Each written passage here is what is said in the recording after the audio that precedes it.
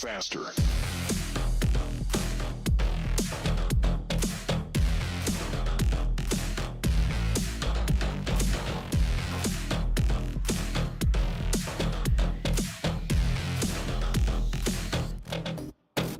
Go.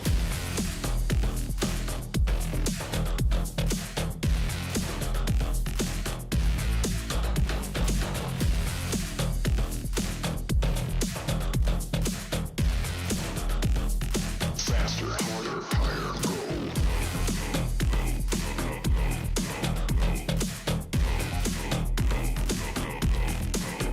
Faster.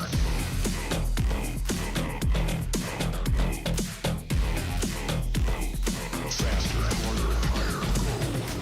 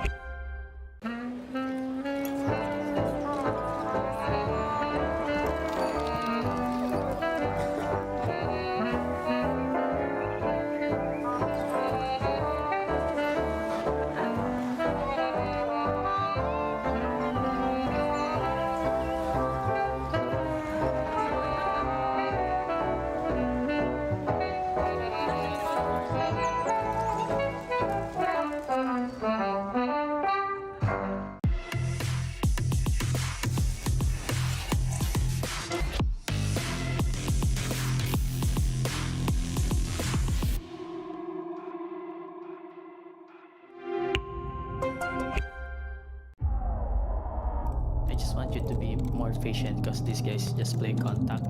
So Okay, Team Cream, we need you guys on the stage now. Come on, let's go. Let's go. Tara, let's go. Tara, tara. let's go.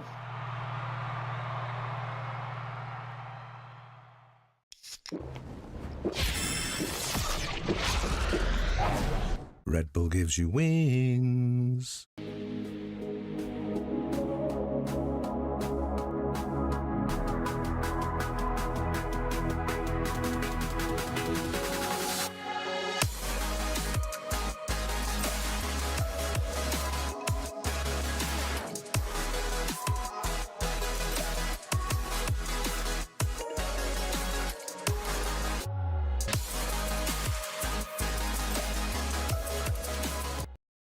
立ちグループ100周年。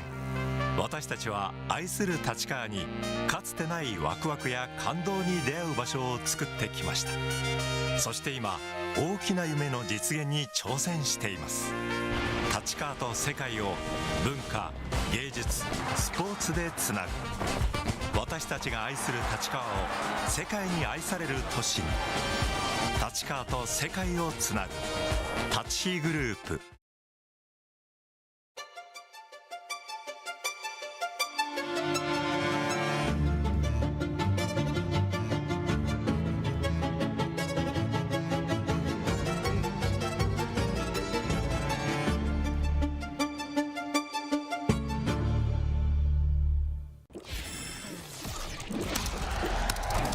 Red Bull gives you wings.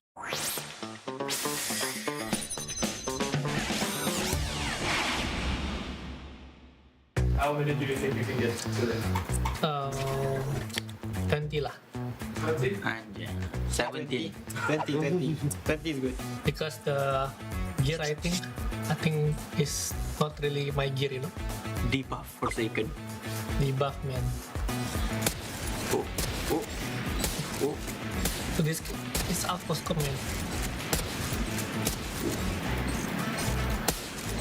Yep, 17. Yep, 17 is coming.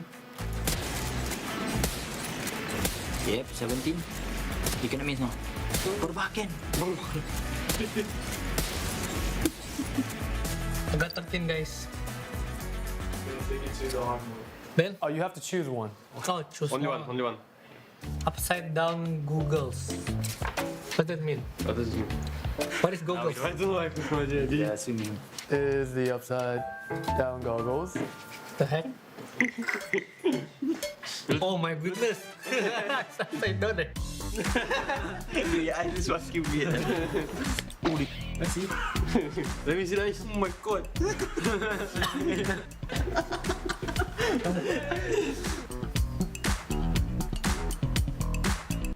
What the?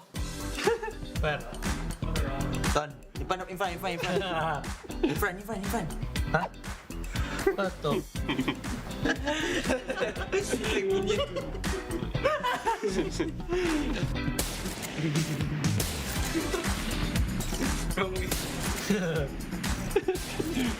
Wah. Grandpa. This is Jason when he's 70 now. Oh, wait.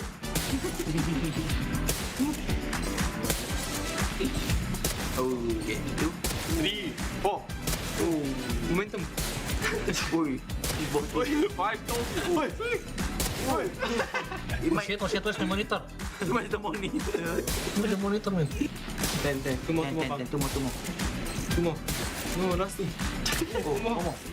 Oh, not bad. Good. Oh my god. My brain not working, you know? After using the glasses, you know? 10.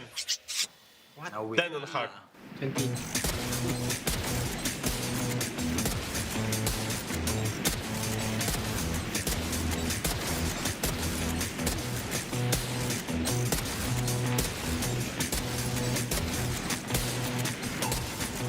Painting. Not bad. Not bad. Kau berapa tadi? Micro setup. Macro setup. Oh, so you're gonna What get does a it- tiny S keyboard, I think. What does it mean? What? Oh yeah.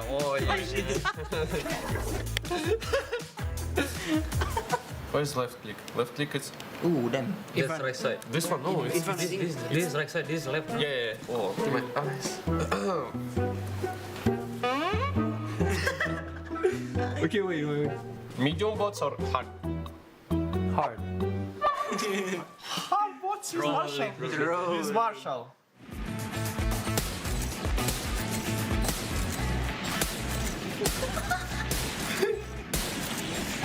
Wait. Not the 1-1. It looks like you hit, but it doesn't. Yeah. Why? One. I've never seen someone so happy with one. Oh, 3. oh. Oh, big shot. Oh, you are right, yeah. It's 3. 3. Yeah, correct. So hard.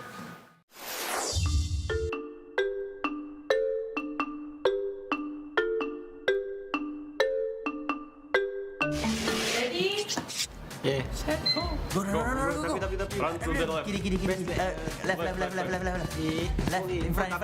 In front. Left. In front. Left. Left.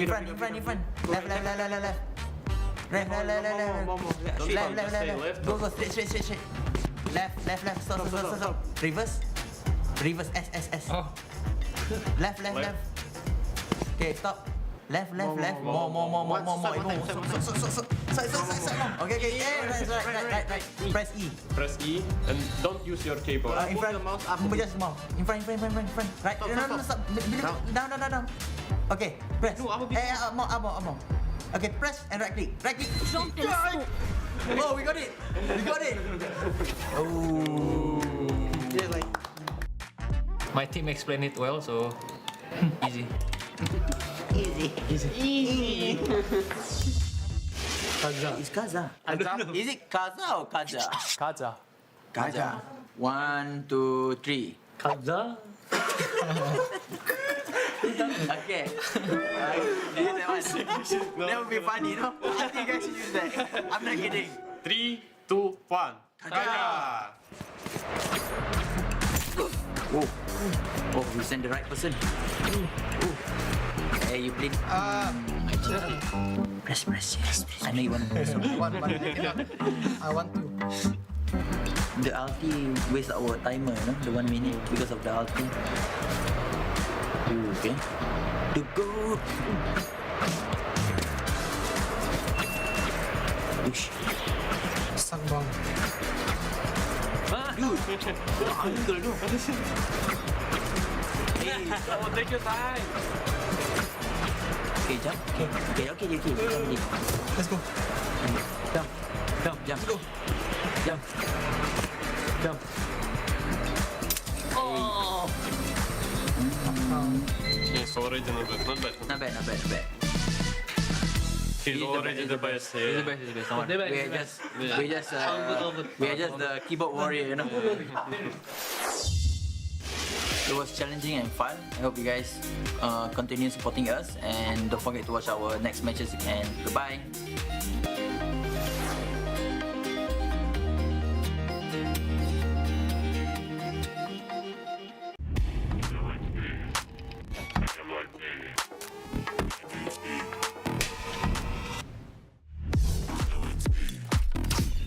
A little bit of an added info for Bane. He does get the spot there on the pad. What is that? He's left. He's beat Bane. They might be behind just enough time though. Clear out there on that. Even yeah, the nanoswarm's not going to come into play now. Not really going to catch them off guard too much, but. Oh no way! What? I mean, okay, he saw him jump, but he just fully expected that he was going to continue strafing. Saya's all alone on the C side, potentially trying to get an orb if there's no movement. Do so over there, peeking, and okay. In the meantime, X-Ray by 3 kills. Confirms his suspicions. Bang, taking a close angle. I think he might have had Saya. Yep. Just wasn't a little bit faster. Saya player in a bit of a tricky position right now as Forsaken hunkers down.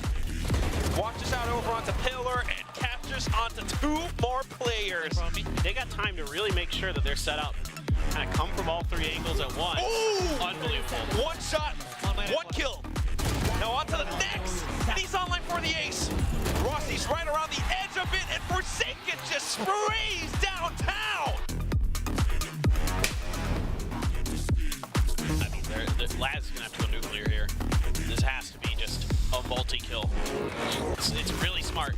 Now with that knife, you kind of have a pretty good idea, but you have to be so careful. You know that op is still there. Oh, Laz, what? A triple, a quad!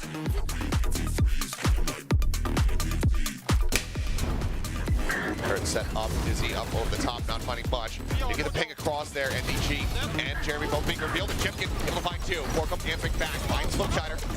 Chipkin, so much more work to be done. Drones at the ready. Gets one, pulls out the knives, finds Forkum. Can he hit? He absolutely does! Chipkin!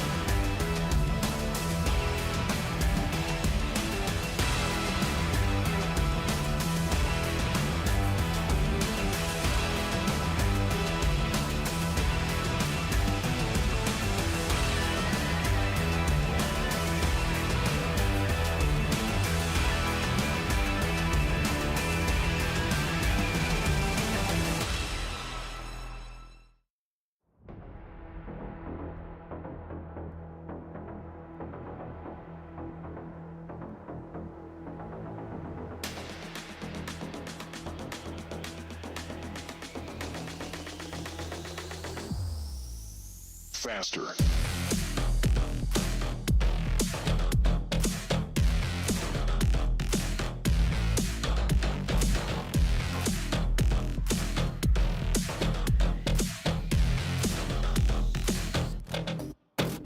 Go.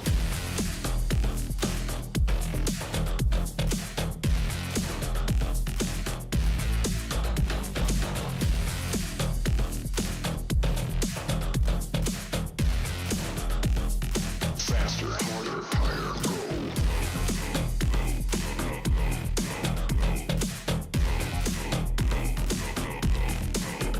Faster.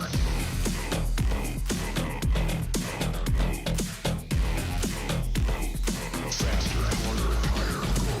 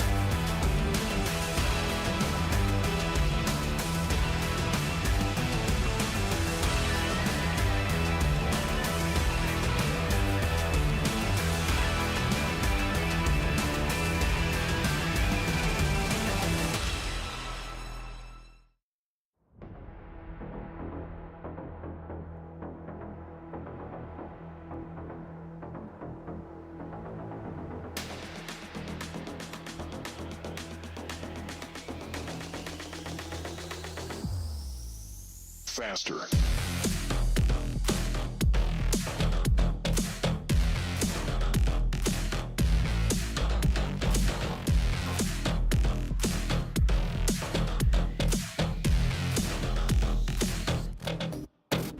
Go.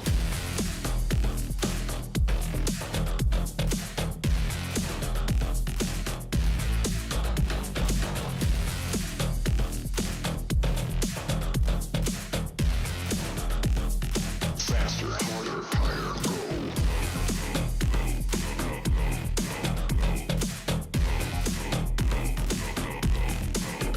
Faster.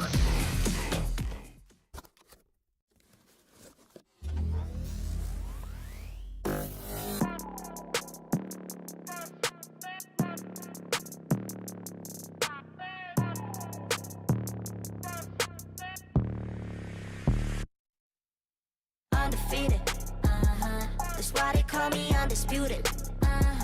I'm breaking up another season. I've been up on my stats. Now would you look at that? Undefeated, locked and loaded, we about to blow. Caught 'em with that left, I leave 'em tapped out on the floor.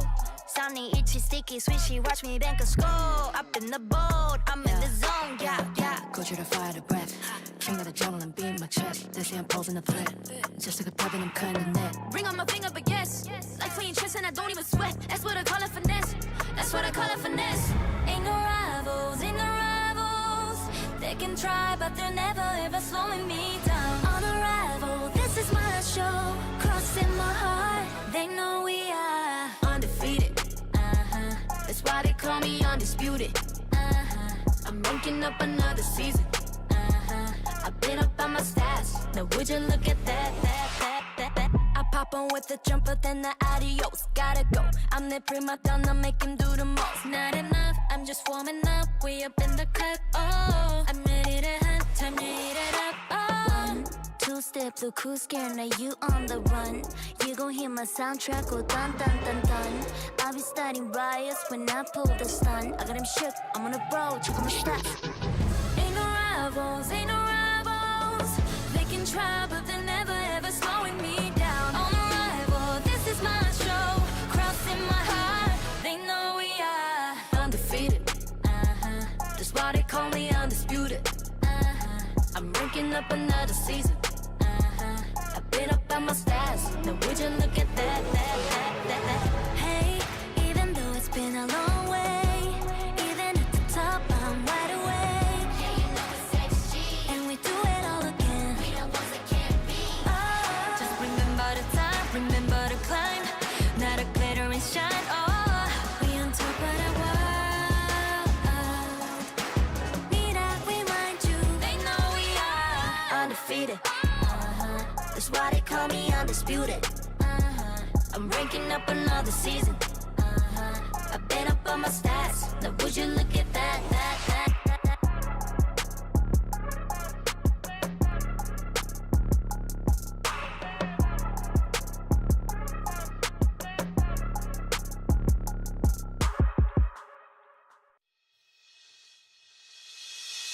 It's a brand new weekend for the 11 teams here in the COEX Shinhan Card RTM.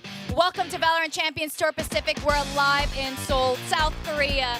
I'm your host, Chubby Ninja, and at the couch desk, cool spot with me, our analysts, Achilleos and Quack. Now, last week, we ended it with an unexpected banger, DFM, having the first victory literally ever in Pacific, Quack. Literally ever. Not just a victory also. They beat T1, who have been like up there, and because of that I had to go and buy the bundle like that very night. I hope you all did too. It's well worth it. I'm glad you guys paid up. Very good. People of your word, that's good to see. But I mean, it was an incredible series. You know, it's one of those ones where you walk away from it and you can't excuse it as a fluke. You know, it was like the second when Billy beat Energy the second time. You said like, you know what? This wasn't just a random occurrence. Yep. They just have the read on them. Shout out to FNS, you're probably co-streaming right now. But it was just so damn clean from the side of DFM. It was amazing to see. Yeah, it was a brilliant way to end it. We saw a lot of unexpected events generally all weekend, but that one, to close it off that way, I mean, Pacific's been pretty spicy. Now we got to talk about the schedules. We're only on week 2. We got 4 weeks total, so we're on week 2 right now, and today is going to be pretty insane. But let's break it down. What does this all mean? We got a couple weeks leading to playoffs, Quack. I mean, yeah, every week the teams are going to play off against each other, and the top 3 teams from each group will actually make it to playoffs. And then, of course, everyone wants to go in for Masters Shanghai. That's assuming that we have 3 teams from a certain group well, that could actually qualify for playoffs, because it's still a bit of a struggle for the teams in the Alpha group. So unless they can get those 2-match victories minimum, who knows? Might have a couple more teams squeaking their way in from Omega. Yeah, you never know. I mean, we didn't think DFM was going to be, we didn't know how it was going to be. DFM was literally the last group from the Omega group, and they did not let their Omega brothers down. It's just only Gen G that have been able to get a win here today. I mean, if they can get a second one, they'll be in the clear to be able to make it into playoffs effectively, unless, of course, they do get overtaken by some of the other teams. But yeah, it has been struggle streak right now for every other squad here in Alpha. Yeah, it has been. And why are these points so important? Let's recap again. I mean, yes, you do need to make it to playoffs, and you do need to make it finals to qualify for Shanghai, but what are these points for? I mean, you got to collect all of these championship points in order to make it to Champions Seoul Korea. If you don't make it, then you're just not going to be able to qualify for the big tournament at the end of the year. And that's ultimately what every team is playing for. So every single match really counts. And not only that, you need a minimum of at least 2 wins. So that's going to be a tough one.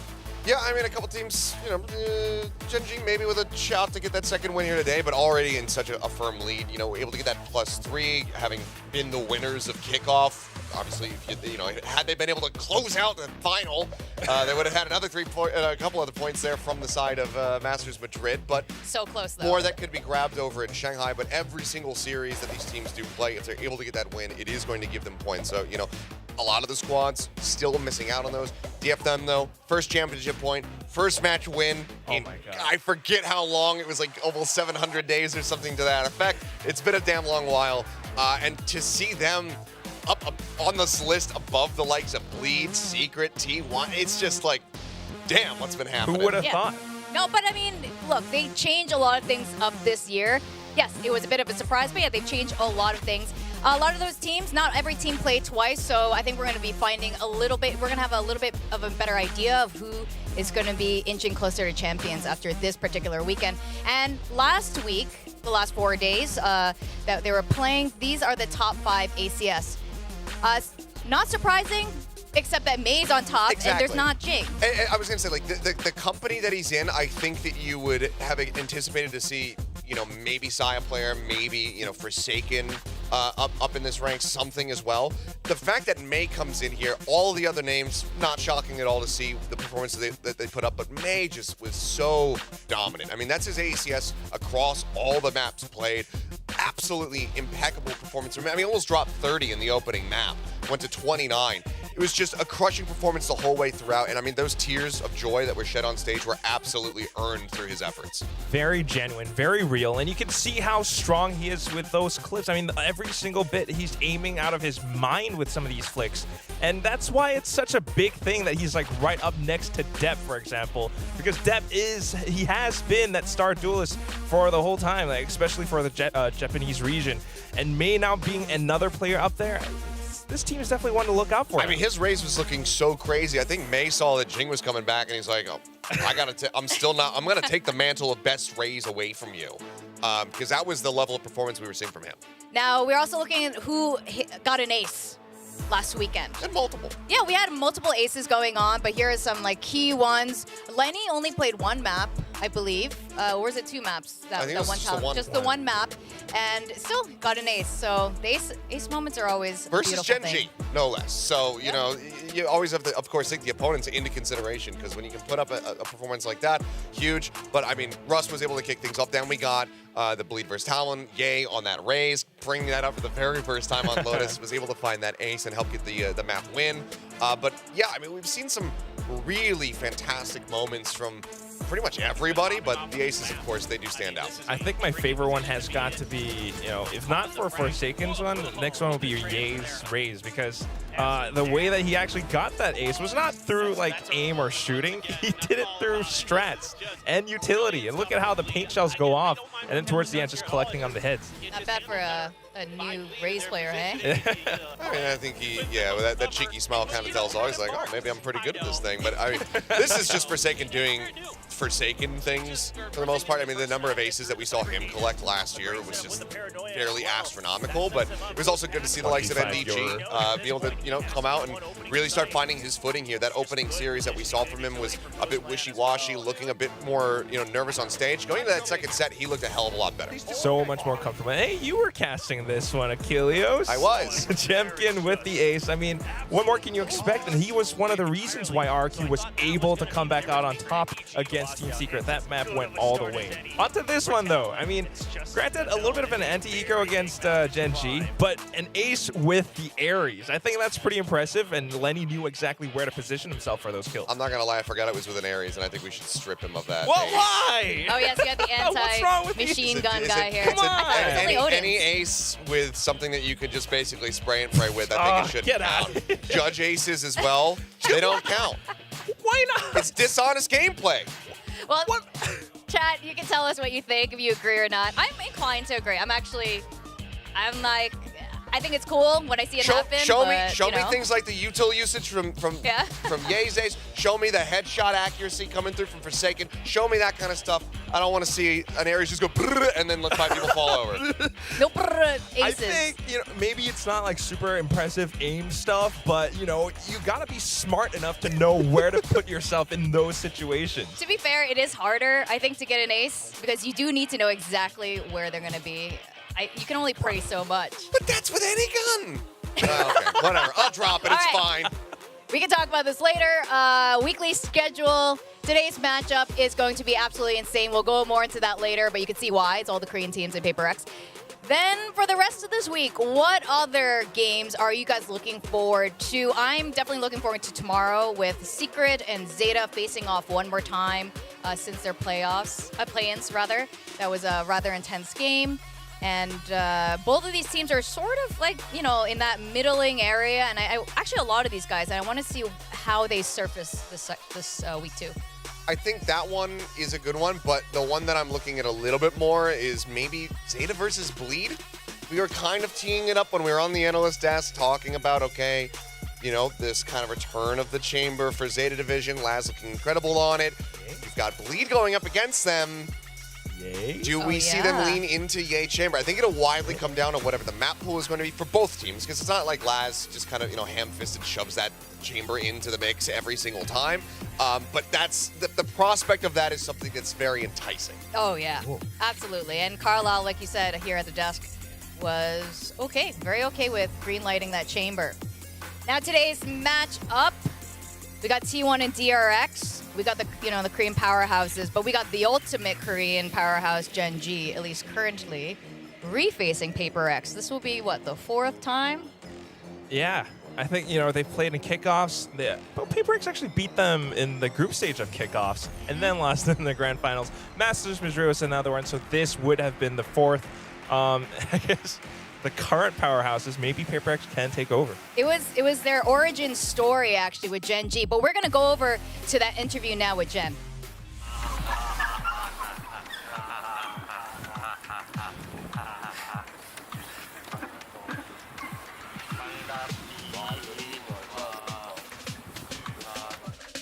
Yo, Karan, now, first time facing Paper X with Jing. How are you feeling? Still confident, scared, intimidated? That's Kachi. Oh, that's Jing. Okay, and how are you guys feeling?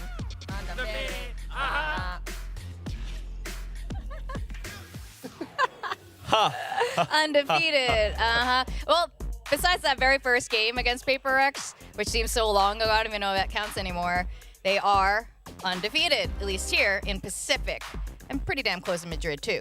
Now, here's the roster. You guys know them by now. Texture is amazing. Karen, the rookie. We're not so rookie anymore. Yeah, I think he's we can move past that. I mean, still his rookie year, but just the performances that he's been able to put up, it almost feels insulting to call him a rookie. He has more experience on the international stage at this point than some of the longer other players. in the region. I mean, it's facts, right? It is. It really is. And I mean, the fact that he was able to kind of carry that performance that we saw from him in kickoff over to the global stage for the first time was so incredible. Because for a lot of the players whose careers basically started with Valorant, think back to the first early Masters events that people were qualifying for champions and whatnot. They weren't really. He went over. There was an audience the whole time, but looks like Paper X is ready.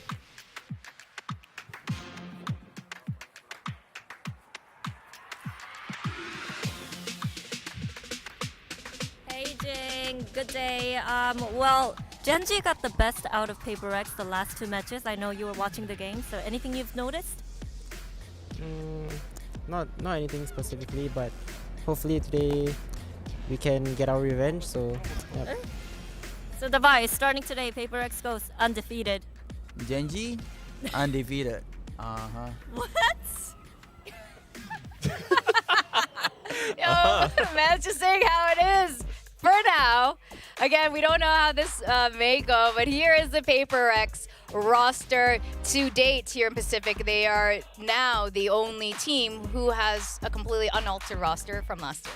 From last year, I think Genji, since, kickoffs and Masters, they've been pretty much the same and still that good. Paper X now, we've got Jing returning. They are trying to, reintegrate this star player into the whole roster. I think that takes a little bit of time, but safe to say, since their performance from last week against T1, they were pretty darn strong. Jing was actually the highest rated player in that series. Yeah, I mean, it was a strong performance, but I think you could still kind of see the cracks were showing a little bit in that set. It wasn't that full comfort we're used to from this squad from last year. So it's going to take a little bit more time to fully reintegrate him. As Alex was talking about, they only had about 5 days of prep to really dive in. So as far as building up new strategies, new compositions, anything like that Paper X were showing us during kickoff and over at Madrid, there just hasn't been time for that to get enough iterations through to where it makes sense. Now, we're looking at the head-to-head between these two teams, and the reason we have Jing up there is because this is the score between these two teams before Jing got reintroduced back into Paper X. This is when Monya was still on the roster. I hope this doesn't curse the team. Victor, but I mean, it's a good point to bring up. It's something that we're all thinking about. Will the reintegration of Jing really give Paper X that boost in firepower that they need? This starred raised duelist, with a movement coming back in, will that give Paper X enough of an edge to beat Genji? We'll have to just wait and see. I mean, we know what kind of firepower Jing can bring to the table, what he is capable of. I'm curious to see the form of widely the rest of the team. Is Mind Freak in just pop-off mode? Is he just going to be absolutely destroying people, getting these crazy clutches that we know he's capable of? Does something have a hot start, or is it going to take a little bit to try to warm him up? Do we have to wait for that coach intervention to really start getting Paper X rallied? That's what I want to see, because I think out the gate, both teams, they had a little bit of a slow start in their opening series, but that's to be expected. They just recently had gotten back from competing in Madrid, playing through an immense amount of matches to be able to get into those top 3 finishes that they both had. So it was going to take a little bit for them to just get comfortable again back on Korean soil. Yeah, not to mention Forsaken was just recovering from a bit of an illness as well, but he was still able to frag out of his mind, getting aces. Yeah, he was MVP with a Cypher on Lotus, but it's Forsaken after all. What I do not want to see from Paper X though is these hero moments. While they're so cool for the highlight reels, we don't want to see any of that, because then it's really hard to, for them to go in too much further when you're relying solely on hero plays. And I don't know, maybe that is part of the Paper X branding. Now, we're looking at Texture and Jing.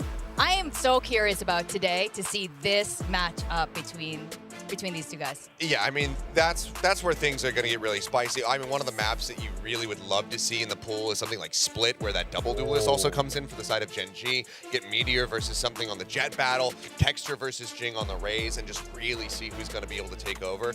I think that there's so many things that are just tantalizing to think about when it comes down to this matchup, and it's kind of a blessing that it's already the 3rd time we get to see it this year, or no, the 4th time this year, sorry.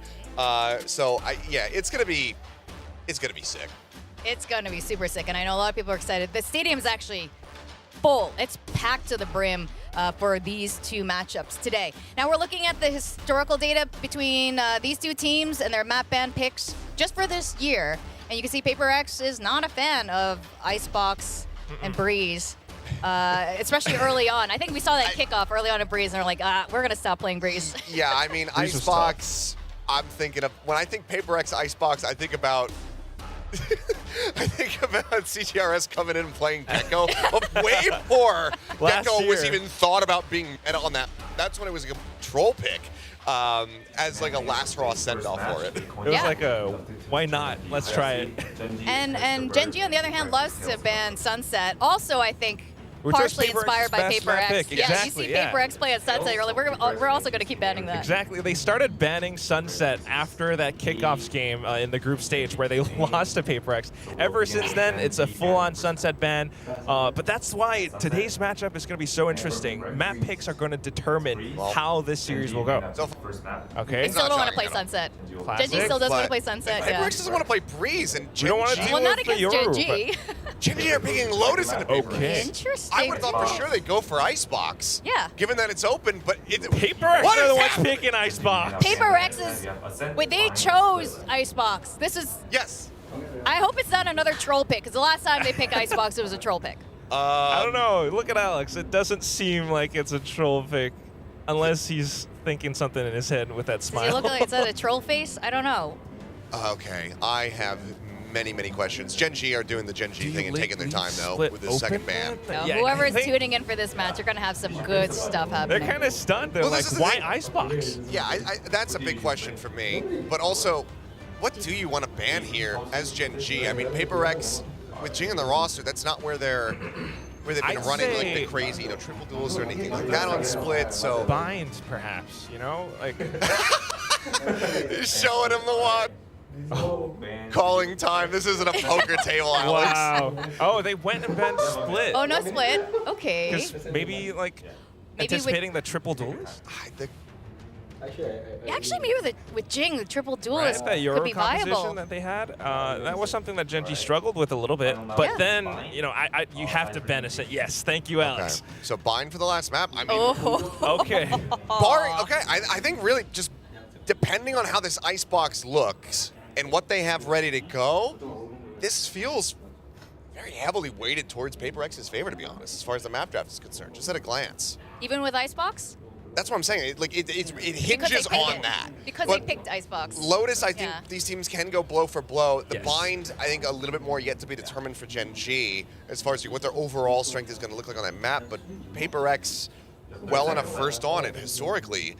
So if I feel like they have a slight edge here. Yeah. Why are we still on this? Are they like, are you sure about this? I'm picking this Oh, yeah, okay. I thought they were like, are you sure this is But it takes a your while final because pick? you want to be very careful about which side you start on, especially against a team like Paper X. On bind, too. The thing is, and Gen G electing to go for attack side first on bind, so I'm really curious what they're going to have for that. This is going to be interesting. It is worth noting, I should say, that we do have the Paper X gun up here. It's only we would have both, but the Korean desk had to take the Gen G one. And we only have one. We only have one copy of each gun, but these things look so clean. They look really, they're great. And they're on display downstairs. Like Yeah. the fans We can have go up to the... all 11 teams are on display, but we decided to steal the 2 teams that are playing at any given time and split them amongst the analyst desks. That's right. But it's cool. This is really cool, guys. And if you want to see it up close, you can buy it in VALORANT, the bundle, and then you can stare at it. What about and the Gen G one? We have to And the be Gen G. bipartisan here. Absolutely. Which is also a great bundle with the Tiger and everything. Predictions. What's it going to be? Well, I think this is a healthy mix, and I This is a think very that's healthy good mix. to see because we have had some pretty landslide predictions in the past couple matches, and I think that this is pretty much the first map that really is a 50-50 at a really high level. So why Gen G? Yes, that's the question. I mean, it just I think strictly because of just recency bias. They've been able to best them the most recent times that they scored off against each other. Yes, Jing does come back in, and overall, I think that the team looked good, but I think that they have way more catching up to do compared to Gen G. Both teams just recently got back from travel. Gen G only need to focus on resting for the most part, whereas PaperX need to focus on both resting, having Jason not be sick, and then also, developing, creating new set plays, new strategies that they're going to have coming into these maps. So I think that they have more work to do with way less time. For me, it's kind of like a pure faith pick, but also I feel like PaperX is a team that would have tricks up their sleeves, so I'm kind of hoping to see that, but I'm a little bit more curious, for Achilles. After seeing this map pick, after seeing Icebox coming in, would you, kind of flip-flop a little bit? I mean, the fact that they, don't that they go to Icebox, I think it does lend itself to thinking that PaperX have something up their sleeve, that they're going to be doing something incredible. But I'm still going to go with Gen G. I mean, they've showed their perseverance. I think, again, that Lotus is a little bit of a toss-up. I think it's a bold choice. Okay. But, I want you to finish your statement after we invite Coach Alex up here with us, so you can explain yourself. Right here. So let's welcome Coach Alex from PaperX. Yes, please. Our favorite coach. Getting ready, dude. Hi. Welcome back. You like the Icebox curveball? We love it. Was that a troll pick? Like, last time you picked it was a troll pick. It wasn't a mistake, That was right? not a troll pick. Like last time, I promised Kla that he's going to play one game. We practiced for 5 weeks. And then they told us Icebox is leaving the map pool, so we had to pick it. Okay. It's a integrity thing. It's staying in the map pool this time, just so you know. Yeah, so now it's slightly better prepared. did you know at that time that when he played Gecko there that it was going to end up being the meta on Icebox? No, but you guys invented it. Yes. Of course. There you go. We're Gecko, like, we You're love a Gecko. genius. You're so smart. It's not me, actually. It's Kla. It's Kla. Okay. He's actually the one that's created the Gecko meta in the world, right? That's 'Cause true. He's the only Gecko main. That's true. Now, thoughts on Achilles' Gen G prediction? I'm a superstitious guy, so... And I'm not a stats guy, but I need to know your hit rate. I have to go off the recency, and I think that you guys have had your hands full with needing to reintegrate Jing into the team. One of the things we talked about last time you were on the desk was, can we expect anything new? And the answer was no. We've had 5 days of practice. Yeah, now we have there's not 9. that much time. We have 9 now. Now it's 9 days. So better. I'll be curious to see if there are going to be some overarching changes in the comps and strategies and whatnot. But I think that Gen G, it's been a little bit easier for them to just kind of hone in since they got back from Madrid. Icebox, you mean? Oh, just generally. I mean, they didn't have much time either, like, all of us, we both came back like 1 day apart, so... Yeah. I mean, as far as I'm concerned, if they took a short break, it would have been 9 days of practice as well, so it's quite fair, in fact. I want to ask you about your results in Madrid. Yep. Yeah, you guys got third, which was awesome, but I think you guys seem a little bit unsatisfied with those results too. What were some of the learnings from Madrid against Gen G? All right. I'm quite satisfied. Are you? Okay, I was mistaken. No, I mean, Madrid. I think we went there a little bit low confidence, and we were trying to fix our mindset mostly. So I think getting the third, we managed to get match practice in, get stuff out of the way, like discuss with each other, try to make sure that we are aligned again. I think we took a step in the right direction there. So as far as I'm concerned, very satisfied for whatever happened in Madrid. Do you think Gen G's improved since Madrid, based on the performance you saw last week? Yeah, you can really see them adding things in their Lotus. In Madrid, some teams are using specific Viper mollies to control A-main from defense side. As soon as they came back, I can see them molly in their game against Talon, so I know they're actually still working the map pool. And I think, if they pick Lotus against us, I think they know that that's their strongest map. I am a little bit curious about Lotus, but I do think that picking Icebox is like 200 IQ genius move. But if there is anything to watch out for Gen G, like what would you say that is? Like what's their strongest Icebox or thing? in general? In general. I mean, they're coming off like full confidence, Sure, you lose the finals, but I thought it was very, very close, It could have gone either way. It's enough to give you the boost you need, to say, okay, I'm coming back to my region. The game should be easier, and we've beaten PaperX twice, So I think we're gonna play against a very confident Gen G, and I'm hoping that we fight them. I hope there's gonna happen like a brawl. I have one last question. This is actually for both of you. Another one. No. How's your day going? Well, it's going great. Oh, good. Yeah, it did go great. To both of us? Just wanted to catch up. Make sure everyone's just vibing. So far, so Yeah. good. So far, so good. Doing good? Phil? Any stress eating so far today? Stress eating? Yeah. No. Okay, good. I'm on diet now. I'm trying to. How are you? That's great.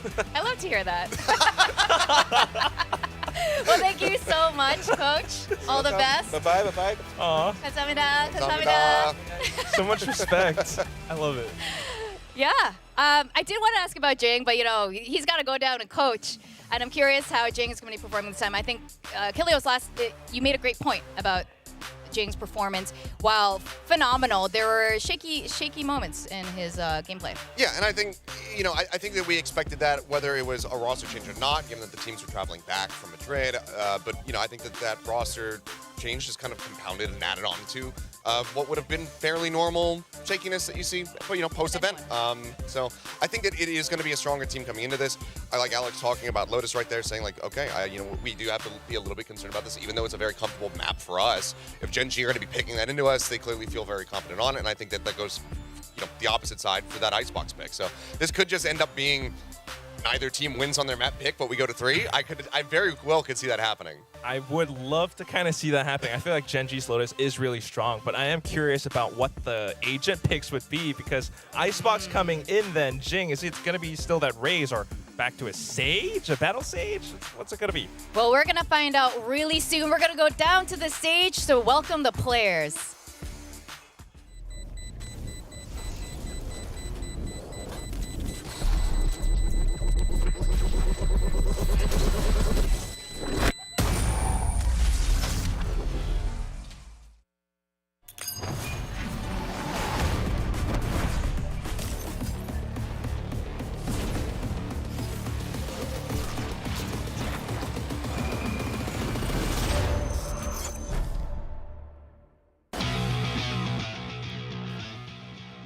It's the rematch, the pride of Pacific, Gen G and Paper X, 2 teams that were at the top 3 of the world recently at Masters Madrid.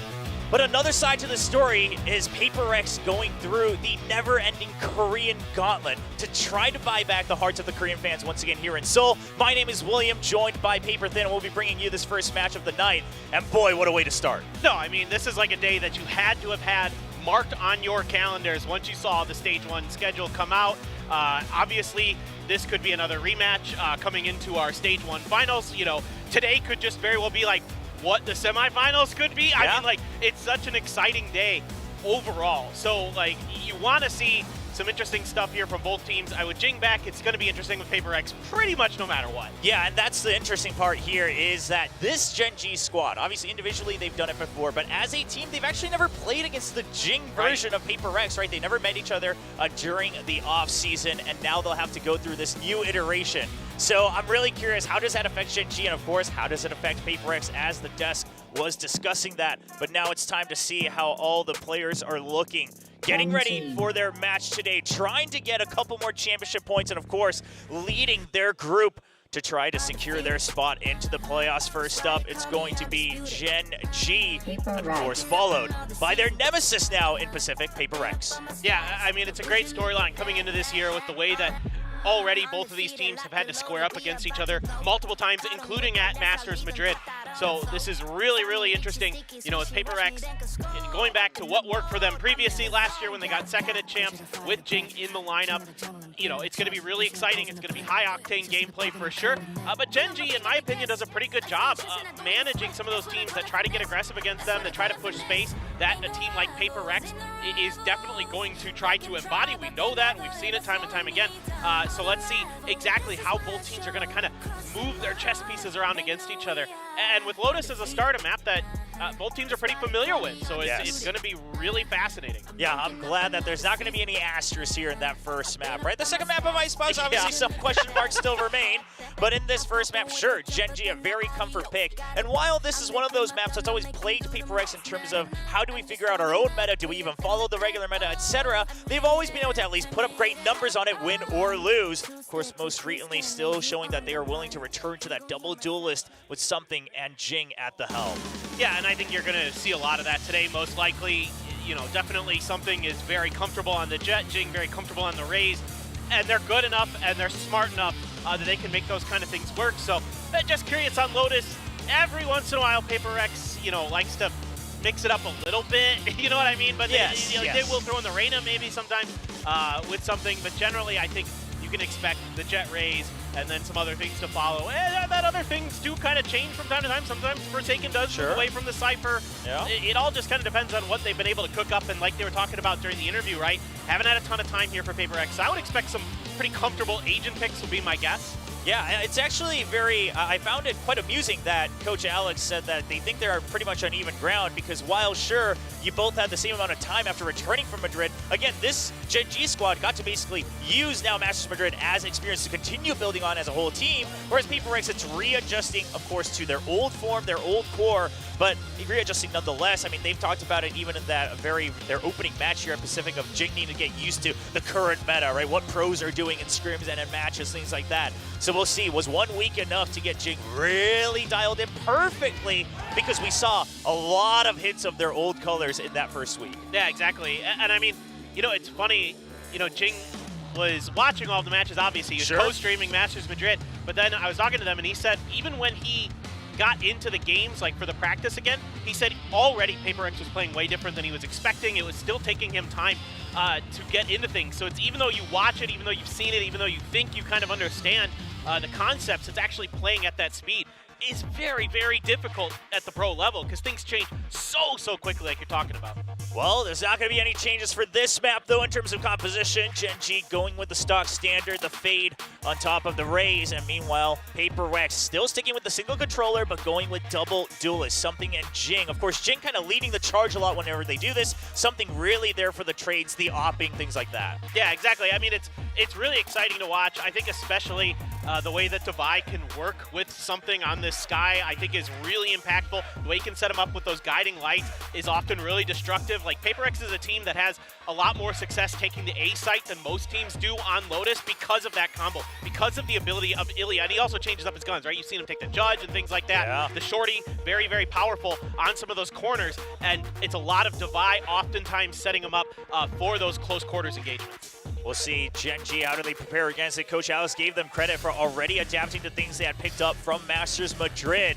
But now with Paper X just peering into the notes against Gen G, how well can they adapt in-game? We will kick off map 1 of this best of 3. It's a rematch of the kickoff finals, and it could be a preview of upcoming finals as well in the future. Gen G on defense versus Paper X on attack. No doubt, a duel of the fates, it seems to feel like, for 2024. So very excited to see exactly how this is all going to shape out. And already kind of a different look here for Gen G on this pistol round. 3 right down to B. Ooh. And I think they have a pretty decent read on what Paper X likes to do. You're going to see this. These 3 in particular play a lot together on this map on the defender side. The Fade, the Rays, and the Omen.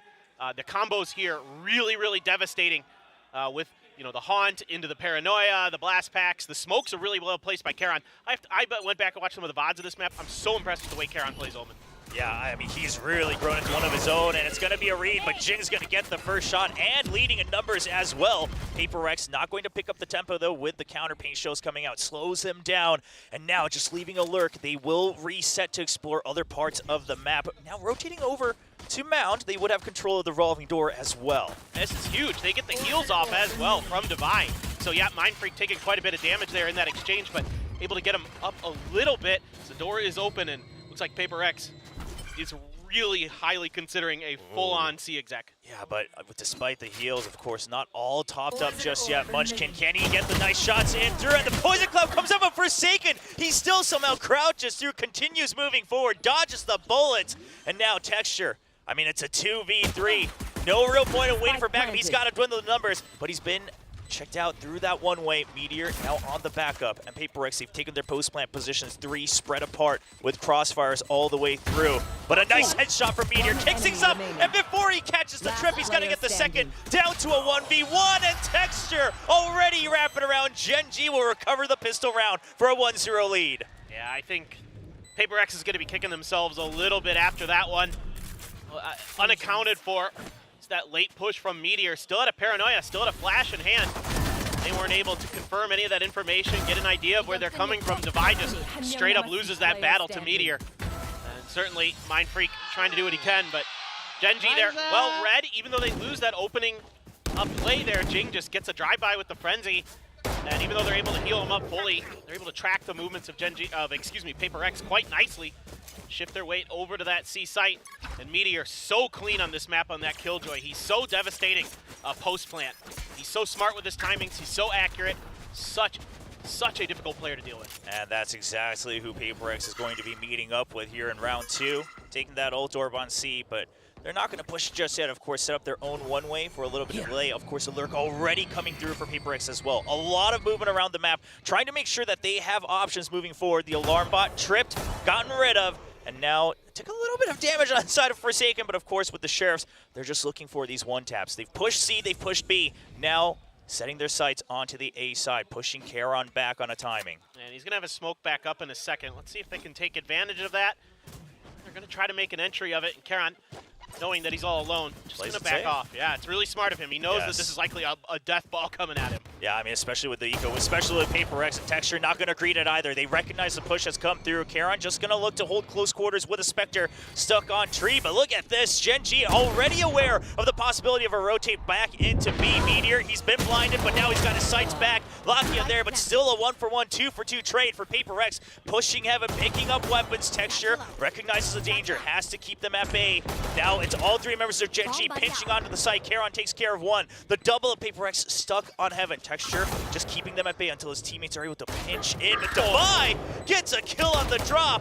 Charon hoping for backup from Texture, and they'll both get a kill each at the same time, recovering the anti-eco. Yeah, great patience at the end from Gen G. This is something that has made them so successful this year, is they're rarely not attacking together when there's at least a couple players left. Like, the trades are great, the flank timings are really, really good. That means the communication is really, really good for Gen G. A great paranoia from Mindfreak to bust this open, and a couple great shots to back it up. Left Meteor very uncomfortable there. Charon there working that Spectre very nicely against the Guardian, not giving it really much opportunity to find an easy headshot from that angle. So well played by him, buying time as well. So very nice for Gen G. So they get the expected win, but still a decent amount of damage done here by Paper X. Leaves it on only a couple Guardians, some Ghost and 2 Sheriffs. Yeah, I mean, you lost a Bulldog and a Guardian, right? Bought triple Guardians there to try to really snowball things forward as both teams trying to have a bit of a skirmish to control Rubber. It's going to be a late delay from Gen G. We've seen a lot of teams adjusting to this. It's going to be a high-low from Charon as well, off of all the util masking the sound. And that is Rubble taken over. No weapons dropped on the side of Gen G, just said upgrades coming through. But Forsaken, we've seen him lurk through so early once again from Baby Door. It's gonna be a triple. Can he get yet another ace? He seems to do it every time here on Lotus. And now Gen G spread apart, having to fight solo on either side of the map, while Paper X, they'll be grouping up as 3. They don't want to make the same mistakes. They want to make sure that they're there for trades. But Meteor has led them on a bit of a wild chase all the way around the site. Texture gets spotted by the cam. Looks like, Gen G, they may not have time to really activate anything here with the remaining timer of the spike. Texture able to upgrade the gun. Cannot win the duel against Devi, though. And it's just Meteor, who doesn't actually have a weapon either, so he'll have to go for whatever damage he can get, trying to isolate the 1v1s. He gets one. Oh, I thought he might be able to get 2. Of course, the spike's still ticking down. It's going to be the round win for Paper X. This is a really interesting execute here. Not an execute, like a space take for Gen G, let's put it that way. They did not do anything quite like this when they played Talon. This is a very different look there. But Talon did this against them, right? Exactly, a lot of that delayed retake of Rubble. No, exactly. So this was like something they weren't really doing, and the combos they used here are a little bit different. Charon was rarely getting up on top of Rubble. It's usually allowing Texture to work the backside of Rubble, while Charon smokes for him and paranoias for him, and then the Fade is there to grab a haunt to try to get a reveal for Texture. Very different look. This is much more like what they usually do on these takes. You can see a Boombot this time to clear that space. Really well read here by Paper X. This was something Talon never really addressed, and Charon's going to go to try to get up top again. Paper X doesn't want to mess with this right now. They're going to wait things out, spread the map a bit. Tries to reposition on a timing there, and something will get the peak. I mean, Munchkin recognizing that he didn't really have an exit, want to get close to one side or the other, but he will be picked off. That forces Gen G to reinforce their B site, and that's just going to leave something here as a distraction on the side of PaperX. They'll even open the door to make sure that backup does not arrive onto the C site. Meteor, can he hold on to this alone? But it's going to be a perfect paranoia, and he's been surrounded. He's just trying to stay alive, but it's too many members, and now the flood of Gen G that used to be so perfect has been broken apart into just a couple drops. PaperX, all alive, spiked down, and looking forward to a flawless round here. Yeah, I mean, it's just so difficult to play against the speed and aggression of PaperX and the combos of all that utility flying in there. I mean, time and time again, every team in the world that's had to face them has had to deal with it. And you never quite know what to expect because the timings are always a little bit different. They're always a little bit uncharacteristic from what you saw in their previous replays. Like, they're kind of shifting how and when things happen with their utility. Like, the paranoia might come a little bit later. The guiding light might come a little bit later. Things like that make it really difficult. You could see Meteor there just had no idea what to do on the C site. He's just trying to find some kind of safety, and there was none. Yeah, and I think a lot of something that PaperX has learned as well is that Gen G will oftentimes be prepared for those trades, right? So they don't want to take any chances. If you're going to go into the site, we might as well dump everything we have. Make sure that we are coming out on top, because that is something that plagued them both times where they made up against Gen G so far in 2024. Take a look at some of these replays as they just barrel into the C site. Now, as we see the adjustments coming in on both sides, it's going to be Gen G who's going to be lacking the credits. We'll still have a couple of rifles. They're going to force up to a certain extent, just towing that line for a half armor buy. And, of course, a Marshal for Meteor. And we're not going to see any of the ults come line as Texture, of course, already sent to Showstopper. Never count out Meteor with the Marshal. He's one of the best in the business with that gun. The deeper paint shells this time. No space taken off of it. Just trying to bully them away a little bit, although the cam did go up here for PaperX, so they know that they can push a little bit further. They could take advantage of this site, which maybe Gen G is expecting them to have backed off a little bit. Now, Forsaken over towards B as well. Really important here. Exactly. I mean, PaperX, they recognize that if no one's pushing Rubble after that utility, somewhere else there has to be more info, and they're going to start to combat for that space, and Forsaken is going to have a great time to take over B side as the rest of the main force is starting to pressure A, drawing out a lot of utility from the defending team. During this, Forsaken on the minimap, checking out the entry points into B. Will he have a timing? Meteor has his eyes set, but PaperX, they just want to pinch in. They realize with the number of utility flying into A, it's going to be a safe bet. Now Jing going all the way far back, perhaps way too far ahead of his team. No backup there. A rifle dropped for Gen G to pick up. This could be a bit danger. PaperX recognizing that, they'll start to push out. That was tough there for Jing. Couldn't quite get his aim under control. Maybe seeing a little bit of that rust on him. Gen G realign for this retake. 3 gonna pressure Forsaken here. They've got a crossfire set up. Yeah, it looks like Gen G, they just want to make sure that they're able to pick up a couple more weapons before they go in. And look at that, a triple peak, high-low crouch as well, but now it's back to a double from the side of PaperX. They're not letting this go yet. Mind Freak will spray down the remaining members, and Texture all alone with a Sheriff. Can't make the magic happen this time. PaperX will be taking over the lead, 3-2. I mean, Mind Freak looking really sharp here today on this Omen. Not only with his utility, but his shooting crisp as heck. 7 kills so far for him. Showstopper for Jing.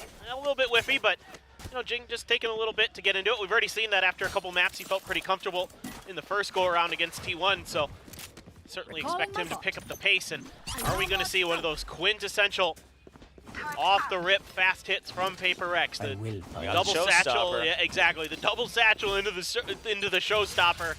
Definitely something to be considered for Gen G for sure.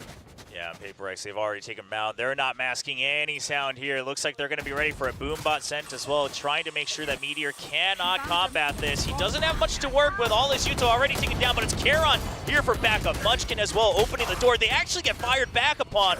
Mind Freak is just continuing the spree as he takes one down, and that opens up a timing here for PaperX to enter the site. Meteor, can he hold on to it? No, the flash is too good. The paint shells will keep him tied up, and the Showstopper will make sure no one else from Gen G can approach as Charon eventually gets taken down from the lurk of Forsaken as well. Forsaken didn't have his gun out, and still Charon couldn't quite get him in time. So tricky to deal with. That Showstopper comes out, and Forsaken's already lurking on your back lines. Ooh, the dig through the wall there by Texture. Doing some damage, but there's just so much to get through, and you don't have much space to work with. Lakia will still be able to fire back against Jing, but a lot of that timer's already run down. The spike ticking away They're still going to go for it. Prowler on pressure for Texture to run in. Seemingly wanted to take advantage of that low health on the Ding. And it's going to Texture. He lands just onto the tripwire. And at this point, Lakia, he doesn't have a way out either. Just trying to fight for his life, making sure that they do not chase. And it's just the lone Vandal saved up. Forsaken on the hunt. He knows that he just has to try to go for a run and gun, but will not greed for it either. Stabilizes at a 4-2. Yeah, it's really interesting because normally you expect Paper X to kind of just come at you off the rip, you know, when Jing's got a showstopper and things like that, but they're slower with it. They're not quiet about it because the footsteps were being given away. It's almost like Paper X is trying to bait out Gen G a little bit to see what their reactions are going to be here early, to see what they can get away with. And when that double door opens, Mindfreak is so crisp right now. He's just ready for it. Gets one, does a ton of damage to another, and then Jing able to perfectly place his paint shells, use that showstopper to push them towards Forsaken. Forsaken a little bit lucky to get away with his kill on Charon, but still the ideas for Paper X are really, really good right now. Yeah, just a lot of adjustment, having learned from their previous matchups, understanding that Gen G will always have a plan to provide backup. If not, the site's going to be left empty, right? They have things like the lockdown. So Paper X not wanting to take any chances of dumping things into the void and then getting flooded upon. Really understanding the habits of Gen G, and I think this is one of those maps where Gen G is starting to get tested all the way to their limits. How much deeper does your kind of baseline fundamental playbook go, right? It's not about the set plays anymore, it's about how you're adjusting to the tempo of the opponents. We'll have to see how much their homework has been done as we take a look at round 7. The Econ once again quite broken on the side of Gen G, just the lone Vandal carried over, and Meteor will be relying on a trusty old Marshall once again, up on the other side for something. And these wins are so huge for Paper X because they keep those ults in a weird cycle. They're not able to really get those down and start cycling them back again. So you're just, you know, essentially eating through ult orbs that you would love to have. Instead, they're not able to really get like the Nightfall there, the lockdown as well in play in that previous round. Able to find any availability to use them. That works so nicely in Paper X's favor. And by the way, this is a map where both teams are really good on their defender side usually. Gen G has been really stalwart in their defense on this. Now they're going to overstack C, kind of expecting that this has been where Paper X feels like they have a good read onto Meteor and his positionings. Yeah, but backup all arrived, right? And this is even with that snake bite to try to fake them out away from A site. It's going to be Texture who's trying to make sure he blocks him up, but he's a little too scared to fire the first shot. Wants to line him out, and that gives time for Jing to turn around for a double. Uncharacteristic of the star duelist of Gen G to hesitate on the trigger. Let the round slip away. Charon, the rookie, last one alive, and Forsaken continuing the jiggle for another round win. It's just incredible, the timing and the coordination you can already find here. You know, you're just going to dive in with the shorty as you would kind of expect, but then you have Jing up on the box to cover you as well, so this executes so good. The late paranoia right on top of Munchkin there. Even if he had maybe gotten a kill on Jing or something like that, didn't even matter, but still, love what Paper X is doing. Really nicely timed hits, kind of waiting things out, feeling out Gen G enough, and then they're able to do what you were talking about earlier, Will, that they're just dumping utility when they know they can get value out of it, and that's been really powerful. Big hit, trade, Meteor and Charon as well. Mindfreak trying to stabilize, but eventually goes down, and Paper X really choose to stay and fight. Forsaken wondering if the Prowler would spot him. It does eventually, but he's on duty now. He has to lead the forces as something still sticking with the operator for the time being. Both trying to open up the right side of the map. Targeting B site and Rubble. Something's going to make a lot of noise, waiting for Forsaken to gain some intel in the middle of the map. And Gen G, they don't want to fall for this. They're trying to make sure they group up all the way in Defender's spawn and make sure they don't let Forsaken know of their whereabouts. Spike plant, heard by Meteor. Going to Entron to drop, and it looks like it's just going to be a pinch, even with the Nightfall, to make sure. He does get tagged right at the end, has no audio. A little bit of that decay as well. Still has the Blade Storm. That back pocket, lockdown gonna have to be invested. I mean, Gen G, they really want to make sure that they don't get pinched from the flank as well. They are prepared for everything, and Lakia with a snap on, but something with a flick to answer back. And now the lockdown goes through. Still not enough time, though. The defuse already started, so some heroics from something, but a desperate round win for Gen G. And I mean, consolation prize, I suppose, for Paper X is you got him to use 2 big ults in a 2v3. That's like a huge win in my book for Paper X. Yeah, you lose the round to that early aggression, essentially. A great idea, great change of tempo for Gen G to just kind of push out. And it looked like Paper X might have been somewhat ready for it, at least on the C side, but the B side caught him enough off guard. It was able to be a punch through for Gen G. Get a much needed round win, especially with rifles in hand, to bank up a little bit of extra economy, because it is deep pockets for Paper Rex right now. They've got some ults again. Showstopper once again for Jing going to be available. You do have the Viper's Pit for Munchkin. See how he wants to use it, but I think he's going to be a little bit patient for it. You want to make sure that you aren't going to be cleaned out early. Maybe if they get a spot on you and the Showstopper in the right place. Yeah, generally, Gen G, one of those teams that does like to wait for a little bit of a surefire way to send that ultimate, even if it's on a timer near the end of the round, something like that. So we'll have to wait and keep our eyes on Munchkin. But like you mentioned, Gen G's ult economy a little bit mixed up, whereas Paper X, they've got their options even with the operator. Now Texture waiting on the C side for Gen G with his own operator that allows his teammates to be ready with a trap play near Baby Door. Paranoia already spent though, so Charon just gonna have to wait for the crossfire. The tripwire sent, no reaction. Forsaken trying to bait this out. He knows that this door is open for a reason. And now they execute on through. The revolving door is going to happen. Wow. Jing sends it, uses the Showstopper as an extra boost to move forward, dodge all the bullets, and the site has just been broken open. So we do see a bit of a trade near Baby Door, but something is the guard. Can you get through him? No idea. The barrel. No idea. Lakia still hidden right by it. They sniffed something, but not how close enough it was. And now the retake. Gen G, 3 members ready for the flood. Lakia just trying to draw a lot of aggro towards that Baby Door side, draw them out into the open. Mind Freak going for a bit of a Hail Mary with the from the shadows. Meteor going to stabilize the shot first, but now the pinch. Gen G, they hear his shots, and it's going to be a peek out from Texture, but he gets taken down. Mind Freak still going for it, half already done by Munchkin. The defuse, they just want to try to stick it, but the spam's coming through, it's ticking down. You have to stick it now, and he's pinpoint on for the headshot, and Devi will clean it up. A 2v2 victory for Paper X. Yeah, beautiful read here by Mind Freak. Been so good for Paper X on this half. Using his ult at the perfect time. Putting himself right in drop. An interesting spot to go. You might expect as Gen G that he goes a little bit deeper with it. Have to invest the Viper's Pit. Try to make this retake a little bit safer. But the crossfire good. Texture just not quite able to find that shot with the picked up operator off of something. Now something is going to grab that judge. Finally probably going to invest the Blade Storm as well. Got that 3-man execute towards Rubble for Gen G, but nobody from Paper X is even going to be in that destination. Oh man, I love this from Paper X. Anytime Gen G is weak on their buys, it's going to be Meteor who's targeted, but you can't count this guy out with single shots. He'll take down 2. It's going to be the Raze and Sky down. Something also taking a big hit, and that will slow down Paper X. So Meteor, a bit of an adjustment there. Instead of waiting in the site, pushes out towards Mound to challenge them early. Allows his teammates to come for backup. And now B and C site have been flooded. They will be found through the neural theft. And now they're going to change ideas. Saw too much pressure. Try to make it work onto B. Forsaken looking for the pick off the ping, but not quite able to find himself that kill. Plant going to be able to come down. Switch to the Vandal. Oh, with the classic. Woo. Oh, takes him down. That's a rifle upgrade. Now Forsaken's lurk. Are they ready for this? They have no idea. Forsaken, he'll just take the 1 kill. He's happy to buy time to try to bring home this round victory. Tries to flick up, but that's a tough one.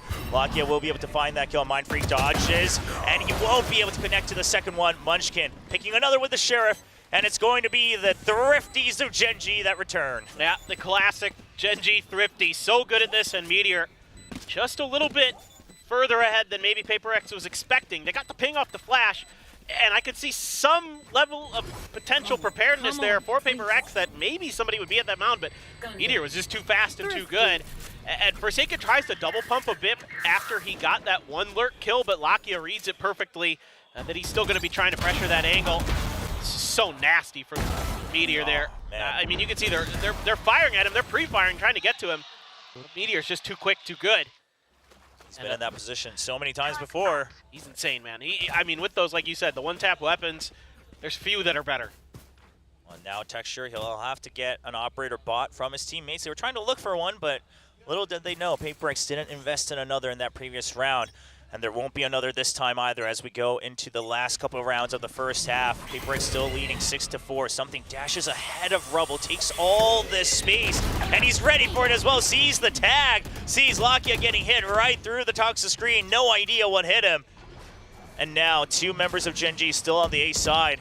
But a lot of risk, tries to take the shot, but he's a little too late, only hits the Trailblazer. And another swing out, but Texture, good for another. Oh, that's going to be the double blast back. Completely draws the crosshair away. And PaperX seems to have good control of this A site once again. The reaction protocols from PaperX are so good. Right on the back of that Trailblazer to try to set something up. Yeah, he dies, but immediately Jing satchels past the operator, knowing that he's stuck in place without using satchels of his own to get out. There's no quick out for Texture there, and Jing and Forsaken take perfect advantage of it. Yeah, I mean, it's just absolutely an honest moment of, was it a burr, was it a plane? No, it was Jing. But by the time he figured that one out, Texture was down and out.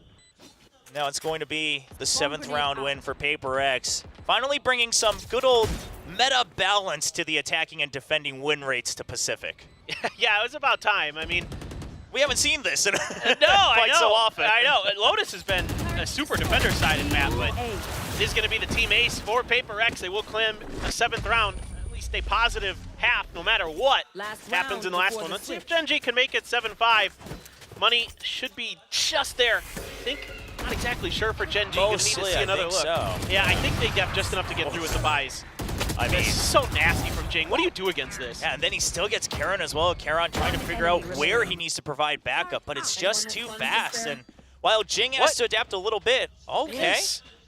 All right, so we're gonna go for a Sheriff, a Bucky, and a Spectre on the side of Gen G, all to make sure that Texture can get an operator. Just so we're clear, he hasn't fired too many shots with that weapon in this first half. No, it is quite the mixed bag here for Gen G. Try to see if they can shut this down. And look at PaperX kind of ping-ponging here, and it's so fast. They're already on B. Forsaken already taking space, already trying to see if they can clear this open. I mean, it's as if they have a hard read on this off-buy, right? The force up, seeing that the weapons probably are all over the place. We just have to make sure we don't run into the operator, nor any of the amazing ultimates on the side of Gen G. Nightfall gets used. 2 members will dash out, but something gets ahead of it. Doesn't need audio when he's up in the air, and it's going to be the showstopper trying to keep the rest of PaperX at bay, but Jing jumping forward, gets a lot more kills, and now just Meteor left alive. Picks up the operator. He's always been good for 1, but can he be good for 3? Not even a single kill, as it will be an 8-4 half for PaperX. I mean, this is starting to look like 2023 PaperX for sure. I mean, yeah, there was some really good ideas here early on where PaperX was kind of baiting utility, trying to figure out exactly how Gen G was going to play things. You weren't seeing some of that same control either from Gen G towards Rubble that they were doing time and time again against Talon. You know, a lot of times Gen G, you would see the Fade, the Omen, and the Raze all taking that Rubble control early and then using that to kind of box Talon in. However, PaperX was kind of like waiting it out, and they'd say, okay, we could send something forward a little bit. Okay, they don't like what they see. They're going to pull back, and they're really brutalizing Meteor on that C site early and often, and that kind of set things off kilter for Gen G. It didn't really feel like they were ever comfortable. And then a lot of times, Gen G's been really good so far this year with anticipating like some of those deep pushes after a plant goes down, and they did a really good job absorbing that pressure against like Talon. Sure. But today, I mean, it's because it's PaperX, because they stagger so many things at you so quickly. It's so tough to deal with. And the tempo changes as well from round to round. It's not just the old W gaming all the way through, right? Sometimes you're baiting out the ultimate. Sometimes you're trying to get ahead of it. PaperX definitely starting to creep into Gen G's head a little bit. Now Gen G will have to clear their minds as they now take the initiative on the attacking half. Toxic screen set up on A, the default screen to help take control of Rubble. And it's going to be 4 ghosts, just a half armor for Karon. Looking to stack towards B. They will meet each other once again. This is looking just like our previous pistol round. It's just different teams on different sides, but it's like almost the exact same setup. So you're going to rely on Forsaken for PaperX to kind of lock down the A site, get the info for a retake potentially, but it looks like it's going to be another brawl right at the front of B. And they'll run into each other right away. The guiding light, and it is going to be antied, and there's a paranoia. Counter paranoia as well. Do they recognize where it came from? No, they're going to spot Mindfreak a little too late, and their crosshair is shaken up by the Boombot as well. Double kill for Jing. The answer back from the door from something as well. The backup is there for Paper X. Now a 3v2, but of course the battle still 2v2 as Forsaken awaits the approach on the A side. It's a pretty good read now for Gen G, moving towards C. Seeing if they can get it, but of course, as is tradition, Paper X not letting go of those W keys and just going to keep right at their heels, right behind them. Now Laki is watching it. Is he going to be able to get it? Nope, that's spiked down too. Not quick enough, and Munchkin, he's afraid of the flank now, recognizing that they're pushing him from behind. You got to be afraid of where's Forsaken coming from, because surely it's going to be a pinch and a wide swing. Something's been loving those here at VCT Pacific as they continue the lead in the second half. I mean, many try to brawl with Paper X. Few succeed. And I like it from Gen G. See if you can get a confidence win here. See if you can get a boost. But it just isn't ever really able to be dealt with. That Boombot not quite cleared. Causes some serious problems as well. So, again, the slight delay with some of these util timings from Paper X. They're playing off of contact with their utility. This is something they do so well, time and time again, that a lot of teams don't really understand or anticipate until they played against it, especially with Jing in there, because Jing is full-on confidence. He does not care at all what you're doing. He is going to take the fight to you when he feels like it's time. Yeah, I mean, Jing is quite frankly overheat incarnate, but Paper X work really well with it as an active drone, and it also gets a lot of kills at the same time. So it's a bit unfair sometimes. But we'll see Gen G. It's not going to be this round as they are just sitting on a singular Sheriff, but can they stabilize in the upcoming rounds because they don't have too many left. Paper X are only 4 rounds away. We've been seeing the Outlaw a lot from Jing. He misses the first, he misses the second. He's in a bit of danger now. He's got to run away, but something is there with a Vandal. Gen G, you did not account for this one. The hate shells will knock Jing out. As Jing wanted to greed for another off of the reload, but now back up a ride from Devi. Gen G, all their eyes set on something. He's trying to draw aggro, but it's going to be Meteor who's just checking. There's the jump peak, but it's going to be Devi who swings out first, and now just trying to spray down the close members. The Classic comes into play as well, and Devi doesn't need the Paper X buff. He'll just get the kills himself alongside Mindfreak. Yeah, there's just nobody else in the world that does these setups. I mean, Paper X just does bizarre stuff, putting the Outlaw up on top of the rock there, and then you've got something just holding the angle out in the open, and Jing sticks around just a little bit longer, and that's intentional. That's to buy some extra time there. One enemy remaining. To force kind of the hand of Gen G, where they say, okay, maybe we can isolate Jing. Maybe he overstayed his welcome. Like you were just saying, sometimes he overheats. Sometimes he kind of goes for those extra big plays when he doesn't need to, but it's all just bait for something. Even though he whiffs the shots, there's an extra layer there for Paper X. I mean, of course, also the fact that they're double duelists, right? Both of them having that mobility to continue to extend that fight until Devi or Mindfreak, other members of Paper X arrive. And Gen G, if they can't get the kill right away, if it's not a headshot one tap, you gotta question whether you want to continue the fight or not. As Paper X, they love to drag it out in that mud fight. Now it's going to be Texture planted in rubble for this round. Gen G, they've taken over that space, but at the cost of quite some big util, like the Paranoia already being spent by Charon. Now planting the Lurk into B as well. Classic Gen G coming out, classic default with this composition. Spread out the Lurks across the map, see if you get a reaction. Now at 50 seconds, they still haven't cleared the Cypher setup though on C. That's going to be their next obstacle. Yeah, it's going to be the kind of go signal for Paper X to start pushing the rest of the map. I like what Paper X did here. Really tried to hide. Their setup. Stunned. Oh, they got him. Trying to creep forward, but it's just not enough, and something clears that. And Gen G, they wanted to rotate back. They wanted to plant something in C, but now they'll have to just start to walk in and clear all these traps. They have no idea where Forsaken might be. They're creeping forward. They thankfully will clear out the Cypher, and now taking over the site. It's going to be a quick surround by Paper X. Revolving door and something now from Defender Spawn as well. Trying to clear the angles. He draws the sight of one, and that's going to be the cue for the rest of the team to start pinching it forward. Divide trying to draw aggro, but he goes down. Now a 2v2. Gen G, can they win the duels? It's going to be Munchkin who wins one. Now a 2v1. Mindfreak, he gets one. Can he get the second? The spray down not quite landing. And Munchkin finally gets one more on the board for Gen G. He almost had that. Almost. He almost had that. I think he got a ding through the wall there.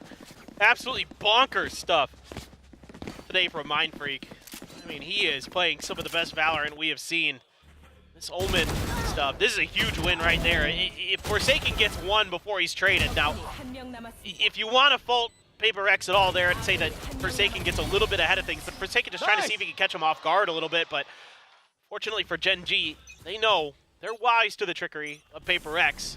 They know that you never know when one player is going to be pushing ahead of the rest, trying to see if they can find that extra value. Texture out ahead, gonna be grabbing that orb early again, but a 3-man stack here. Got Jing, Devi, and Mindfreak ready to rumble. Nightfall available for Lockya. He's set up for it. Now, are they ready for the close hold, though? Because the audio may not matter as much. The DK is going to be something they're looking forward to, trying to hold them, bottleneck them in tree. And so far, Paper X succeeds just a bit. Devi trying to bounce back and forth. He gets sighted first, and Texture with a nice flick back around. He clears the entire site on his own alongside his trusty Boombot. And that should be a quick round for Gen G as they look forward to a 6th round win. Only 2 members left alive. Paper X, Bulldog, and Vandal in hand. Yeah, gonna have to be a save now. Although Forsaken has taken a position.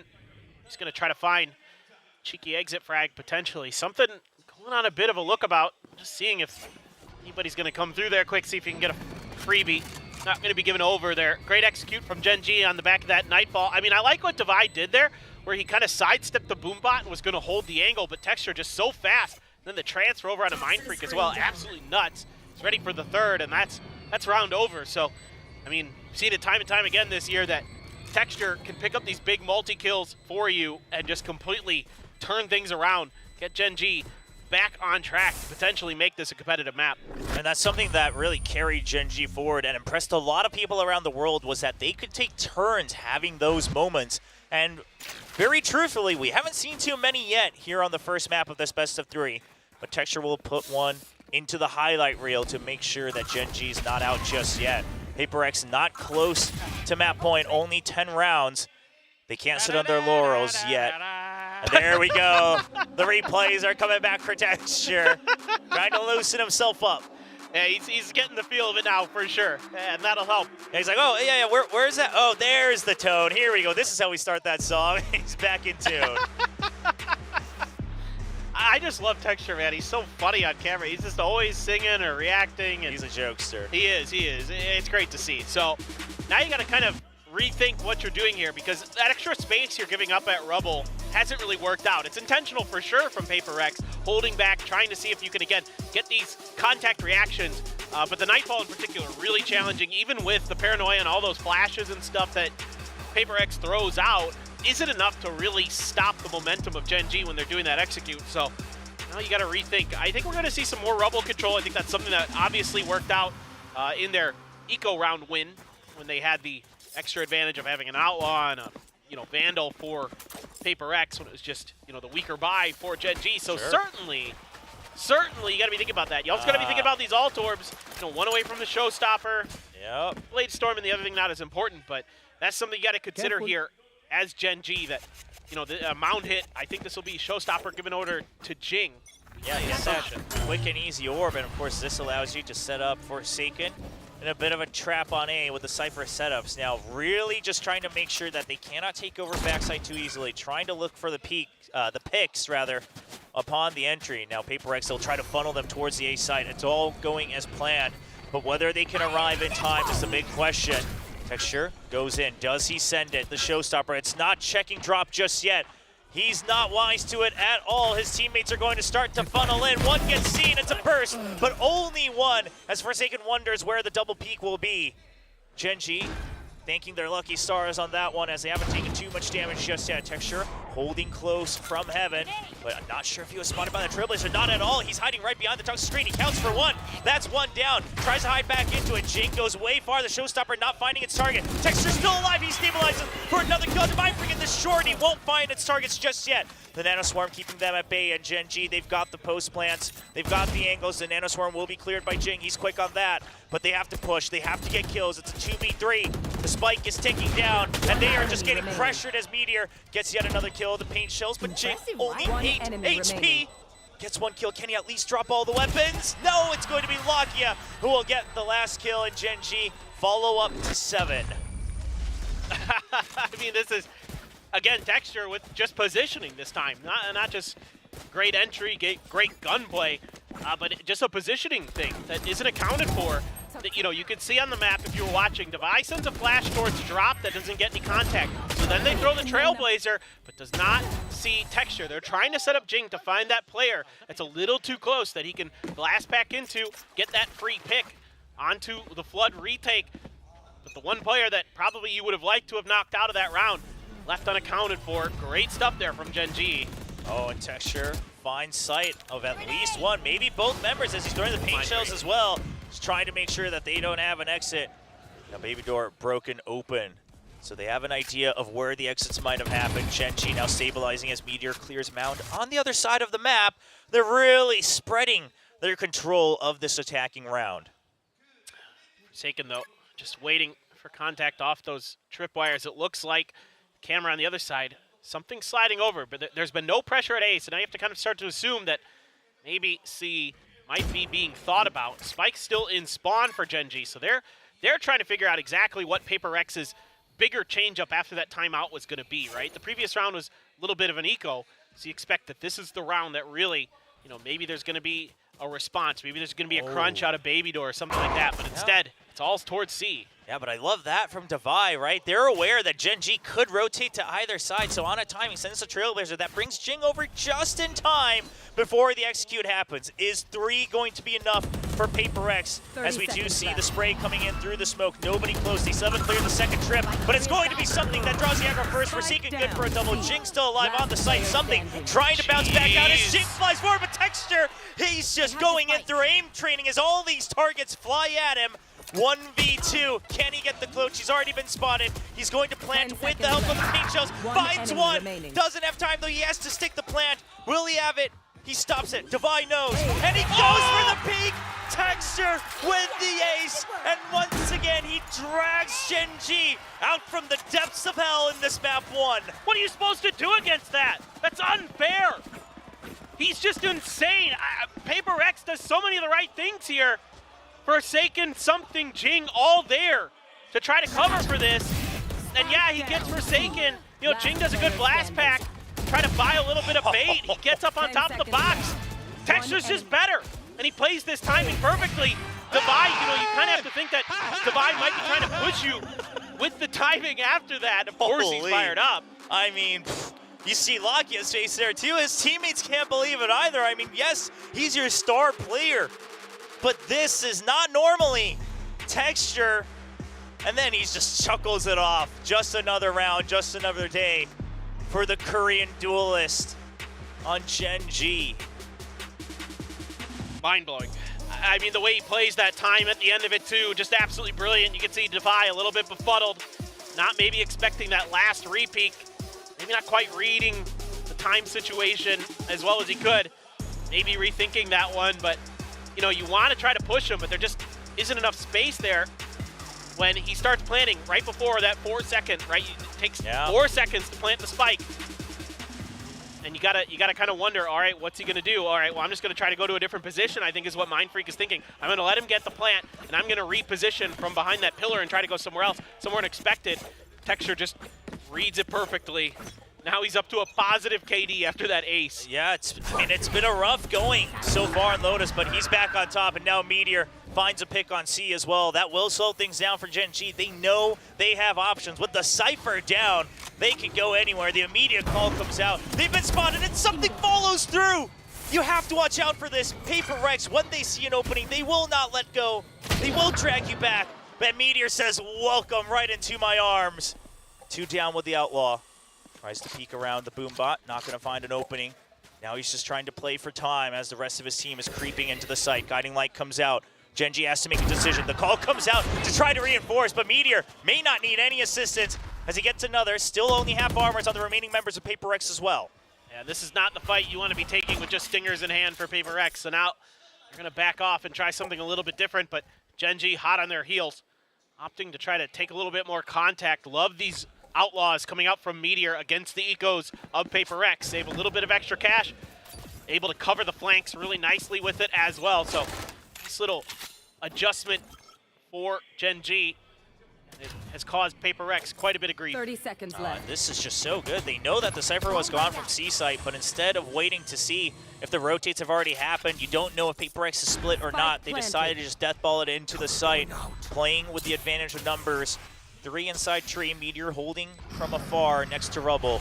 Mindfree will try to cause a bit of a ruckus with the Shrouded Step. They definitely heard it through the wall, but are they aware of where he might have landed? You won't get a reaction. Gen.G, they are just patient. They know they are so close to trying to tie this up.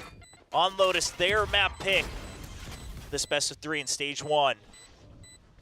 Tapping the spike, Mindfree recognizes the members, but Meteor's there for the flank. That's a 4K now. Outlaw picked up for Jing. He'll try to do what he can, but it's only got 1 shot left in it. He can't go for the double, and Munchkin will clean things up. That's an interaction I didn't really ever think about with the Outlaw. Yeah. It's a rough one for sure. He had to gamble a bit there, right? It just did. I don't think it quite clicked with him. Or unless he's looking for the headshot, but sure. Yeah. I mean, still Meteor though, so good with it. 4 kills in the round for him. Getting tons of value out of that Marshall, and that gives you a little extra bank to utilize as well. Now you've got a lot of ults for both sides.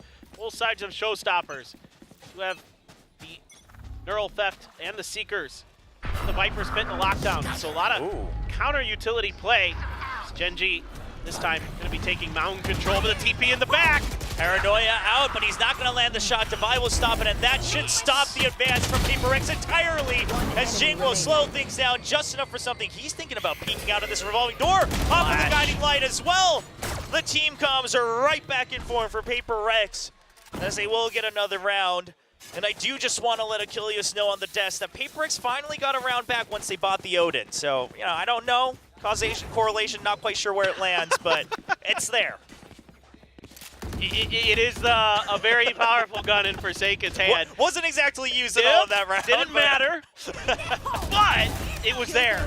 That's all, yeah, exactly. I mean, Jing there gets so much air. Yes. Then the fact that he's able to, again, nobody recovers faster from landing after blast packs than Jing. He is just unreal at his ability to stabilize his aim. It's tricky to do. Now we're going to see that Odin come into play as the door is being pushed by Gen.G. Forsaken somewhat aware of it, but not able to find any. You know, he found a little bit of damage on Texture, maybe. Okay, Meteor. All right, Meteor. He's definitely had to play Jing a couple times before, but Charon goes down. So much damage done. Texture took a big chunk earlier as well. Now you wonder, is it even worth pushing for this Odin? They're going to try to draw that aggro over to the B side. This is all set up for Texture. If he can get a kill, they can immediately rotate back as well.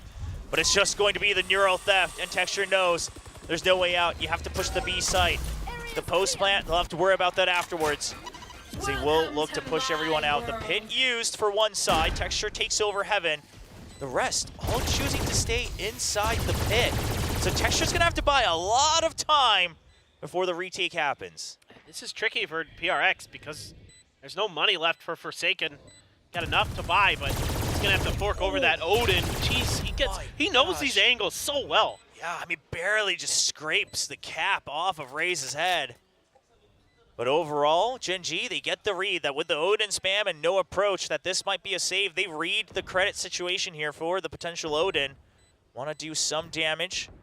Of course, not entirely necessary. Lakia, of course, has his Nightfall as well. Other members sitting with enough to buy into the next round. So Gen.G will let the round pass. 10-11 score line.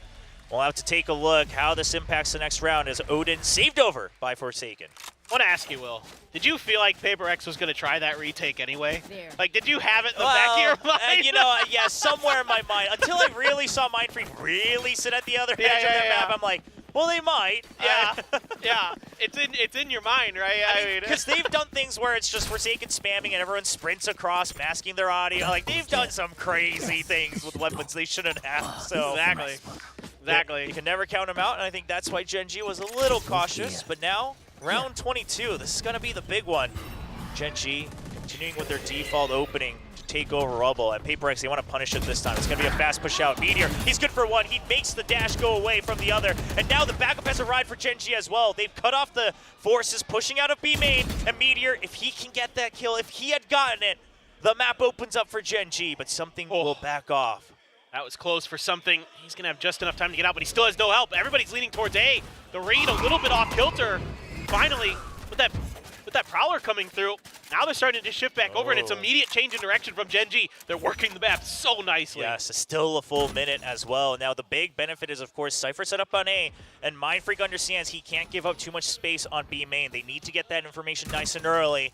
And so, PaperX, they will hold 2-1-1 spread out across the map. Trailblazer, they'll clear Mound on that timing. It's going to be the Odin pressuring, seeing if there's a reaction to smoke to help hit the tripwire. The Boombot will take the hit for that one, but the Nightfall, it's going to force Forsaken. Now, does he stick around? He tags one with the cam, makes sure that they don't approach, and that buys him just enough time to try to get away. Still no audio, and he has no idea that the rope's been taken. Busy with the reload on the Odin. Mindfreak takes over drop. Spike already planted though, and Gen G set up for the post-plant. Texture with a bit of a curveball, the wild card. Something might have seen him because he catches the barrel, chases him down, and immediately swivels for a second headshot. And now it's just going to be Meteor and Munchkin, 2v2, but the health not on their side. Nanoswarm buying time. The second one has to be launched right away. It's a lot of time bought. They couldn't clear it in time. Half not done. Now switching up that position, trying to push it. They actually just get it with the spray, and if Munchkin can't get it, it's going to be Meteor, who's just buying time. Still enough for Mindfreak. He tries to turn away, but Munchkin finds a sliver of an angle. They are tied up 11-11 after what seemed an insurmountable 10-4 lead for PaperX. Yeah, I mean, PaperX trying to get aggressive early, trying to see if they can win some of those duels, but it's actually Meteor. The sidestep, something with an impressive double. But still, Gen G able to get into those post-plant positions, hold those angles just long enough. Trying to play a little bit of game of tap the spike and dance around as PaperX, and it doesn't really fool Gen G too much at all, but it's all that early game kind of anticipation of the pressure, dealing with it, and working the map nicely. Here we go, fast hit now out the open. It's just right through the screen for Texture to pick up a triple. PaperX, they tried to adjust, and Mindfreak's holding on for dear life. If he gets a third, it's a totally different story. Now a 1v2 for Forsaken. Can he do it when PaperX needs it most? The setup all the way on C site, but the lurk from Meteor, it's faster than Forsaken might expect. He has no idea, and it's going to be the kill. 12-11 map point for Gen G as the crowd goes wild in Seoul. I mean, again, PaperX tries to challenge a little bit sooner than they have been on this Rebel take. The Texture is so ready for it. He gets enough comfort with that initial hit, and no real bothering by the utility there. He gets ahead of the Sky Flash. The reveal from Locky is so good. And then Mindfreak gets even deeper than Gen G's ready for, so he picks up 3 huge kills, but still the round win comes from Gen G, so it's either going to be map Gen G or overtime forced by PaperX. This attacker side for both teams has been really good, but so far Gen G's maybe just slightly better, especially with this showstopper coming into Texture's hands. Yeah, and they know PaperX, they failed the fight on Rebel the previous round, so Gen G just calling them out on it, trying to pressure it once again. Takes the orb as well, sees if there's a reaction. It's a classic setup, and PaperX, they might have to go for a bit of a Hail Mary here. Just make sure that you stick to your guns and say that Gen G, they will try to push and pull us, but they are set up on Rebel. That's the current call for PaperX. And now you're worried about some kind of counter trap developed by PaperX in between rounds on this A side. I think something's looking potentially to get not just a pick, but maybe get an orb as well. Get that Blade Storm going. Nice clear on the side of Mound though. So now PaperX, they know for certain as his door is open that it's going to be an A hit. Forsaken, does he look for a timing? He creeps in. He hears the Cypher cage, but that's just bait from Munchkin. The absolute 200 IQ play baits out the Cypher. Jing trades for something, but they've already lost quite a few. Divide trying to clear the site. Spike still not planted. The showstopper will have to be used by Texture to make sure they have enough time. 3v2 for Gen G. Munchkin holding from afar by Rebel. Tries to cover their bases. The showstopper sent to cover drop. Now Spike planted. Mindfreak, does he use the toxic screen against them? The smoke to see if there's a peek, but not quite just yet. Drop going to be filled up by Jing. It's going to be a pinch from PaperX. Mindfreak's creeping up, but the barrel shows as Lakia turns his head. Texture gets the kill onto Jing, and Mindfreak knows he has to get it, but not in time.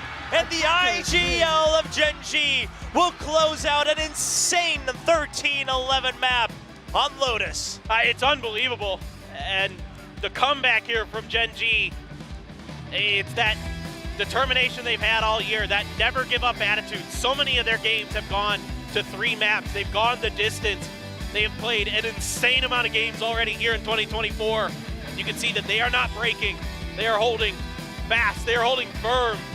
Attacker side for both teams really good. Something I want to mention, it's been the defender side actually on this map that's been really kind of their bread and butter this year so far, but both teams having some great adaptations. Absolutely. PaperXC came out swinging with a lot of new ideas, with a lot of good reads, but they ran out of steam near the end, and we'll have the analyst desk coming on to the show to break down the action a little bit further.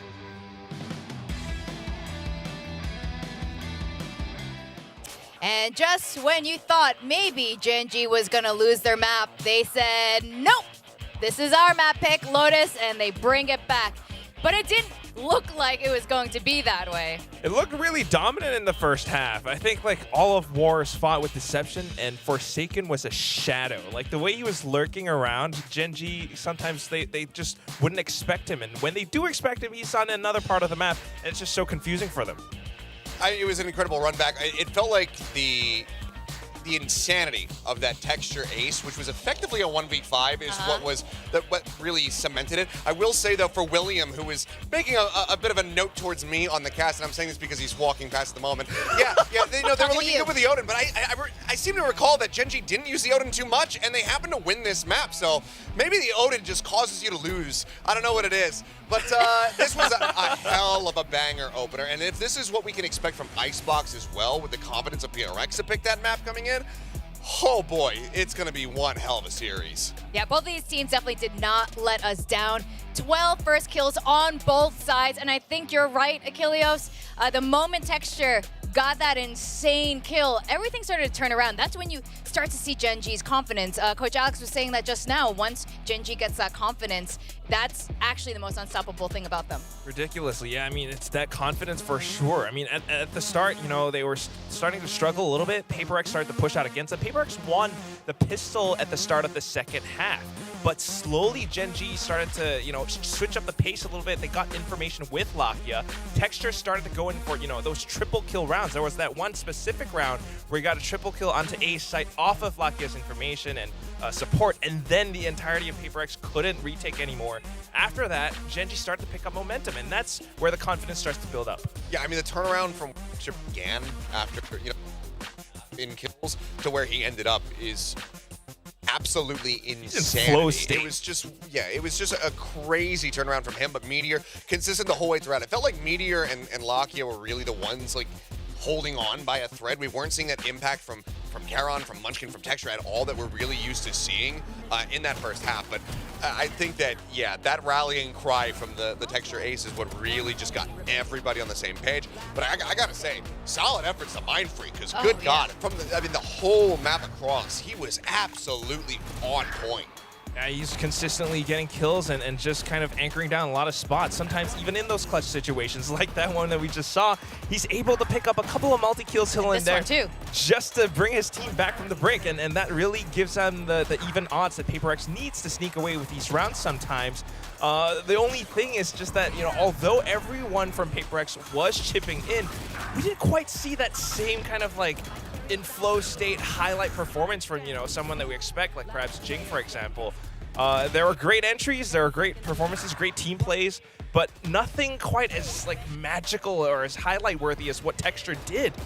Yeah, and I mean, again, I think that's just something that's going to take a little bit more time for PaperX to get back into that flow state, get back to having just the hive mind gameplay that we were seeing from them so consistently throughout last year. And I think that that's perfectly fine. All ready for them to come in, and then, you know, Alex, he was saying that, you know, okay, it's 9 days for both teams to widely get prepped. He thinks that it's mostly even. I do kind of disagree, just given that Gen G didn't undergo any changes. It was just them going to the event, playing with this 5-man core, and then coming back and practicing straight up with this one.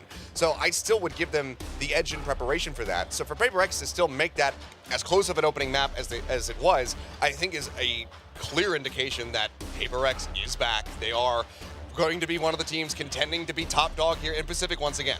But is it going to be enough for them to win this series, though? I think that's the biggest question on all our minds. I'm still like a little bit bummed out from this first map loss. Well, if anything, I think Gen G gave PaperX a taste of their own medicine, you know? coming back with a hero play like that and this turning things around when everything falls into sync, becoming their own version of their hive mind. And I know Mind Freak definitely has a girlfriend buff right now. She's here in the audience. Yeah, you can see her with Auntie Jing's mom. Now, Icebox. We have not seen Paper Rex play this in a long, long time. And Gen G, the last time they notably played Icebox, it was against Sentinels. It was the map they dropped to Sentinels when they were so close to getting that Masters trophy. Gen G has played this an immense amount, and I was a little bit surprised to see that they were leaning into it as a pick as heavily as they had been, because it hasn't been the cleanest map form. It's similar to like Zeta with Ascent in the past, where like you go to this map, you get wins on it, but it's always a struggle. It's always so damn close when you're able to get those wins. With Paper Rex, I mean, clearly they have a lot of tape that they have studied, that they will have studied coming into this one. So for them to not show it for the longest time and then feel comfortable enough to pick it into Gen G, they have to have a very solid idea about how to counter-strat this team. It is a bit worrisome, though. I mean, still, you know, everything that we know about Paper Rex, they prefer some of these like wider open spaces. They prefer to be able to work around the map. Icebox, it's like a little bit execute heavy. You might be able to work around mid a little bit, but other than that, mid has been opened up so much more because of that tiny little window around tube. And yeah, Paper Rex, we don't really know what kind of composition they're going to run. We had Jing with the Battle Sage before in the past. We had CGRS with the Gecko. What's it gonna be this time? I mean, so far, you know, 9 days of prep. Is Jing just gonna stick to Raze, I guess? You could. I mean, there's still solid entry paths on Icebox. I think that, and there's probably even more. I can't really think of any Raze performances that we've seen widely on Icebox since the changes came in. So there's probably a lot more that you could do. There's probably some crazy lineup you could do from mid and just completely land in window. You know, you come straight up and then hook your way left into the window and just annihilate anybody that's there in kitchen or two. But I'd be curious to see what they are going to be putting together. If I had to guess, I think it is probably just going to go back to things that they had done before. But we'll have to just wait and see, I suppose. I think you're right, though. I would be surprised if we didn't see something a little bit crazy, a little harebrained idea like we saw in Sunset with that Sage Wall and Monyet going up on the Omen. You know, little fun things that you see the rest of the Valorant ranked community start using afterwards. I'm sure we're going to see some of that in Icebox. You probably could find decent value running something like Sunset Comp on Icebox. I think that you could just implement that, go no duelist, just add some more control and initiators into the mix there, have something play the Gecko instead of playing the Jet. And I think that you got to actually find relative success with it on Icebox. I feel like they still probably, I want to keep that Jet in, especially with something playing. But, you know, that's the thing. You got this idea of a Gecko now, but still. We have a game. So, before we talk about that, we're going to talk about agents. Like, there's more to talk about agents. Our ranks. But we got to do our game where we will adjust our ranks. You saw this at the beginning. I'm currently at Diamond. These guys are Gold. This is not our in-game rank, but our Pacific rank based on this question. I feel like we need to clarify that because these guys are definitely not Gold. Ooh. They're better. They're much better. Which player will quite a higher kill count? Yeah. So Texture or Jing will get the higher kill count on this. I think this is a... Do you want to talk to the process, or do you want to share your vote first? Yeah, I'll just go for it. Let's just go for it. Okay. I got mine. I got mine too. You guys ready? Are you ready? Wait, Let's go. Let's show it. Let's show it. Show it. Show it. All right, you guys are all picking Texture. How can you not? I'm amazed. I thought for sure both of you were going to say Jing. Come on. No, look, we like Gen G and we like Texture too, but why do you actually, Quack? You should explain it. I just said, how can you not? After watching that ace, how smart, how like calm he was, how zoned in he was, that has to say everything. But what if he's playing a Sentinel? Then we're screwed. Well, no, because he was dropping big value kills on GE last year. So even if Texture goes to play Sentinel, I think it would be totally he's playing fine. an Omen. But Sage. Jing is on Sage. Okay, so we're not seeing a double duelist. Okay, so this is kind of what I expected from Paper Rex. This is not what I was expecting from Gen G. Duelistless comp? So they're doing... We're not diving in anymore. Yeah, they're doing what I said Paper Rex could do. Well, that's a bit of a curveball, perhaps from the coach. Yeah.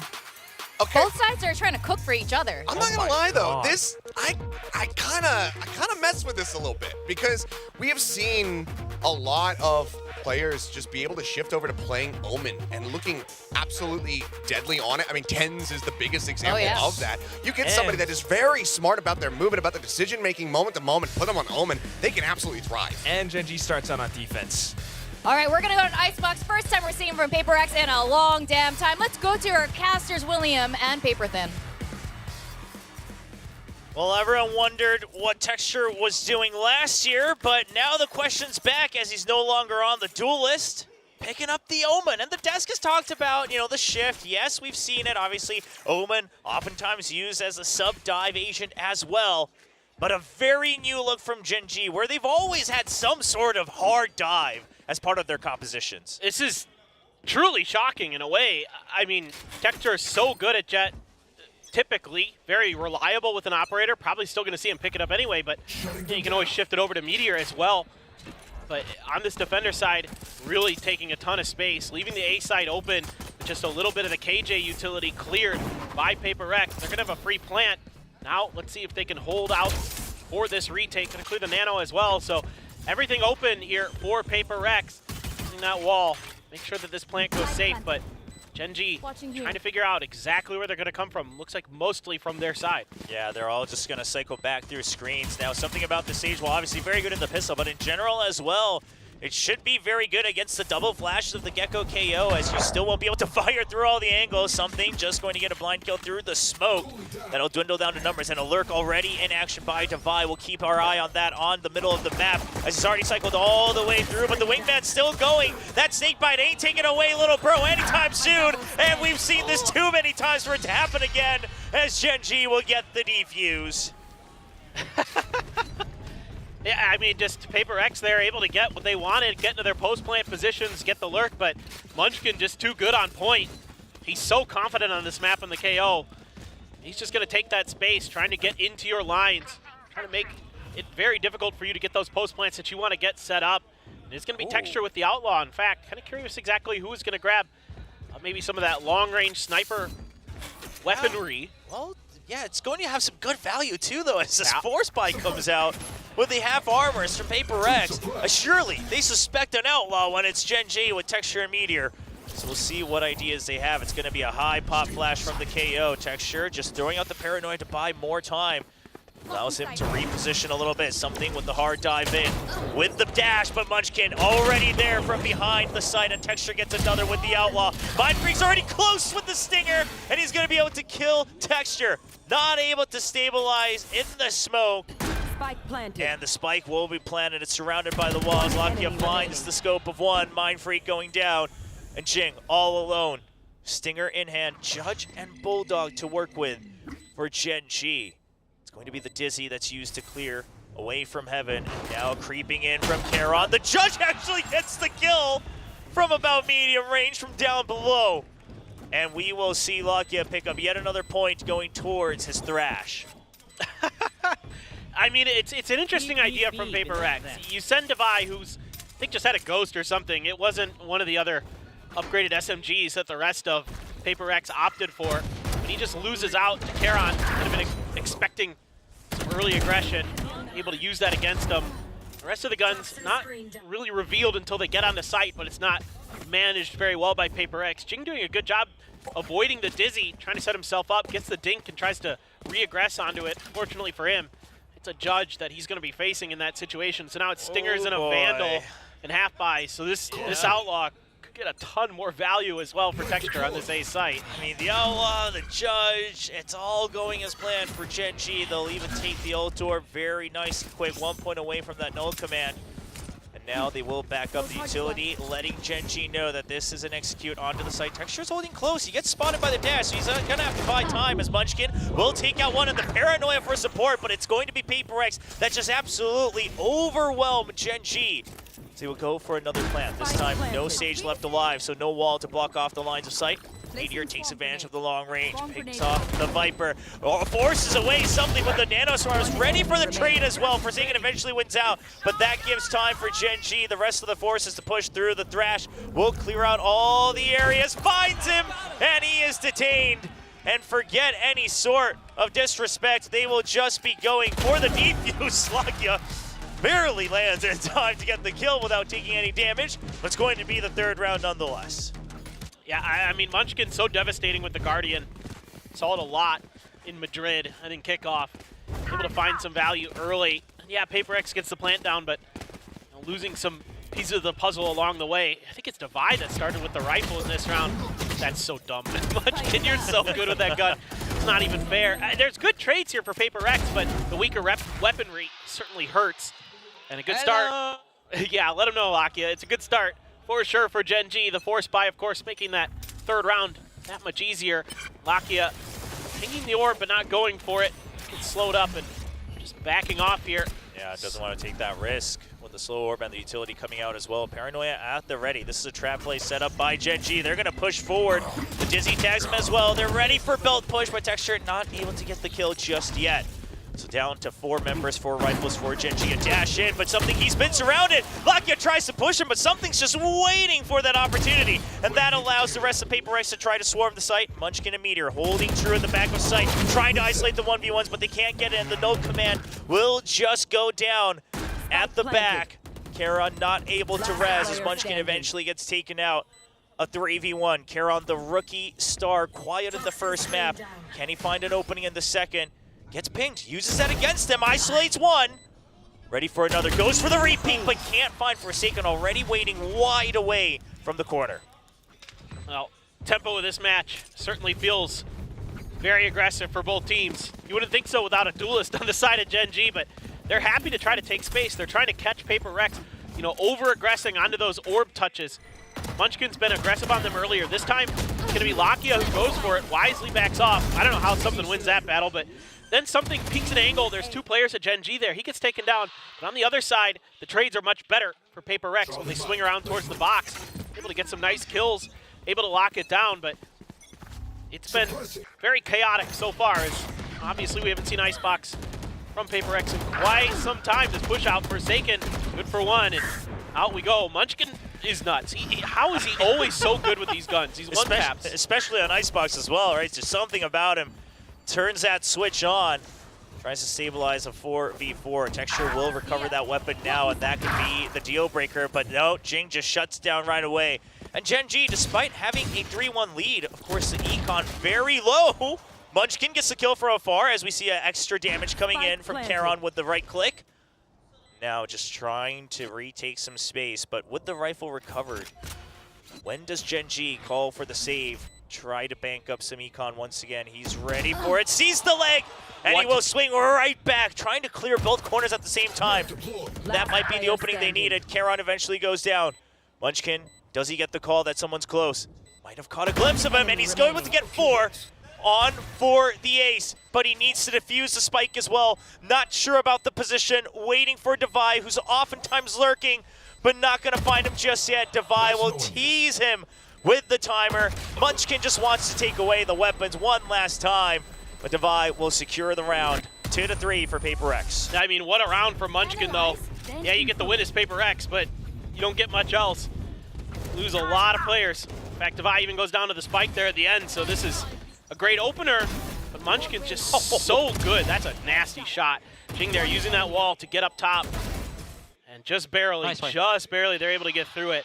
Jing, when they used to play this map 2 years ago, was playing on the Sage a lot, so kind of going back into that comfort pick here for Paper X. No Devi on Chamber. I was kind of curious to see if we were going to get to see a repeat of it, but certainly in this current meta, you know, Killjoy able to claim so much space, especially on your defender side. Keep so much information under your control. Meteor to be the Killjoy on the B site. Yeah, be tasked with that. Holding with that util. That allows Gen G to go for their defaults once again. Push out A, take the orb, and immediately they'll reset to mid this time for a fast rotate to either site. Texture holding A with the op. It's moving the Nano Swarms, and the null command comes through though, so it's not going to be allowing the Killjoy to hold onto the site any longer. Meteor actually backs out just to hold an angle, sees the gun barrel. The spike will get planted, but it's going to be Gen G, who already has so much space and a numbers advantage, 4v3.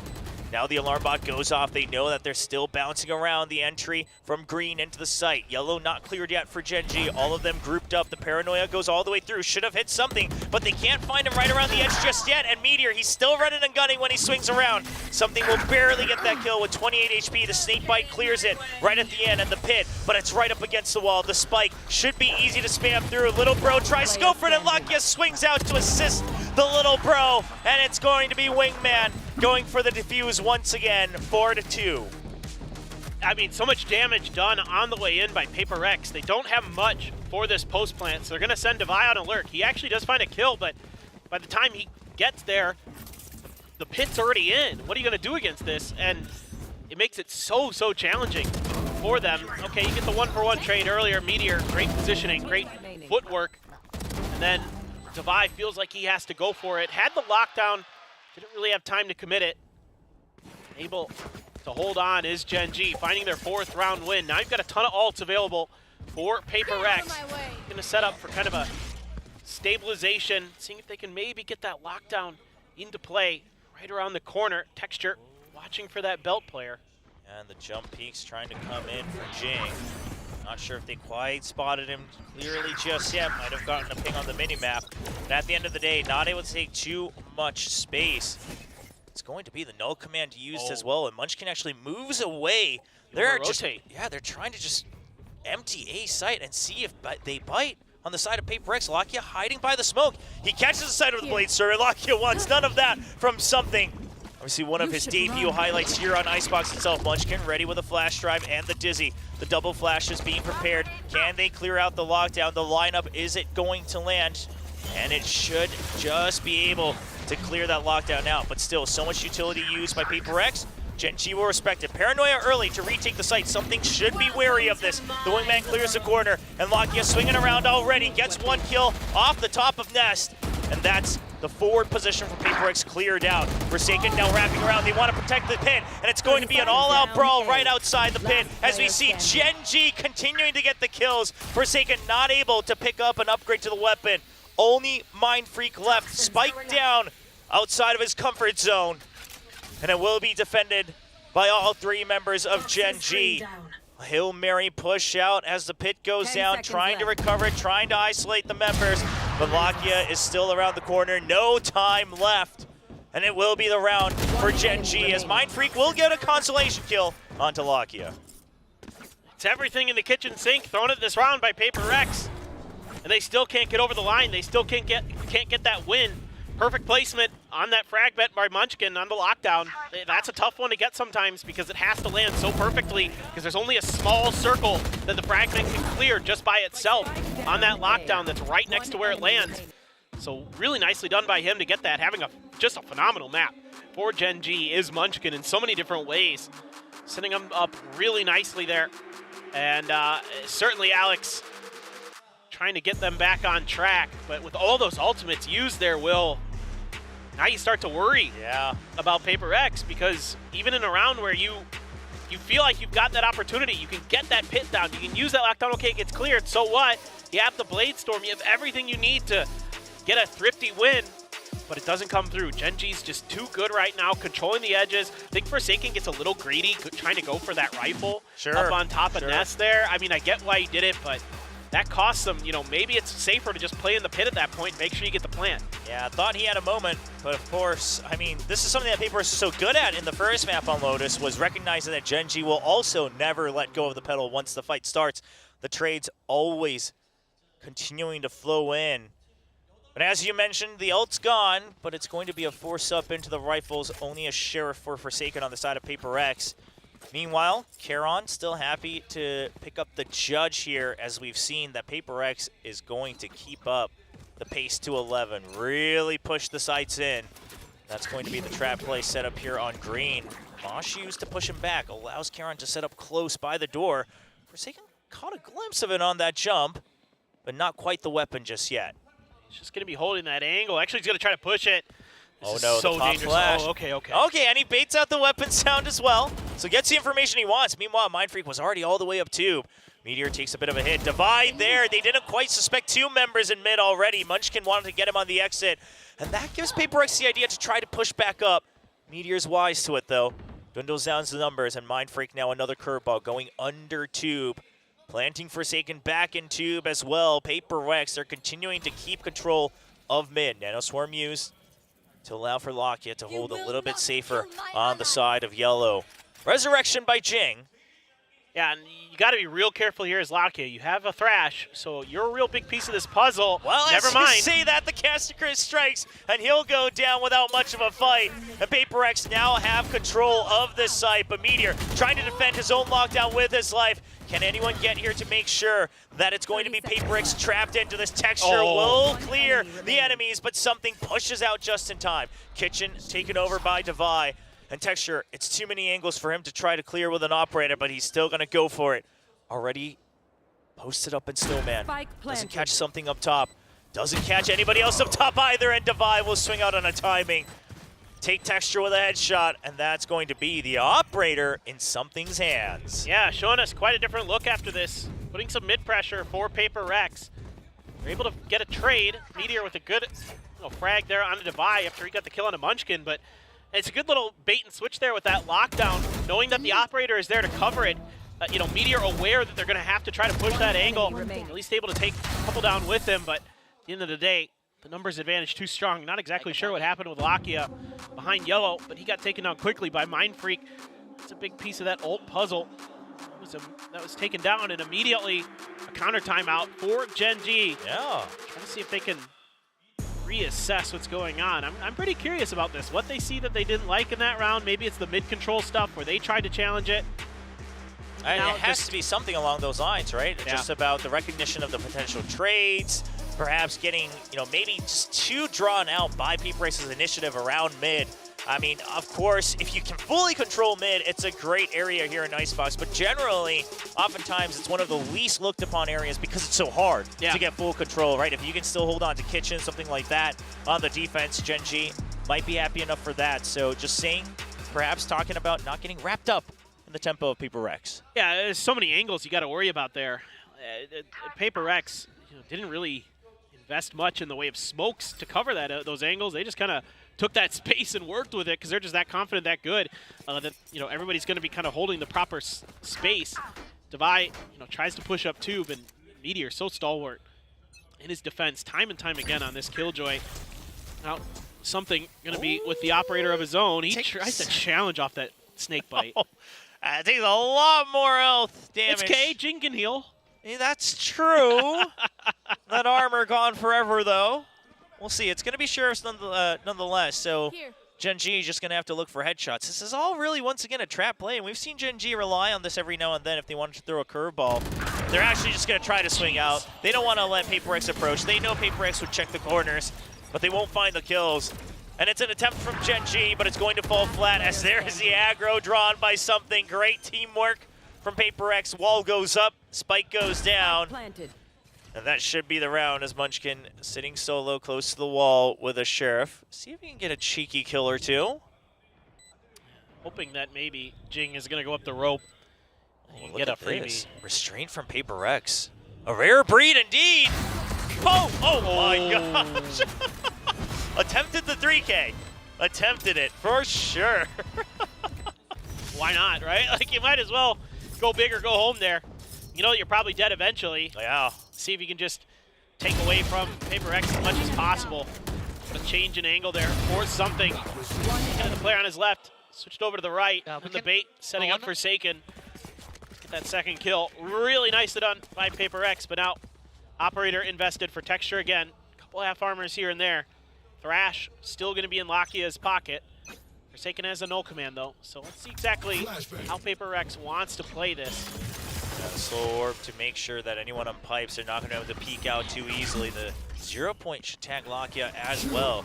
So in a little bit of trouble. No command immediately to make sure that there is no utility for backup. And Lakia trying to make sure he goes for the anti-flash. They actually just don't check it up top. Munchkin draws the aggro first, and it's going to be 3 members down on the side of Paper X. Gen G only taking damage on the side of their Gecko.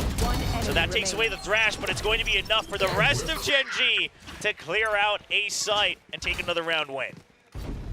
Yeah, it's just a player unaccounted for there. Paper X just keen on trying to get past 410 and see what they can do, but shut right down by Gen G. I don't know what else to say about that. That one angle unaccounted for can swing around real quickly. That's going to be one of these cases. Great job by Munchkin playing that angle very nicely. Yeah, that's just a shutdown from there. So what do you do? GG go next for Paper X on that round. Just yeah, not much you can say other than oops, we forgot to check pipes. Yeah, they'll have to remember that one. Now something, going back to what worked a couple rounds ago, just pressuring mid, trying to draw out some of that pressure on the side of the map. But they'll still have to deal with Texture's operator if they choose to go B. As we can see on the mini-map, Texture trying to decide which angle to hold, trying to back out further towards Snowman. As Gen G's made the decision, they're just going to hold near boiler, near mid, make sure that they're ready for a flood on either side. Thrash going to be used to check mid, and it's not going to find anything, so right back towards Lakia's hands it will go. Just Devi, the lone lurker, all 4 other members of Paper X. Oh, this angle. Yeah, Texture kind of aware that something loves to swing out wide here on yellow. You see it all the time. Well, Texture's waiting for it, but he won't find the kill just yet. He will get pressure with the fragment as well. Now, the spike absolutely getting planted with the pit as well. What's the answer? Is there still a lurk from Devi on the A side? See if that finds a good timing on the side of Paper X. Meteor sitting in the pit, waiting for his teammates to pressure everyone else out as Karon has eyes on the Killjoy. Kept him locked up in mid, and now Gen G, they go for the retake. The Thrash comes out, trying to funnel everybody out of the pit. It's going to go land with the Paranoia out as well. Did they even hear the defuse with the Paranoia? Not quite sure. And now it's going to be Paper X who has to flood the pit itself, but it's going to be the defuse that already goes through. Not aware of the half being done. Paper X lose absolute control of their own Viper's pit. What I'm curious about here for Paper X is the whole time Devi is just watching from spawn down mid to see, you know, if there's any lurks or any flanks or anything like that, but it's never even attempted. Util just so good for Gen G that they're able to clear the pit enough. You know, Meteor just sneaking in there right behind that box, able to take a little extra space just in case when those taps start coming through that he's able to play from an unexpected angle. But Paper X there showing a little bit of some of that rust. That lack of coordination, you know, with Jing coming back into the roster. Karon, oh boy. It's going to be a lot, and they check the corner, but not quickly enough as Karon gets 2, and that should be enough to slow things down. Paranoia keeps Jing at bay. Lakia already under tube. Wingman clearing close, but Texture goes down from afar. Mind Freak will equalize the numbers. Meteor picks right up where Texture left off, and Jing has to heal. They should be aware. The resurrection comes in, and Devi tries to go for the trade, but it's a double stack. Lakia Munchkin will clean things up, leading 8-4 at the half for Gen G. Yeah, trying to use the res as bait there, but it doesn't fool them at all. Munchkin too crisp, too clean. A really solid half with a slightly different look for Gen G. You know, even not on the jet. Texture able to find a bit of impact. But really, this is like Munchkin and Meteor just shutting these rounds down. And Lakia maybe not able to find as much impact as you'd like, but still good information control. You know, making sure they're checking mid, making sure that they're being a little bit more diligent about one of the few rounds that caused them a little bit of damage. Otherwise, you can see Paper X looking a little bit dejected after that first half. I mean, so many Stinger buys as well, right? But not much fruition from them. The idea is there. Sure, you have a Sage Wall as well. You can force the plant. You can cause some close quarters combat to go crazy. But not quite seeing it. Lots of parents bringing their kids to watch some Valorant as well, as Valorant's really been taking over kind of the younger generation here in Korea. Of course, with all the Korean teams playing tonight, a lot of fans out in the audience. Yes, it was getting raucous in the crowd when Gen G started stringing those rounds together on Lotus. You know, those Texture aces certainly lit them a fire. I mean, surely a round like that, everyone around the world, right? No matter who you're cheering for, some good Valorant. But Lotus, both teams really swinging at it, whereas this time, Paper X will have to find their footing again after the reset at the half. They'll look for the defense. Killjoy set up on A, a triple stack on B. Could even go for the Sage Wall on the Ult Orb, something like that. We'll see what type of control they want. 0 point at the ready for Forsaken from mid. Well, it's going to be kind of very similar again. Both teams kind of nearing each other in their pistol rounds, just like we saw in Lotus. So Gen G going to get the site for free. Can they kind of turned the tables. Last time it was the defenders who were able to get this, but it's a much faster retake attempt here. Paper X already finding one. Munchkin down, the trade from Mindfreak as well. Yeah, the flank coming in very fast. Gen.G wasn't quite ready for that. They were peeking out, but it seems that they were a little bit caught off guard. But a good angle from Texture. He'll still alive with 27 HP. See if that's the deal breaker as Charon swinging around. He finds one. Lakia's going to pick up the kill. Goes for the trade there, and Jing, everyone solo. Mindfreak's actually going to pick up the headshot onto two. Lakia and Charon goes down. Texture still at 27 HP. Devi at 89. Oh my He gets God. spotted up top. Texture, hear the drop, but he can't land the headshot as there's a slight ramp down. And Devi will get the kill and the defuse. Yeah, as much as the beginning part of that round looked kind of similar, it was a much faster retake from Paper Rex. As soon as that spike started going down, they were just like, all right, let's go. Let's do it. The late flank there from Mindfreak catches a ton of value. Once again, having a phenomenal map. I mean, even though day hasn't gone Paper X's way so far, Mindfreak has been a shining star today. Devi able to just get enough in there and just a yip. Yeah, Devi's been very calm today. It's all been yips and uh-huhs and yeah, all the way through on the replays. Obviously, I mean, not too much to cheer for yet for Paper X. They got close, but no cigar on map 1. And now, quite a few rounds to string together if they want to get back the lead on Icebox. Now, no force buy from Gen.G. So things kind of looking a little bit more normal, but Munchkin, these tricky positions, are they going to be accounted for? He gets hit through the Grating, grate, yeah. the grate of that fence. Just barely stays alive. Had to go for the left clicks as the right clicks also would have just hit the grate as well, but it's going to be Mindfreak. Swings out, well aware of the lurk-in from Meteor. And Wingman not even going to get the plan, and it looks like Gen.G perhaps losing a lot of that value. Texture will pick up a kill. Mindfreak not quite aware of Charon's position.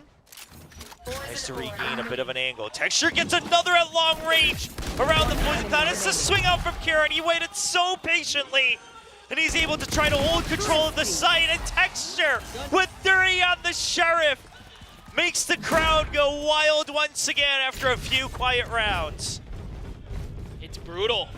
Paper X just, I noticed that on the other side of the coin, they were being a little bit more diligent about checking for some of those cheeky positions that Munchkin might take. Like, if you give up A space early, you know, we saw this at Masters Madrid where Munchkin would push right towards your nest and push underneath belt. This time around, he hides a position that does a ton of damage, but the other end, so Sheriff singing their song for Meteor and Texture, doing a ton of damage, and yeah, just sneaky positions, something that Gen.G has been so good at on this map, using just those little micro timings to get ahead of your information, and it costs dearly for Paper X. We're now in Sheriffs of their own, couple rifles for Gen.G, a Spectre and a Bulldog as well. So now Paper X just trying to see if they can guess correctly where this is gonna go. Gen.G's been very quiet, very slow.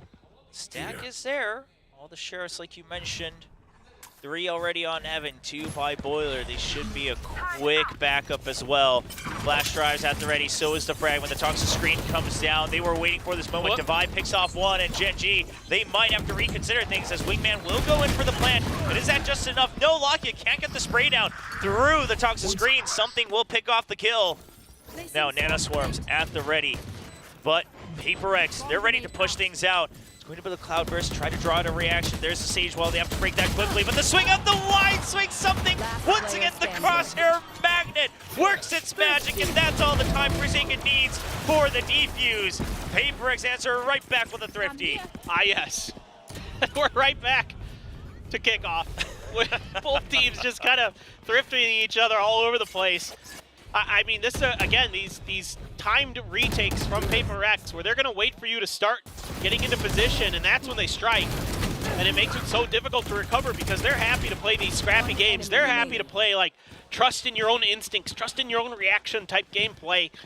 A lot of other teams are thrown off by it. You can see this time, Gen.G's done a pretty good job overall handling it, but this time does get the better of them with those guns. So now Thrash going to be used early by Lakia.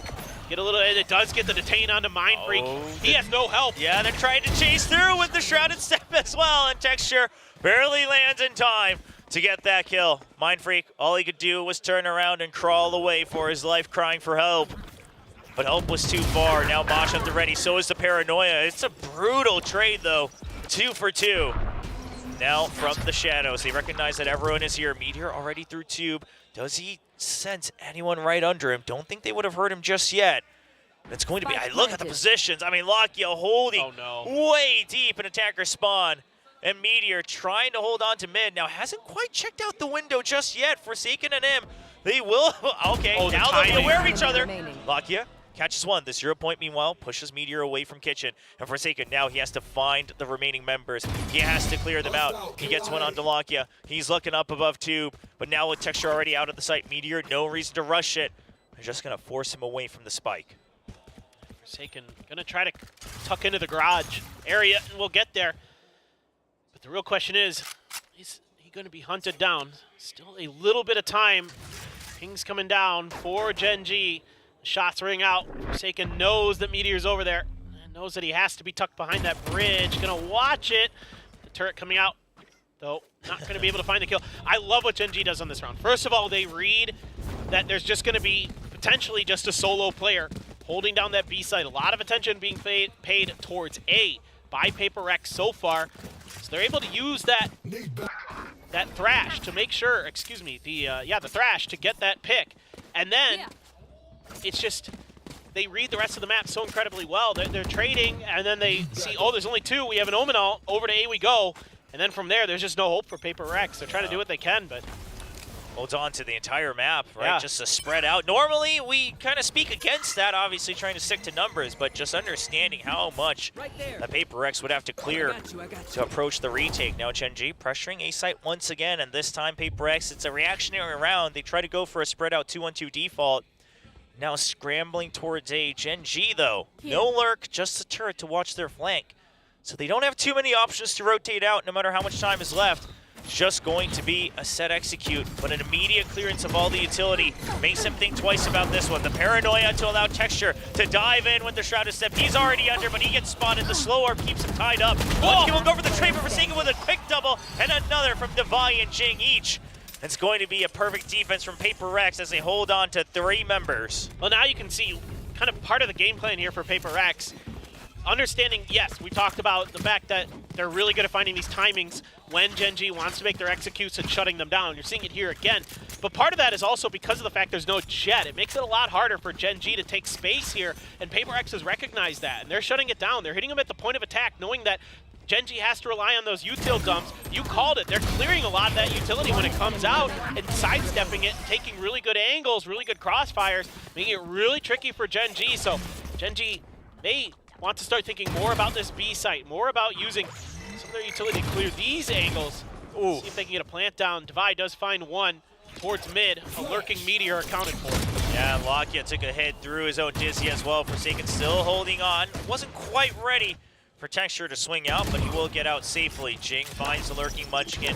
PaperX starting to get a pulse onto the opponents and their abilities to rotate and lurk.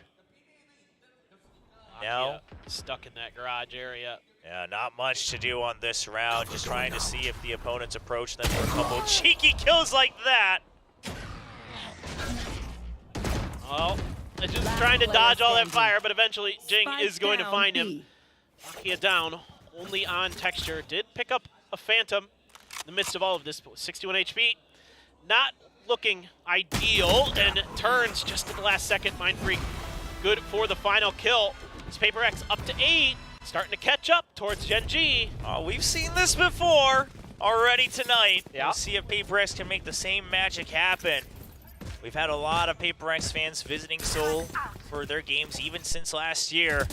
Try to get that side of the arena, bearing up a little bit of that energy, get them something to cheer for, as they're now only 2 rounds away to tie things up. Trying to make this go to a map 3 unbind. Look at that green bar of ultimates. Yep. That's so scary now as Gen G, you finally get into a buy round. There's so much available. They're just gonna go. Oh, it's the wall up. I've been waiting for something like this. PaperX, there's never just a clean game of Sage. It's always something tricky, and it's just a push out across the entire map. This Gen G just dropped like flies all near their spawn, never able to leave home. And PaperX shuts the door in front of them. Yeah, you only have to use one ult there. That's the res. You get your guns back. You keep your economy great for Paper Rex. I mean, now, they can do the same thing with the no command this time and res him up again. Exactly. Why not? She got reses for days as Paper Rex. I mean, it's just crazy what they do sometimes, man. I mean, I'm just like trying to like talk about what happened previously, and I'm like, forget it. They're just gonna rush them. I mean, yeah, this is just a tempo change, right? Catches Gen G entirely off guard. I mean, probably something that Gen G thought about at the start of the map, but the fact that it has not happened at all the way up to round 19, makes him a little lax, and that's when Paper Rex strikes. The boost up, the elevator. It's just such, great timing, great thought processes that Paper Rex is able to figure out. I mean, you see this all the time with Paper Rex. They lose a map or they go down early in a map, and something changes inside of them. I'm not just talking about the player, just the team in general. Their thought processes, their mindset, they're so unflappable, is Paper Rex, that they're still in the game and they're not getting overheated, in the traditional sense where they're, starting to push. They find the right timings for these pushes, and they can make them work because of how good they are. They've got these plays in the back pocket that can start to change the momentum without needing a timeout or anything like that. These ideas that Forsaken, typically the IGL is going to be calling some of the bigger idea picture plays, has in his mind that they've worked in a short amount of time. They haven't had a ton of time to practice Icebox, just a couple days. Yeah, and it's just going to be the early pit as well this time. Right outside of Pipes, doesn't want to risk that pit getting caught off guard just a little bit, so making sure that he denies the entry point, gets the high-low as well, and that allows Mindfreak to set up the toxic screen for his teammates here, and it looks like there's a cheeky Sage wall going on somewhere near the B nest. Everybody's here. Oh, the flash gets a big tag. Now just going to be a hold here onto the B site. Now with the pit up in A, unless Gen G takes over some part of mid for a pinch, not going to have too many options. Yeah, they're trying to get to the corner so they can get the Vipers pit down. The Shrouded Step gets spotted before the flash. A bit of a mismatch. This is not something we used to see from Gen G in the beginning of the year. But now with the Omen in the mix, they haven't quite cleaned up the timings just yet, and Paper Rex will punish that mistake like there's no tomorrow. Wingman trying to get the tag, but it's just way too many members. Lakia will do his best something impersonation, but it doesn't end with a kill, as we see Meteor, last one alive, not able to land it onto Jing. It's just, right now, Paper Rex is starting to read the map really, really nicely, starting to understand where, Gen G isn't having success on A, so they're going to start moving their attention over. The Viper's Pit helps, of course. That gives you a lot of control over that space, and they use it nicely, but Gen G never really shows any other look.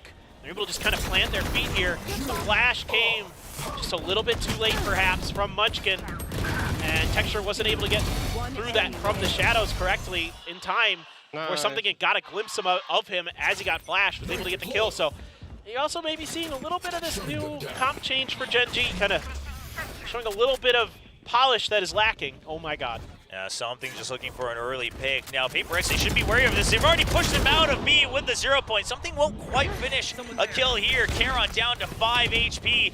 As Gen G, they will still relentlessly try to go forward with this. Wingman getting spammed through the wall. He cannot finish the plan. The lockdown already committed from Gen G, but Paper Rex has slowed down the onslaught. And Gen G, they will have to recover the spike and still battle through this retake, along with a lockdown, a potential no command, everything in the arsenal of Paper Rex, and it's going to be the classic aggro draw as Forsaken gets the trade, swings out for a third, and he goes for a fourth, and that is Paper Rex taking over the lead for the first time here on Icebox. I just love the quickness that Paper Rex makes decisions to do things. They stick around a little bit for the lockdown. They don't have the fragment to clear it, so they're just looking for a few picks and other things. They get those, they back off. As soon as it's done, it's down. It's just going to be something charging through, and Forsaken immediately holding another angle off the different direction. Protocols there so good for Paper Rex on this retake. Everybody looking where they need to, doing the right things at the right time. Don't even have to invest that counter lockdown that you mentioned, Will. They were able to hold on to it, so they've still got it. They've still got a no command. Something's got a Blade Storm, maybe if he wants to switch to an op. I'm a bit surprised. Haven't seen one here with all this extra money, but you don't need it when you're that good. Yeah, might have even heard that one. Texture trying to scout it out, but Something just too good on the swing. And now the flash used from Forsaken to try to put extra pressure onto Garage. Gen.G has to keep clearing all of that. Meteor tries to take it upon himself to open the map a bit further in mid, but it's not there, so they continue pushing. Green, something still here. Whiffs on that first shot, not able to stabilize. Now a 2v3 for Gen.G. You've still got the Thrash. You've still got the Dizzy. One more flash drive as well. They do have the tools. If they can catch Divine here in mid, if he can pick up that kill, and Divine knows, as long as I stay alive, the backup's there. Munchkin takes a lot of hits for his trouble. Yeah, and they're going to try to split the map, see if they can confuse Paper X, but Paper X is fully committed towards A, especially with that knife there. That's got to be your thought that it's going to be that. Now the Thrash on the other side, so you're thoroughly confused as Paper X to which side of the map this is actually going to be. You do get the detain onto Forsaken. Going to use the Dizzy as well to check if he has any cover, but Jing is just arriving through Kitchen. Yeah, they weren't able to capitalize on that kill just yet, so that means Munchkin, while he's rotated all the way back over for his teammate, trying to make sure that they have a bit of a numbers advantage. Now to capitalize on that, and now it's all up to Wingman. The swing off of the flash drive. Jing not able to stop the plant. This might be the best chance that Gen.G has had. The drop, the on-point check for Avlakia, looking for another. Can he get a second? No, and it's going to be Jing and Forsaken. The duo, they're going to be able to bring home Paper X right up to a map point. I already thought maybe that was going to be the round when you lose that lockdown, that maybe Gen.G's going to be able to hang on, but Paper X's gunplay so on point. Something now getting aggressive on B, something we haven't seen from Paper X yet. Now they're starting to get really deep into their playbook. You're starting to see why they like this map. This defender side has been nearly flawless for them, just a couple rounds dropped. Now that Operator is in hand, Bladestorm in the back, still the lockdown, the no command available. Forsaken have a whale of a map, both KOs really showing up, especially on their defender side. You're gonna leave Jing, the lone man on A with some of that KJ utility to bail out. Oh, excuse me, I just saw something now. Oh yeah, doubled up. I didn't see that earlier. He was buried underneath Jing's icon on the map. I mean, they are oftentimes all stacked up against each other, waiting for the trades. So we shall see. Lockdown and no command still in the pockets of Paper X. Like you mentioned, something now peeking out. Jing covering him for any peeks out from Belt. So A side secured for Paper X. The solid 2-1-2 default as it's just going to Forsaken. Going for a jiggle. Now calls for backup. Device still watching mid for the team. The Poison Cloud not activated yet from Charon. Util dump coming through. Still have that Viper's pit. Yeah, let's see if they can get it down this time. Buy a little bit of extra space. Mindfreak re-aggressing. Yeah, and he's trying to hold close. He doesn't want this pit to come up. He wants to strike when the iron is hot, and he'll try to swing out. They're trying to make sure that Gen.G dumps all their util before they're able to do anything. Forsaken trying to go for a long-range trade, but it's going to be Gen.G who still just wins out in the numbers. More angles covered. The smoke eventually dissipates. There is the jump up onto the wall. Halakia eventually gets the spike down. Now something trying to join Jing in the verticality as we see a from the shadows from Texture.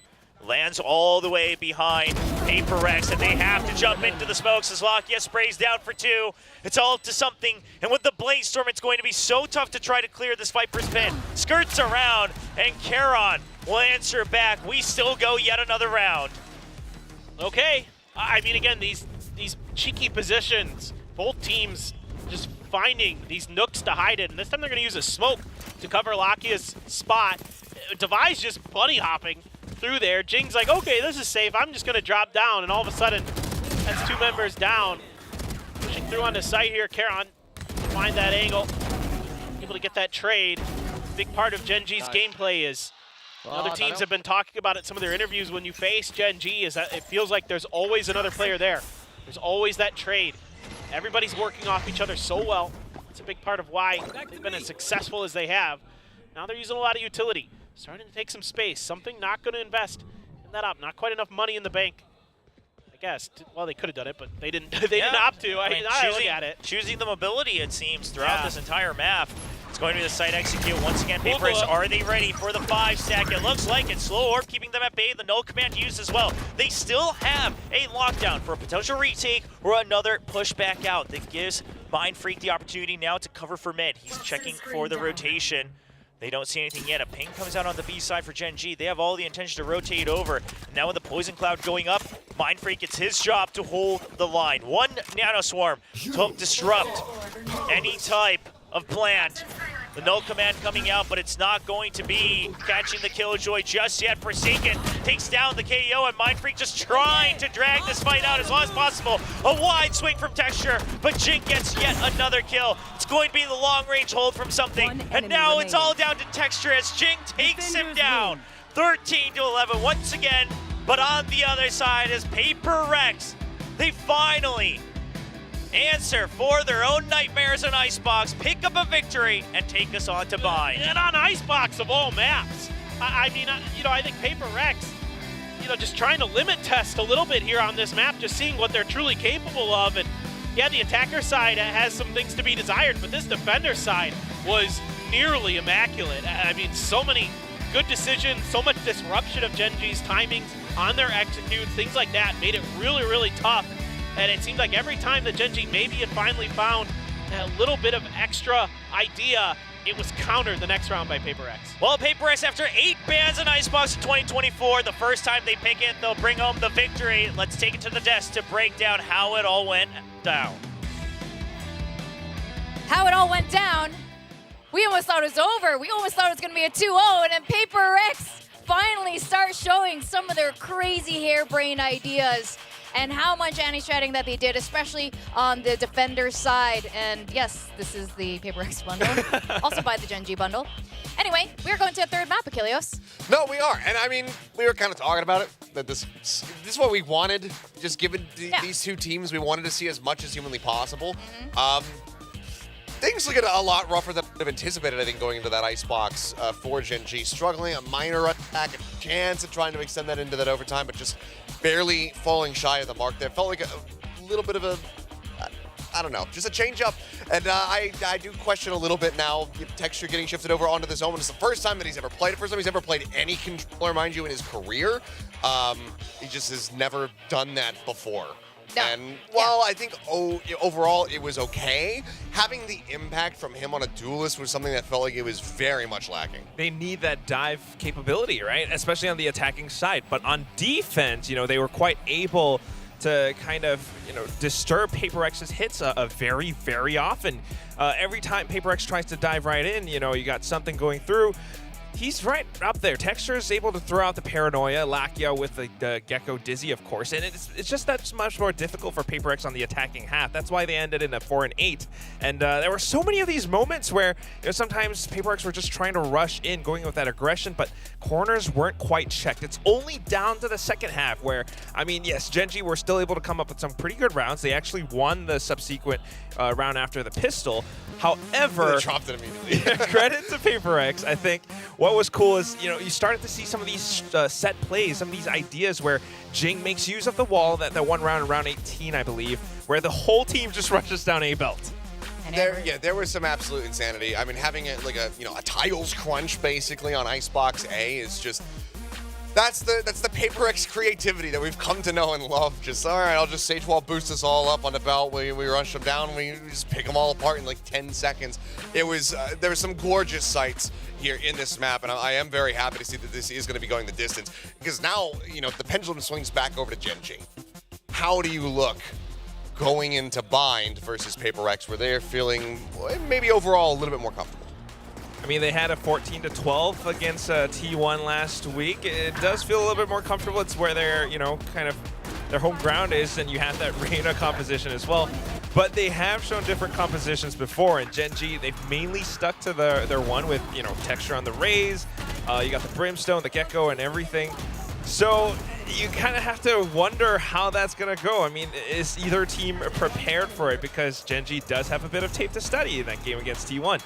But at the same time, I mean, right now, it's just, although it looked like we were starting to lose the map a little bit, Paper X started to look a lot more cohesive towards the end, especially with the whole team just knowing what their role is and just kind of watching for the information, Mindfreak watching for the rotates. That's like the Paper X that we've all come to know and love. It looked like that. It looked like a lot of what they had prepared was for the defensive side. And to your point about the team compositions on the agent compositions for Bind, they've shown a variety, and you're right that Genji did have some tape to study, but at the same time, Paper X is pretty notorious for changing their comps at the nth hour. I mean, Yes, in the past. You know, we were talking about this when they did go up against T1, opening series for Paper X here, Stage 1. I said I think that they are going to have to lean on strats of old, not the Yoru setup or anything like that, because that one's a little bit more complicated. That's going to take some more reps to really get into the... They play Yoru, I'm going to laugh. I mean, right, hey, at this right. point, it could happen. I was not expecting Texture to play Omen. Yeah. That was on my bingo card for the year, let alone this series. Right. So they could just go back over to it. But I think leaning on that Reyna raise is going to be a bit more recent, a bit more comfortable for them. But maybe they do want to change up and go to something that they haven't shown as recently. So we'll have to see. For Gen G, I think I'd be curious to see if there's also going to be adjustments from them going into it. Well, there's another thing we need to discuss, and it's our rank. Our rank. And it looked like, you know, it was going to be a 2-0 and we would rank up, at least with the Gen G pick with Texture. Okay, so I think, so overall, here's the issue. Okay, what's the issue? What's your argument? I was fairly confident that Jing was going to be playing Sage. So I said, okay, well, Texture on Jet, likely to have more impact. I had no idea he was going to be playing Omen. Had I known, had we asked this question after I saw the agent select, I would have said Jing. How do I predict the future? I can't win any points. I'm Achilles. Imagine if you could argue your way out of rank to argue your rank. That would be like, Seth would be like Seth radiant. would win, though. He would be radiant. But you know what? You're right. I was totally kidding. Seeing Texture on a different role than he plays the Owen. I was like, oh no. Anyway, I go down to Plat. Here we go. No, I'm so sad for you. Yeah, you're right. Silver is worse. It's a nice color, though. It's very flattering. You know. Yeah. That's fine, but There you go. have to. Where's Wingman? That's the problem. Wingman is the audience. Wingman vote. goes up. Oh, the audience got it correct? That's what's the most frustrating to me. Oh. Whoa, they knew. Wow, And we you know lost what? to Wingman. I hope Auntie Pearl's not watching this because she's gonna be like, how dare you not pick Jing? She is watching. She's in the audience. But look, on bind, if this was a bind vote, I would 100% pick Jing. If it was like it was a bind to the map instead raise of rule. Icebox. Icebox was a little bit hard to predict on this one. If I knew what Texture was going to play, I 100% would have Jing is. Yeah. Well, Texture just wanted it. He was just screwing you over specifically. All right, but Forsaken and Munchkin were phenomenal on Icebox. I mean, yeah, Munchkin was very much putting up a solid fight to try to keep them in this one, but things were just way too scrambled overall. I think a lot of the calls and the attempted executions from Gen G were pretty lackluster and counteracted really swiftly by Paper X. They did have some really nice retakes on the defensive side, but overall, this was just a team diff, I'd say, across the board. Mind Freak as well continues to look absolutely astounding today. I don't know what he ate for lunch, but whatever it was, it was amazing. But And he got a hit perm. He's just crushing it. And I mean, one of the big reasons why that first half was so dominant was because of Mind Freak. He's securing a lot of these like impactful frags and getting great positions for the team. But I also believe, I mean, Forsaken as this KO, you saw a lot of these clips where something was able to get kills around yellow, but that's enabled from Forsaken splashes, and that's something that I think is so effective. But not only that, once they start to get rounds like those, then the whole team starts to feel more confident, and then you have that Paper X again, because there was that one round, I think it was round 21, where the whole team just kind of waterfalled off of like A Heaven, A Raptors, and everyone just started to dive in. Forsaken got 4 kills off of that. Oh yeah, and you're absolutely right. The way that Forsaken has been playing with something and pairing up with those KO flashes, it's been fantastic. And sometimes it doesn't always work out, but you can see the ideas are there, and you can see that confidence come back in for something, which may not have been consistently there before. I will say my heart goes out to Munchkin because that one moment when he was lurking alongside the Sage Wall by himself. With the Sheriff? If he had hit the 3K, it would have been one of the greatest plays ever. But at least he got the one. It wasn't the full whip. It wasn't the I'm tucked behind box outside ascent A. Yeah. I'm going to now try to backside and then just whipping everything. We don't talk it wasn't about that. But it would have been neat. But seeing that, I was just like, oh, he's just like me for real. That's exactly what I would do in that situation. Well, the question is going to be answered. What is going to be the team comms for these two teams? Paper X, again, has shown many different iterations. What? Okay, something on Gecko. Yeah, it's not the double duelist okay. comp. on the double duels comp. I mean, I don't mind this at all, just given the proficiency for something on Gecko and how strong he is. I mean, Gecko has a really clear identity in multiple different team comps by multiple teams around the world on this very map. I mean, T1 kind of being the big ones in Pacific to really start pushing it forward. We did kind of see that in that previous map as well, Lucky on the Gecko. The Thrash is just such a strong ultimate, and it's very useful for countering Munchkin's Viper's Pit. And we know that Forsaken, an incredible Harbor in his own right. I'm really curious to see how this is going to match up with that in the Brim, going up against the Brim Viper, which, you know, the majority of people are going to be leaning in towards having that Viper, having that additional post-point util. I just want to see Mindfreak staying consistent. I believe that this can go the full distance. I mean, it's been a bit of a race to see who can, like, find that lead so far, and both teams are just keeping up to date. You know, it's only day 5 of stage 1, but I feel like we're already watching a grand final event. This has been so incredible to watch. We're going to go into our 3rd map of this series. Let's go over to our casters, William and Paperthin. Thank you very much. PaperX bringing out another change, a bit of a throwback here for their own composition, going all the way back to Masters Tokyo, where they had CGRS to Gecko main, and they made this comp work. It was, in fact, last use in the match where we had something we like to call the Cove incident. And PaperX moved on from that one. We'll see if they can do it again today. I've been keeping my eyes out for it. I haven't seen it since. I think Forsaken cleared that one up a bit, or just has to stop going for that lineup, really. Felt like it wasn't quite there, but who knows? You know, I like this changeup for PaperX with this agent comp because I think, you know, maybe against T1 you feel like you have a little bit more of advantage in your skill diff. You could take advantage of that Reyna, but this is going to be a much more chess match oriented battle, as we've already seen quite a bit. So a hard rotate from PaperX off of just a little bit of utility contact, and it is work to treat for Gen G. They have fooled them mightily. Yeah, taken over short entirely. However, PaperX will be positioned for a potential TP as well. The teleporter, they're thinking about it. They're actually just going to jump right on in as you hear the guiding lights coming out onto A site. No fear, clearing out showers, and suddenly the position's very good for PaperX. They will take a big hit from something. The high Dizzy along with the Trailblazer. It's just their own 2 comp right now, and that draws all the aggro as Mindfreak's able to sneak out from his own smoke. He's now just holding heaven. They know that people are missing. He's just trying to buy time as everyone's missing their right clicks, but Munchkin will finally land the shot. Something trying to hold on to the site, and of course, eventually it is just going to be the round ending here as PaperX gets to defuse. Nope, all according to plan. I take it back. That didn't fool PaperX at all. This was all according to plan. You know, they're going to overcommit towards that B side because everybody and their grandma knows that it's really hard to retake B. And so they're going to commit to trying to stop that plant. It doesn't come through with TP. My concern here is Gen G doesn't really react to this the way I expected. I thought they'd get the plant down and then hold U-Haul and kind of the back part of site towards short, and they don't. Instead, they just commit deep into A, and they don't account for Mindfreak being up into A heaven already, just waiting. He had eluded any of their detection on that take, and that cost them. That cost them that round. You know, yeah, Texture comes in there and gets some big frags, but you're going to be on a variety of pistols for the side of Gen G, even a Frenzy for Munchkin. We never see that. Usually, if he's going to grab something else, it's going to be a Sheriff, one of those guns he can one-tap with, but he's come around a little bit of info gained. Yeah, great flight path there. Sends it all the way through the window as well, as they had already taken over main.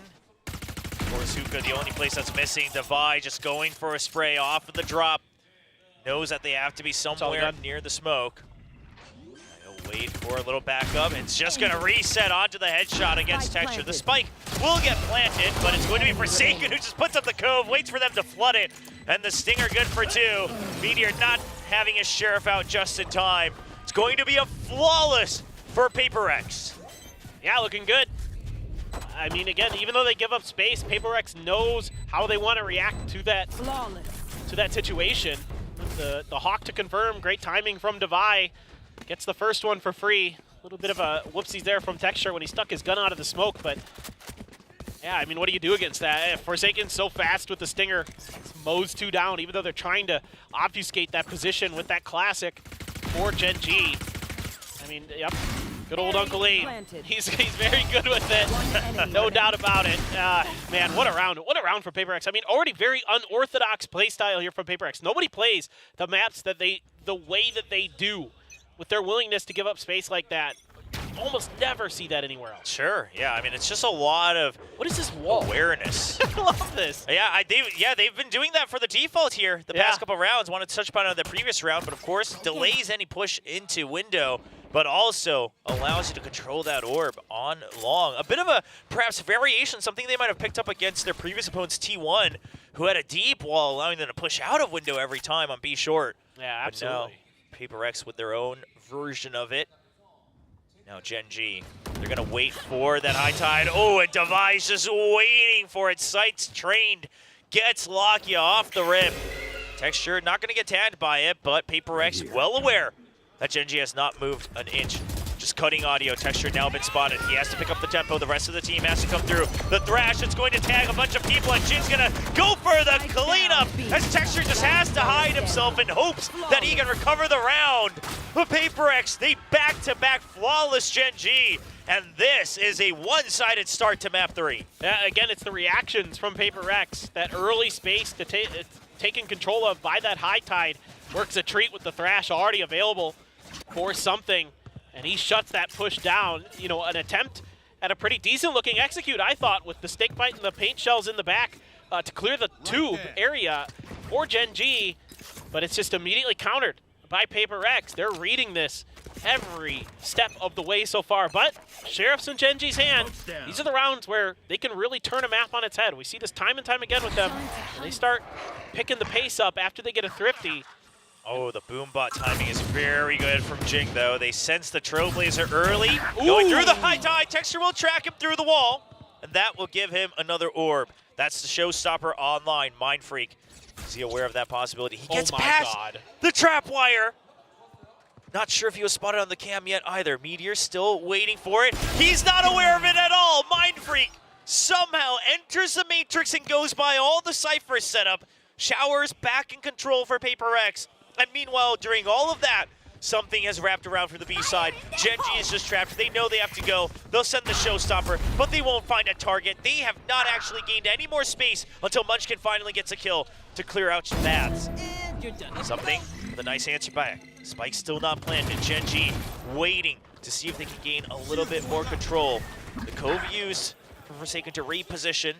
Munchkin, he's got a weapon, but something spots the barrel first, and that's Gen G's numbers dwindling. Spike still not planted as Karon just cannot figure out the exact angles to hold here. No weapons in hand, just a Sheriff. It's been a pistol that's really been one Gen G can trust upon. So Spike finally goes down, wants to isolate the 1v1s, but unaware entirely of something's position as he was last seen in Ace short. It's coming through showers, and Karon has no clue as something will get a triple and Forsaken gets the defuse.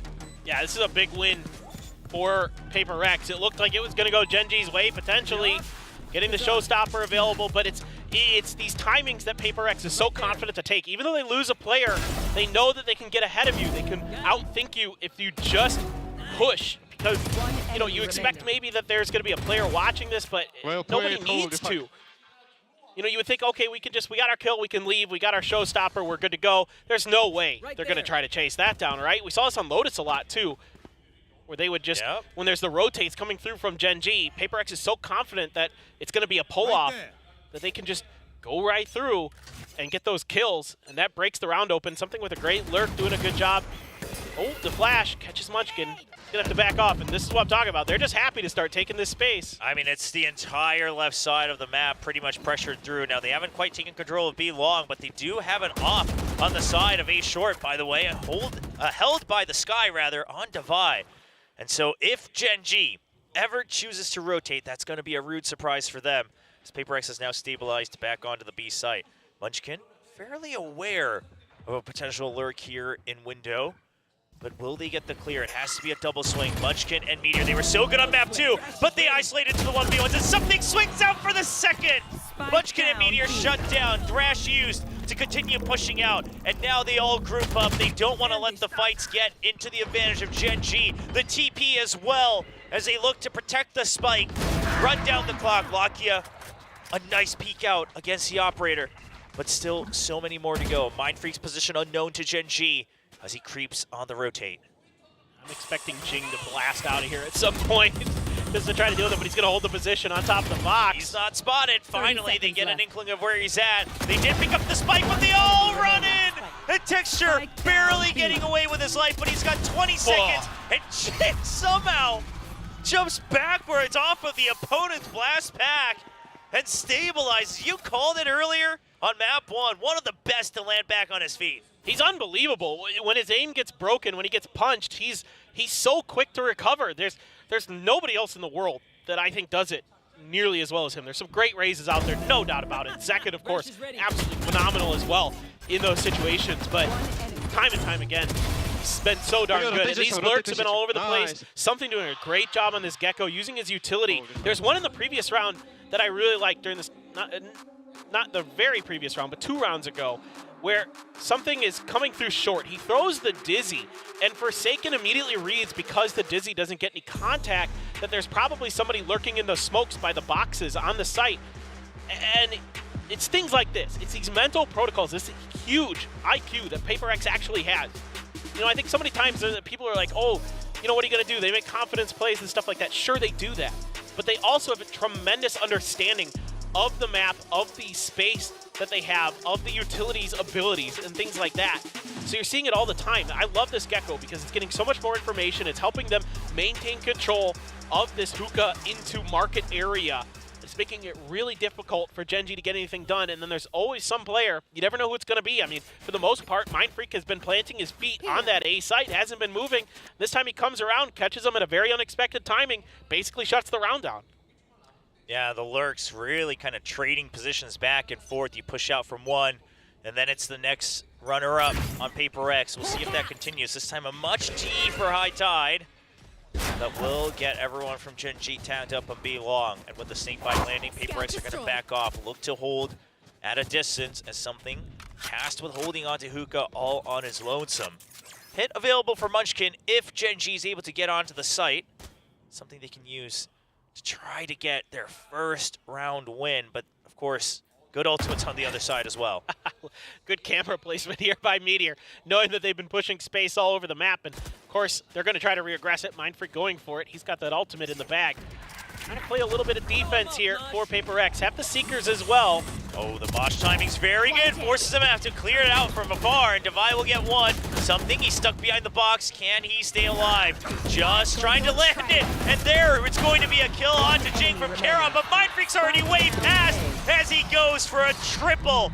Filing out from TP. They were not aware of the re-clear from Mindfreak. And Gen G is starting to lose a grip of this map one piece at a time. It's just so fun to watch. The way that PaperX plays, the way they think is so different. A good Dizzy setup there for that corner. The cabbage is a bit late. It comes through that teleporter because I think there's some awareness of Gen G that PaperX could be out there somewhere. It's just those cabbages kind of take a moment to turn that angle, and by that point, Mindfreak's already ahead of you. Now, a little bit of space being taken through short A this time, expecting an A hit, and it's just Forsaken all alone on this A site. Everybody else pushing out. So, again, the protocol's so good here for PaperX, where this lone player isn't overcommitting, trying to take a trade. They're waiting this out. Now, there is a spam, and somehow Forsaken gets one. Oh, and the code to keep himself alive as well. He repositions. They would have to push it if they want to clear, but Karon waits patiently from afar. Gets the one-to-one trade. The Seekers now coming out from PaperX, leading them back into the site, and there is the Orbital Strike, does quite a bit of damage. Something, all on his lonesome, it's going to be a 2v1, but how does he stay alive in all of this? Picks up a kill as well. The chaos where PaperX was born carries him through, keeps the pit at bay. Now the Orbital Strike from the other side as well. Karon just trying to buy time, but something, he's already entered the pit. Munchkin has to be aware of this, and something snaps on! Already down to 1 HP from the decay, and it's all up to Karon, and he cannot get there in time. 7 in a row for PaperX. It's just brutal. They're just everywhere. All at once is PaperX. I mean, you know, Forsaken does a great job buying time, playing his life as best as he can. Gets the one kill, uses that cove brilliantly like you mentioned, and then it's the Seekers out, and they're able to trail that Seekers to get another kill. That Dizzy is so insane. Something throws it at his feet behind him as he's jumping away to buy himself just a little bit of extra time, cause a little bit of extra confusion. And again, it's those instant reaction plays that PaperX has. Such brilliant knowledge of their agents, the way to play them, how to react. This deep understanding of the game that they actually have is just incredible. Jing peeks out right as the Poison Cloud lands, wants to get ahead of it before it blooms. And this has been a recurring theme even since Icebox. PaperX knows that Gen G, if they're able to clear the site where they're util, they are near unstoppable. Wants to get one step ahead, take the tempo back as an advantage for PaperX. Now audio cut, and Karon will use that advantage to get the angle he wants against Jing, but they haven't quite cleared something from atop the box. And it's going to be Forsaken again with another kill. Meteor with the trade. Something spotted. Karon swings back out, regaining some of that confidence that we saw from the rookie. Over at Madrid, over during kickoff. One enemy 2v2, Mind Freak puts Karon back in his place, and Meteor will swing around, but he can't land the shot. And the whiffs are starting to come in from Gen G as they are getting shaken up. They haven't had a tough map like this in a long time here in 2024. Everything's just going PaperX's way, the luck as well. Mind Freak found the perfect moment to cut through out of a link there. He had it under control, did Meteor. He was watching it. That's a really tough angle for defenders now that they have that bench outside of A Showers. But Meteor looked away to throw his smoke. And that's when Mind Freak cuts in. It's so well timed out here by him. And he's, even Forsaken starting to pop off a little bit. Yeah, they smell the victory right at their doorstep. It's been a tough going for both teams, but PaperX, they haven't lost a single beat here on Bind. Mind Freak at 12-3-3. Back at championship level for sure. We see Munchkin getting chased away. PaperX, they've cleared out A short. Once again, it's going to be something left on the lurk, an immediate cascade, and an immediate rotate in the works. The smoke's coming out from Brimstone just to buy time. This is just to allow them to make sure they regroup, but Device somehow gets to spam through the wall, gets the kill onto the sky. The Showstopper won't find him just yet. And now, Gen G playing with numbers down. Something will have to hit the trip eventually. But during all of that, PaperX setting up, and look at this. Odin spam comes through once again, forces him away from backside. Gen G, they're not quite sure where to hold for post-plant. And there's the guiding light. It draws their crosses away for the anti, and Forsaken swings with it. There's a high tide. Now, all down to Karon to try to hold on into the site as his teammates are busy with the flanks. Karon gets one. Meanwhile, the Dizzy pushes Meteor away. Munchkin with a trade, but he goes down. Meteor holding on, but Forsaken's there. And PaperX string together yet another for 9 on the board. I mean, this is so incredibly well thought out here by PaperX. They get the space early, they send the long lurk again with something, but they have so much money, they're max buy, that Devi's like, I'm going to grab 2 guns this round. I'm going to grab an Odin and a rifle, because he swapped out after he got that first kill. And they just know, they know where Gen G wants to go, so they give that space up willingly. It's something we've been doing time and time again on this map, and it works every time. It's such a great game plan here drawn up by Alex and PaperX because they have so many answers. And Gen G finally feels like maybe we've got some comfort. We can get that beat post-plant. Yeah, you got to call the second timeout. What are you going to do? Yeah, trying to hold on to it for as long as possible.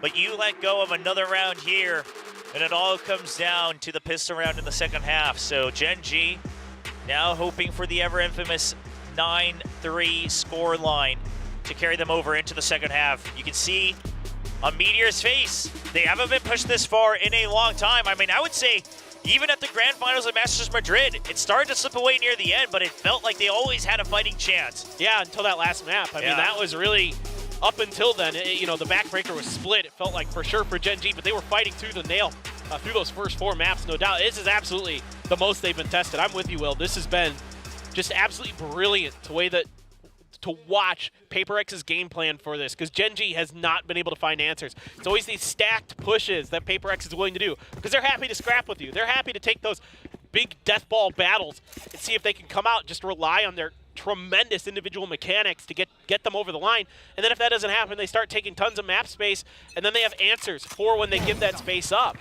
It's whether it's an Odin or just, you know, good play, good cautious play by Mind Freak or Forsaken. All of these things working so well for PaperX. So Gen G this time Perhaps trying to use the timeout as a bit of a mind game, making sure that they don't actually lose the tempo. They're going to pick it up just a little bit. They've already tried to clear Hookah. They take a headshot, but it's going to be an answer right back from Munchkin. So Texture low, but something down as Gen G leads 5-4 in numbers. Texture lands right outside of that link all the way to defender spawn. Now they'll get the spike down. They have the orbital strike. They've got the tools to finally get around, but the Cove comes in and tries to fill it again, but Forsaken's ready for it. One step ahead yet again. The Reckoning will tie up Lakia. It's going to be the pop flash. He'll be good for one, but it's going to be another cascade. Vision now blurred away from Gen G. Orbital strike has to be used to buy time. The spray to ensure that allows Divide to close the gap. 2v3 for Paper X. Divide, can he get the kills he needs to protect his teammate? No, it's going to finally be a 3-man win for Gen G as they put their first win on the board. Yeah, good tempo change here for Gen G. No longer playing cautious. And the fact that Paper X doesn't take Hookah control early this time cost them a little bit. You know, Yas something gets a dink, but he's caught on the way out by Munchkin. Good read by Forsaken there, knowing that Texture was going to get aggressive into that Cove. Shorty at the ready well before Texture was pushing in there. Then he's able to find a couple big kills, a good cascade, take a little bit of space, an early tap of the spike to try to bait out that ultimate. Do a lot of good things there, does Paper X, but it's just deeper this time for Gen G, and that first kill is huge for them. The fact that they come out of that and are able to get into a much more comfortable post plant. Look at him trying to hide from Mind Freak.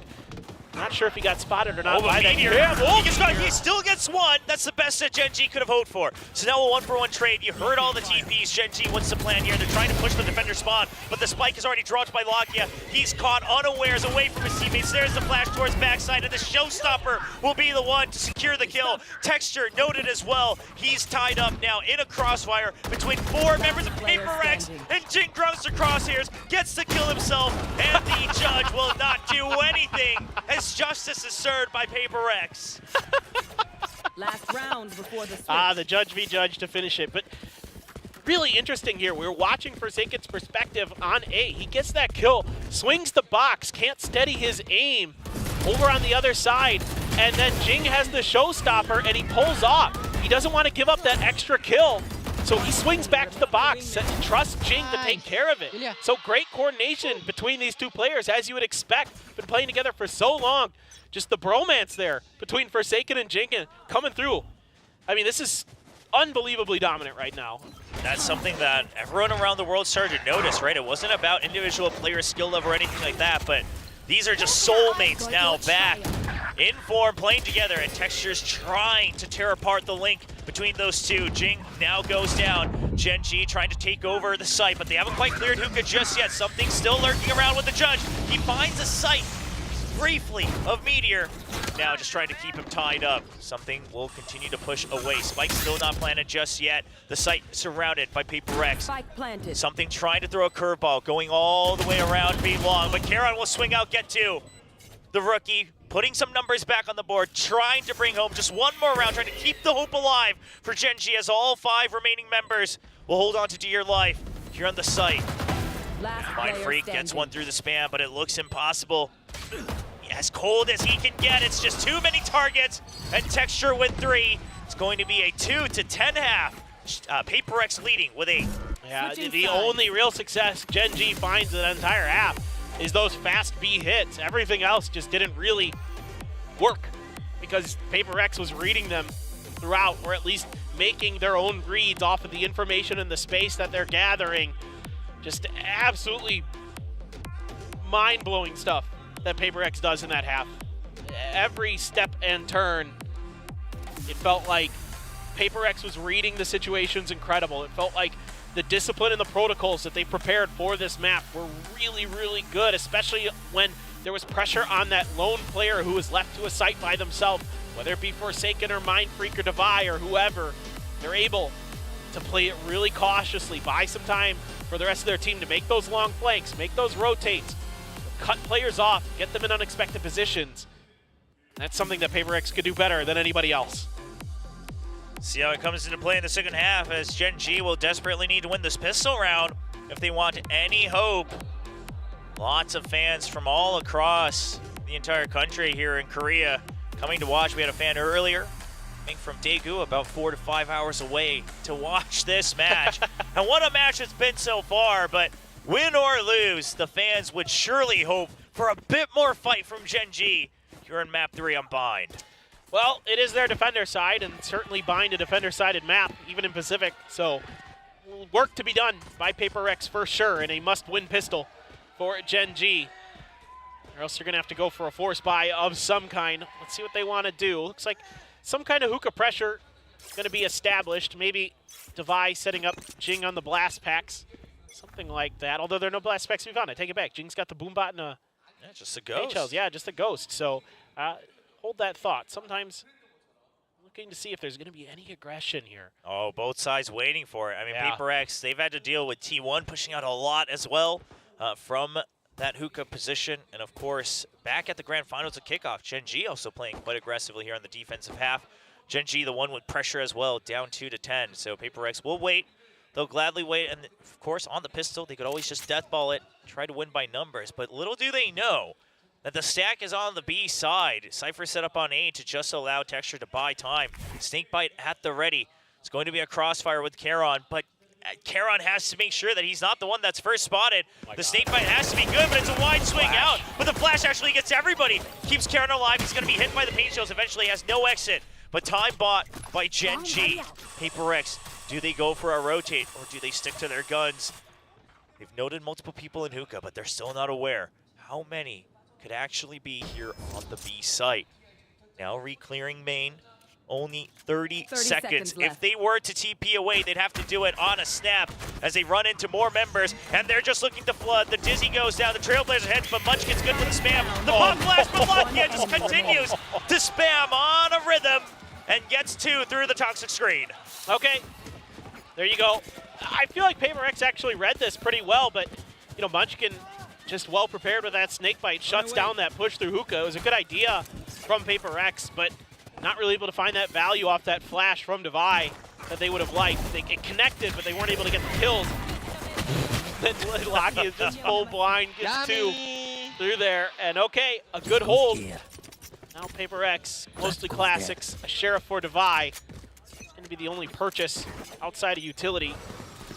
And let's see what can be done by PaperX. See how much damage they can get. Camera in showers, so it's going to note this here.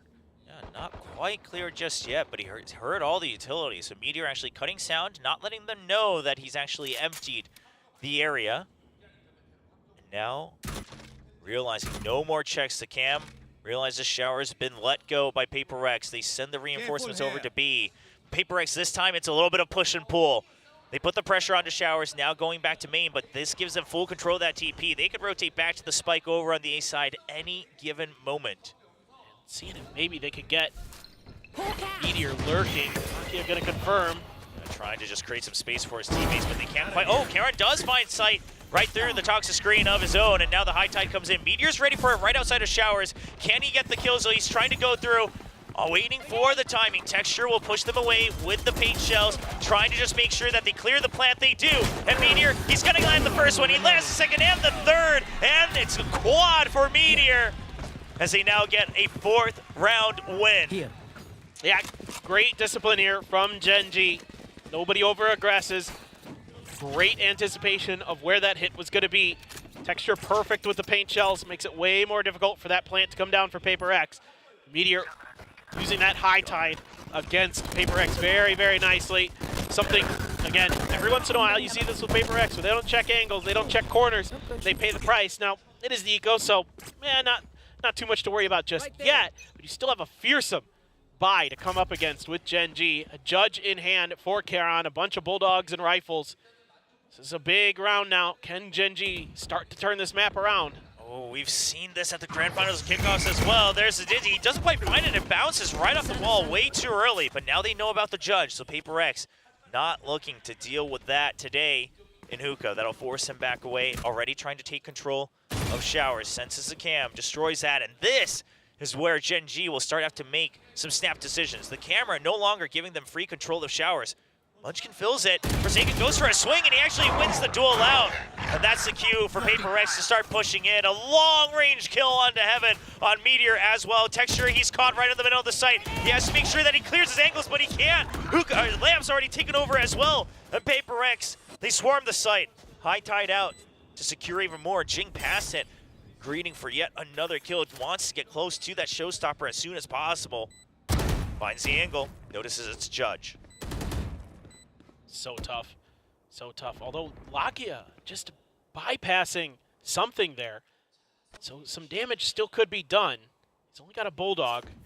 Fishing to see if he can get that gun upgrade maybe before the round is over. I mean, they'll take anything right now because they need to scrap together everything possible to try to continue here. So many teleports coming in. Lakia's a little scared about this one. Not quite ready for it. Chooses to go for the double-triple, but only good for 1 kill. No gun upgrade, and Charon will die to the spike as well. Yep, now it's starting to look rather dire for Gen G. Thought maybe with that buy they could get something done, but really nice anticipation of that position by Paper X, having in the back of their minds that sometimes there's a player behind that box with a Judge, and the Dizzy notes it. When they pull off and they start winning 1v1s, Jing gets into that angle in U-Haul, but really Forsaken winning that 1v1 against Munchkin makes things so much easier because that Showers control lost. Then you're able to get deep into sight, cover heaven from there.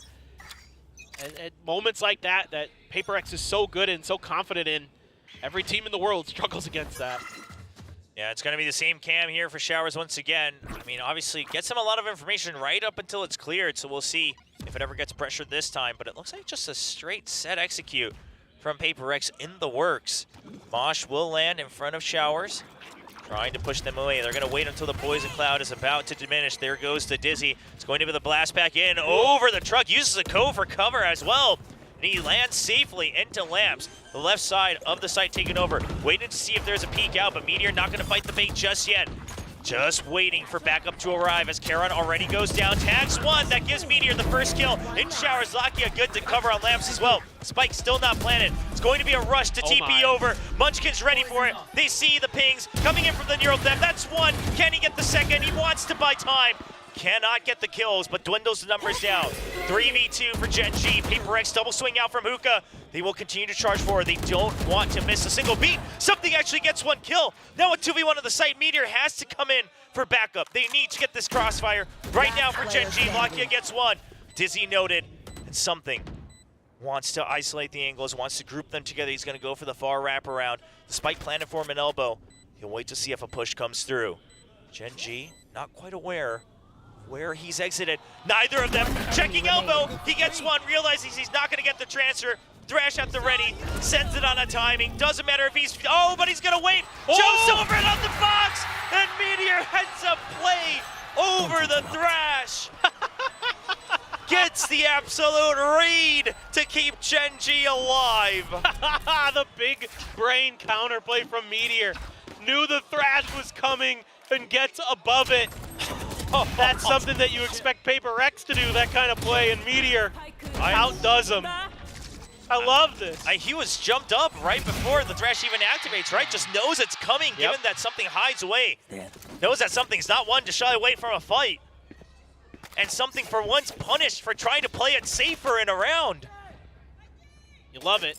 I mean, I thought Something played that great. He couldn't use the Thrash in the 1v2. I really like that execute from Paper X, even though it doesn't really work out, where they use the high tide in the Cove so Jing can safely blast pack to make sure that they can set up a crunch into U-Hauls. Didn't really come to fruition in that round.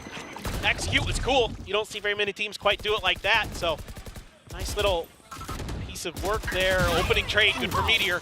Oh, there's the showstopper. Can't get away from that, though. This Meteor was trapped in back of sight. Now Gen G still trying to hold on to the back side. They will have control of it for now. As Paper X, they try to push through, but Texture and Munchkin are good with their shots. Something trades for 1, but it's still a 3v2 advantage for Gen G.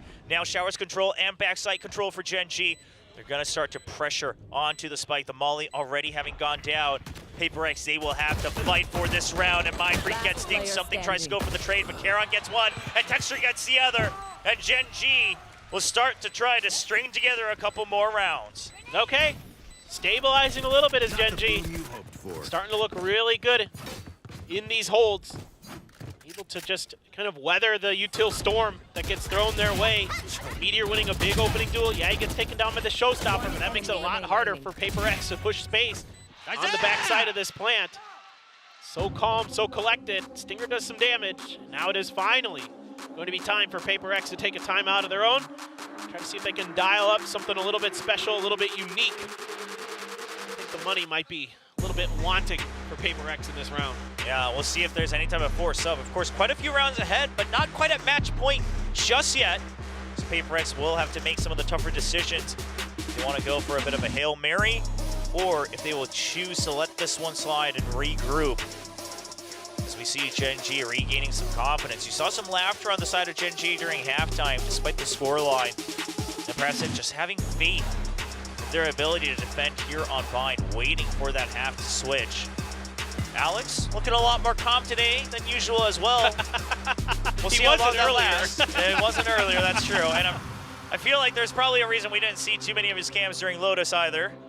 Perhaps a bit more animated during that time. They're going to be able to string together a few rifle purchases. The rest is going to be Sheriffs or Paper X, but you know, we see it all the time with these two teams. Thrifty buys, they're actually going to downgrade to a Spectre, but Thrifty buys are something to be feared, no doubt about it. And Karon does have that orbital strike in case things get dicey for Gen G on the post plan or something like that. But I mean, anything to buy time. Yeah, exactly. Right? You got the pit coming up soon as well. Meanwhile, Paper X, they're close to another thrash, so could be something that they're working towards. They'll actually go towards the Seekers this time for a divide, now 2 points away, and they plant Jing. Now, Meteor changed up his cam position. Doesn't want to lose control of Showers too early. Finally gets taken out, though. Realizes the lurk from Jing very deep. Ruins the plan for Paper X as well. Yeah, they're pinging Hookah. So they were either thinking about trying to go for some kind of hit, maybe similar to the previous round, kind of set up some kind of crunch there. It didn't really get necessarily accounted for by Gen G as nobody was in that position. So maybe just a reattempt at it. Texture close to that. It is going to be different, a very different high tide. Try to give them the ability to take a little bit of space, maybe set up some crossfires. Texture trying to go for the early spam on the back of that poison cloud coming through from Munchkin. Here we go. They're all decayed, but they have to destroy the tripwire. That's the cue for Texture to fire off once again. So all these smokes on the side of Gen G doing their job. Dizzy taken down, tries to clear the wingman. He actually gets it, goes for the blast back, stays alive. That means so much, but eventually he gets wrapped around. Now the orbital strike with the pop flash comes in, something able to stabilize his aim before the Cyber Cage comes up. Lockia's here for backup. Now a 3v3, but weapons upgraded for Paper X. Spike will go down. Paper X get another lease in this round 18. Something spots the side of Munchkin on that jiggle. Munchkin as well goes for the check, but it's the spray down from Jing and Mindfreak. And now the IGL of Gen G all alone. Gets one, but can't get the second. Mindfreak with another triple kill. Multi-kills galore for the controller of Paper X as he brings them to match point. Yeah, there's good ideas here from Gen G. The trap wire placed inside of those smokes so it can never really be identified.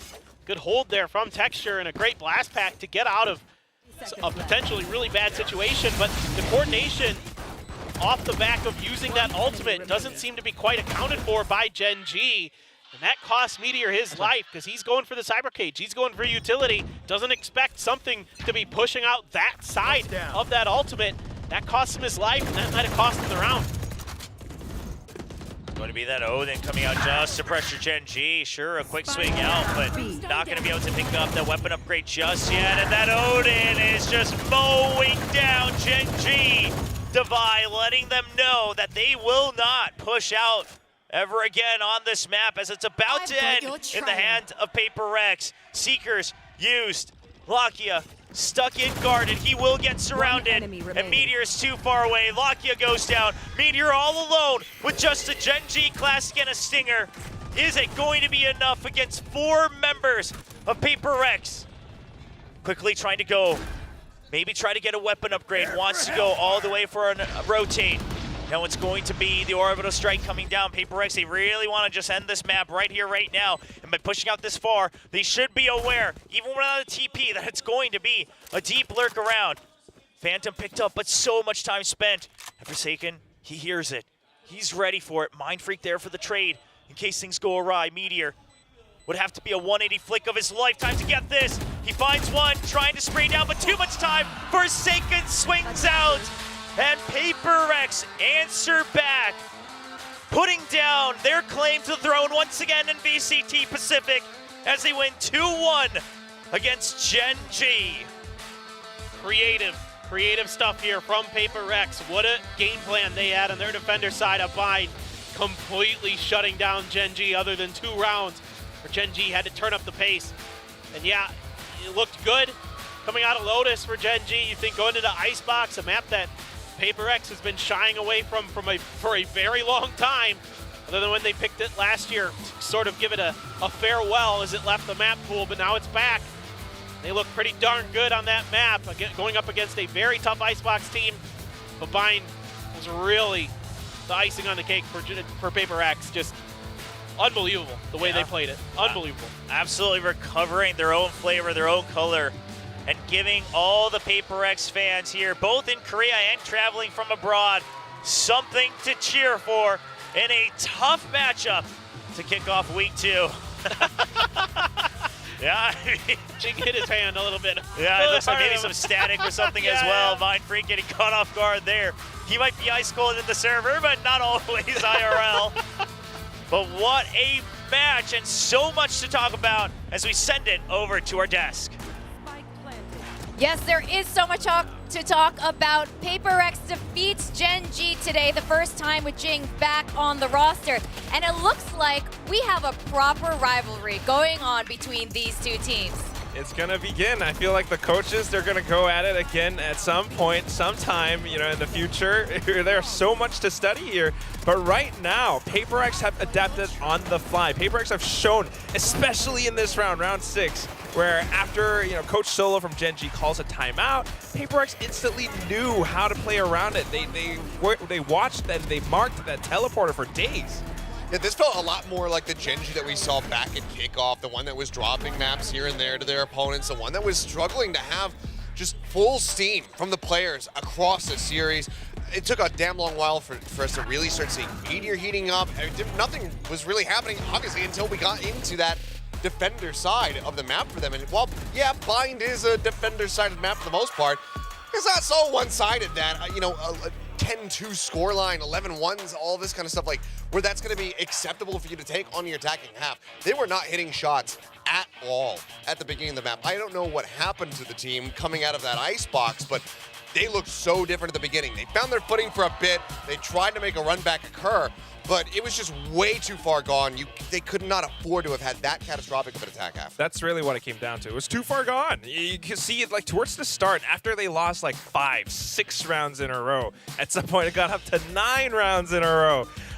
Like players like Texture, like looking at his player cams, he's really trying to kill himself back into the game. He wants to get those frags. Okay. Not like that. Sorry, Achilles. Not like that. Interesting phrasing, but I know exactly what you mean. He wants to find those frags so that he can find that groove going again. But then, you know, it just doesn't quite happen. It's only easier on the defensive side because he's holding these positions. You know, even in some rounds where he's doing everything right, you know, staying hidden, tucked away behind Forsaken's High Tide, for example, and then springing at the right time, shooting down the wingman, and then tossing paint shells, blast packs away. It's all good moves, good ideas, but then, you know, the PaperX still just has that confidence. The damage is done, and even though he's able to find these little moments of victory, it's just not quite enough. And still, though, you gotta admire that movement that Meteor had against Something's Thrash. That was so fun. That was definitely the highlight of the map, I think, regardless, win or lose. It was such a creative play, and it was like the one moment where it's like, I have happy feelings again. You know, as a Gen G player on stage, like that was the one moment that they could smile, because the energy was just completely cut off. I mean, William was talking about it during the cast. It never felt like, even in the grand final versus Sentinels, that the game was completely out of their hands until it was over. This, it felt like it was so far out of their hands, and right when they started getting some kind of steam built up, it was just far too late. And one of the things that shocked me looking at the previous graphic was that they had 8 first kills. I honestly, it felt like after watching that map that, it felt like they had like 4. Because it just seemed like every single round they went into, PaperX was getting that early advantage, just taking somebody down. And it just felt like Gen G was never really able to find a solid reply. This was just absolutely excellent fragging from PaperX. Good game plans, great pivots and everything like that, but ultimately, like, they were just nailing shots. The whole team, like, marking these positions. I think we definitely have to, you know, credit Mindfreak a little bit as well, because he knows exactly where to position himself, and he's, like, able to position his crosshair and connect onto every single shot that comes through. And there was moments in there where I didn't want to credit Mindfreak. I wanted to accuse him because it felt like something was far too sus. He was so damn clean, not just in Bind though, across the whole day. Honestly, like this was just an incredible performance. Yeah, it's what he had for lunch. Yeah. Currently. And whatever it was, it was just it worked. PaperX had answers for every single round, especially in that first half, and it was undeniable. But what's also undeniable was this matchup between these two teams going to a full 3 maps. This is why these two teams were top 3 at Masters Madrid, and this was top-tier gameplay. And I think it's almost safe to say, I'm pretty confident Pacific's going to win a trophy this year.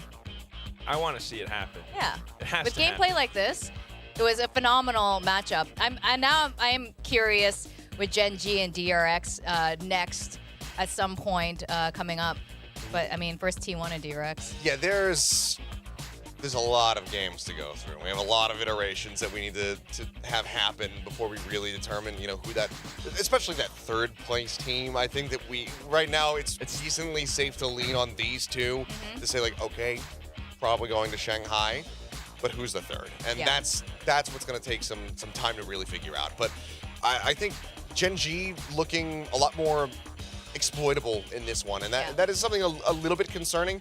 The fact that, you know, double timeout calls in the first half only leads to a handful of round wins for Gen G.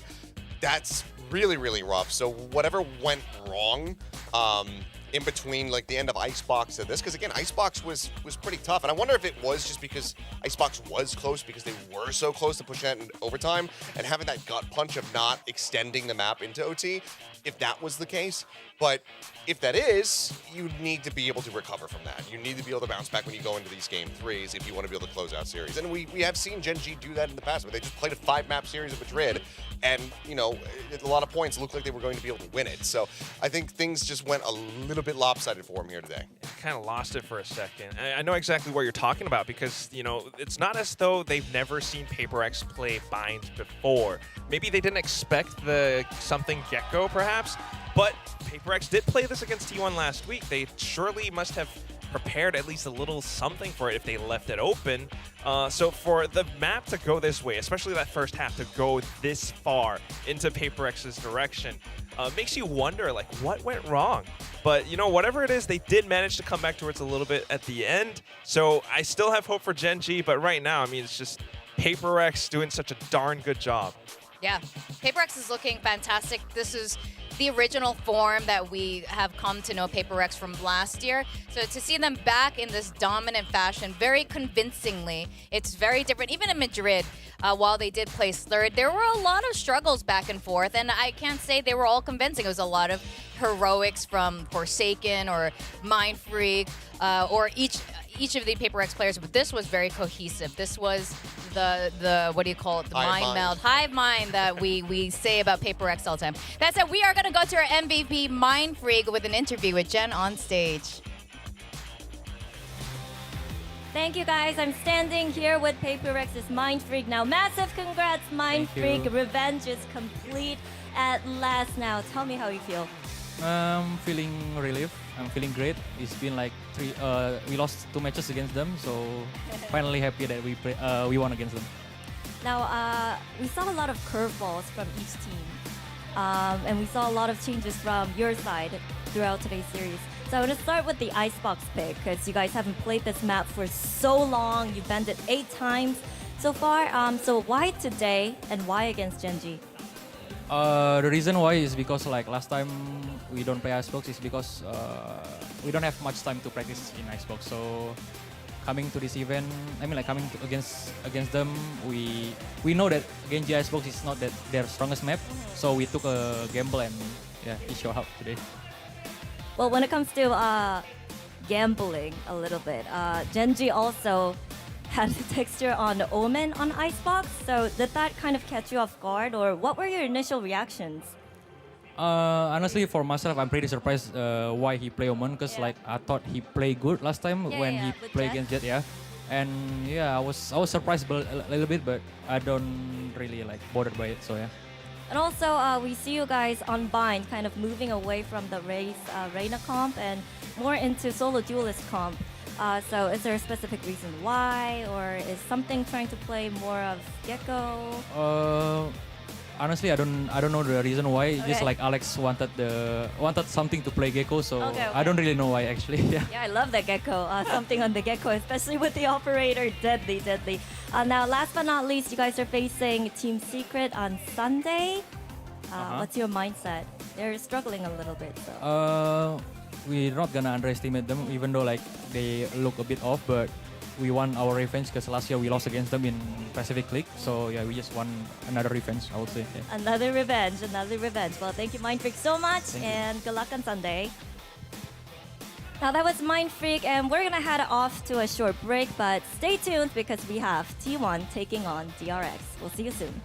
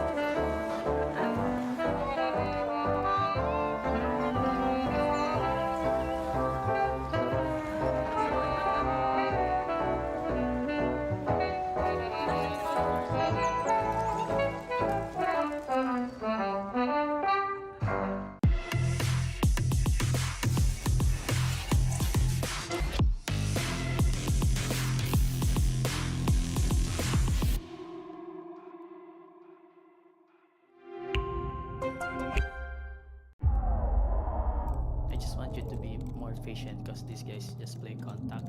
So okay, Team Secret, we need you guys on the stage now. Come on, let's go. Right, let's go. Let's go.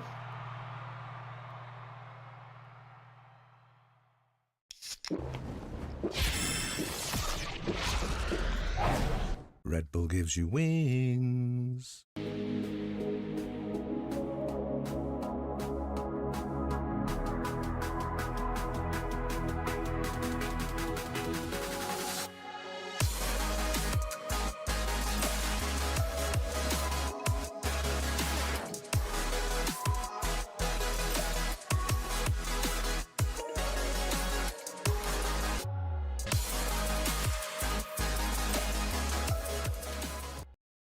立ち日グループ100周年、私たちは愛する立川にかつてないワクワクや感動に出会う場所を作ってきました。そして今大きな夢の実現に挑戦しています。立川と世界を文化、芸術、スポーツでつなぐ、私たちが愛する立川を世界に愛される都市に、立川と世界をつなぐ立ち日グループ。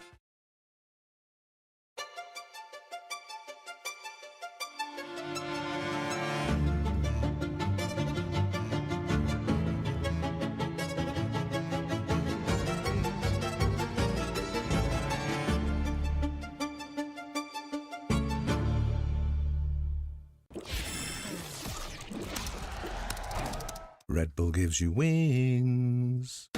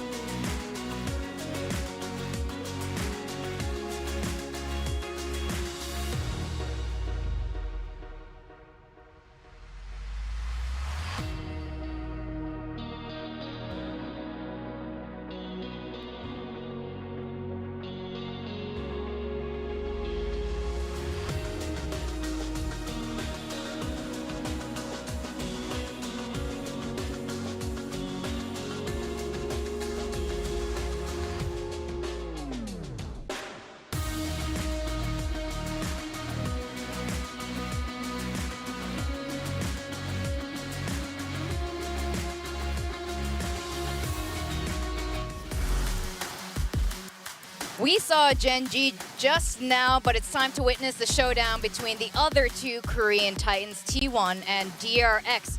Now, DRX has been coming back into full form, but T1 here, we're gonna go into an interview and see how they're feeling after the last two matches. Hello, Saya.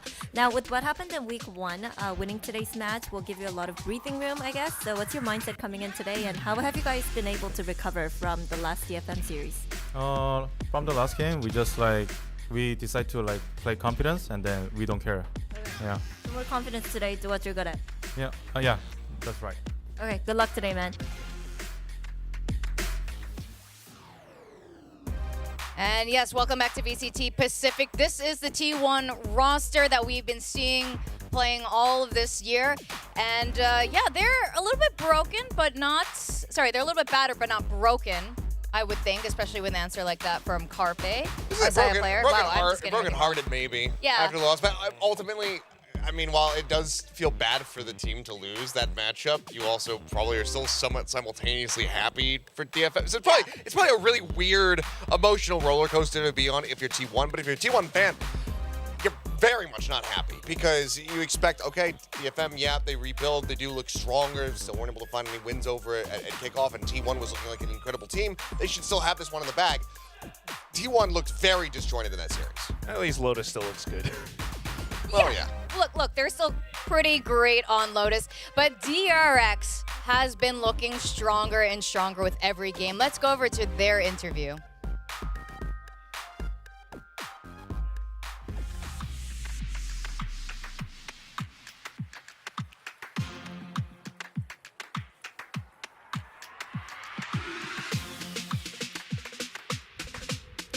Hello, Mako. Now, T1 of course lost to DFM, but you can't really let your guard down against them. So is there anything you need to watch out for today? Whatever, they lost the FM. Okay. So... Easy game? Never mind.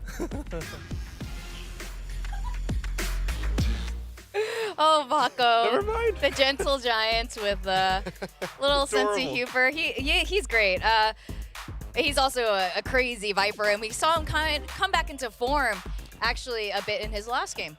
Yeah, I mean, the series that we've been seeing from Mako so far have been just kind of like vintage Mako, which is something that we were missing for a decent little while there, you know, especially in the kind of arc of DRX going over and having their stumbles at Masters Tokyo, etc. Even in Champions, he had some flashes of it, but it wasn't nearly as consistent as we had been used to from the past. So far, here in Stage 1, Mako has been right back on it.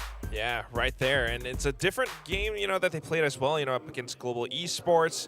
But what I really did like was Foxy9. You know, before he's on that duelist role, maybe running amok a little bit too much.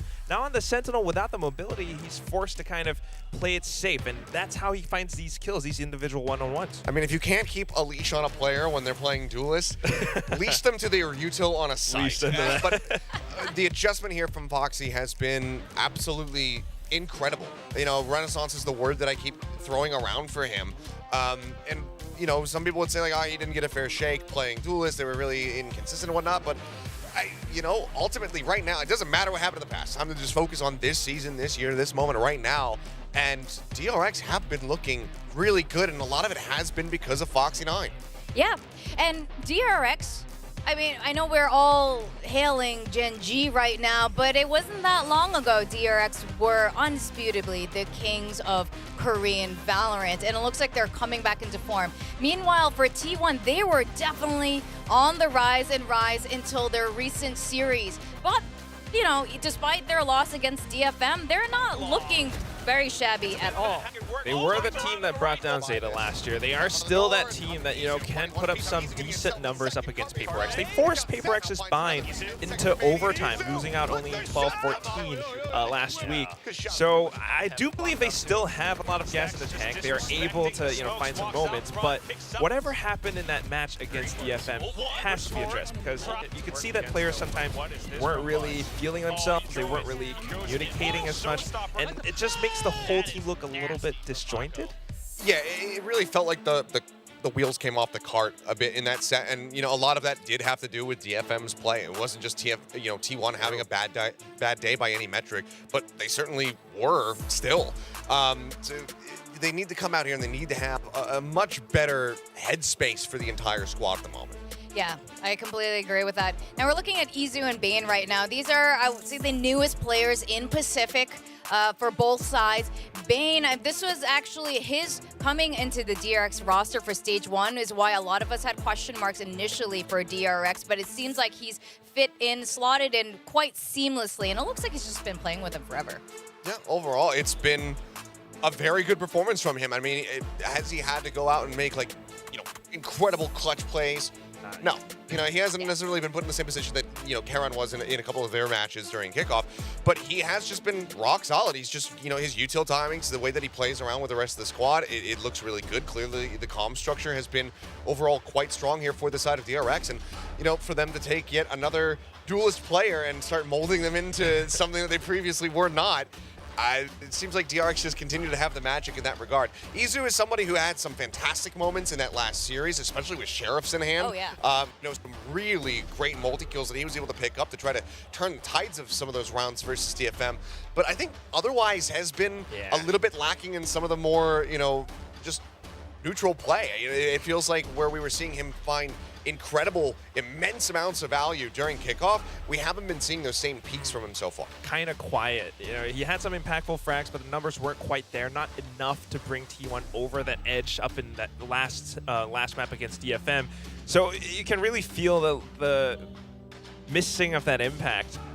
So, before we go into the map ban picks, here is how these two teams have been playing out over the course of this year, and they have very similar map ban picks. A little bit, but I mean, DRX, basically playing everything so far, and overall looking pretty good. I'd be curious to see, where this veto ends up going, and I'm also curious that Termi is once again not wearing a suit.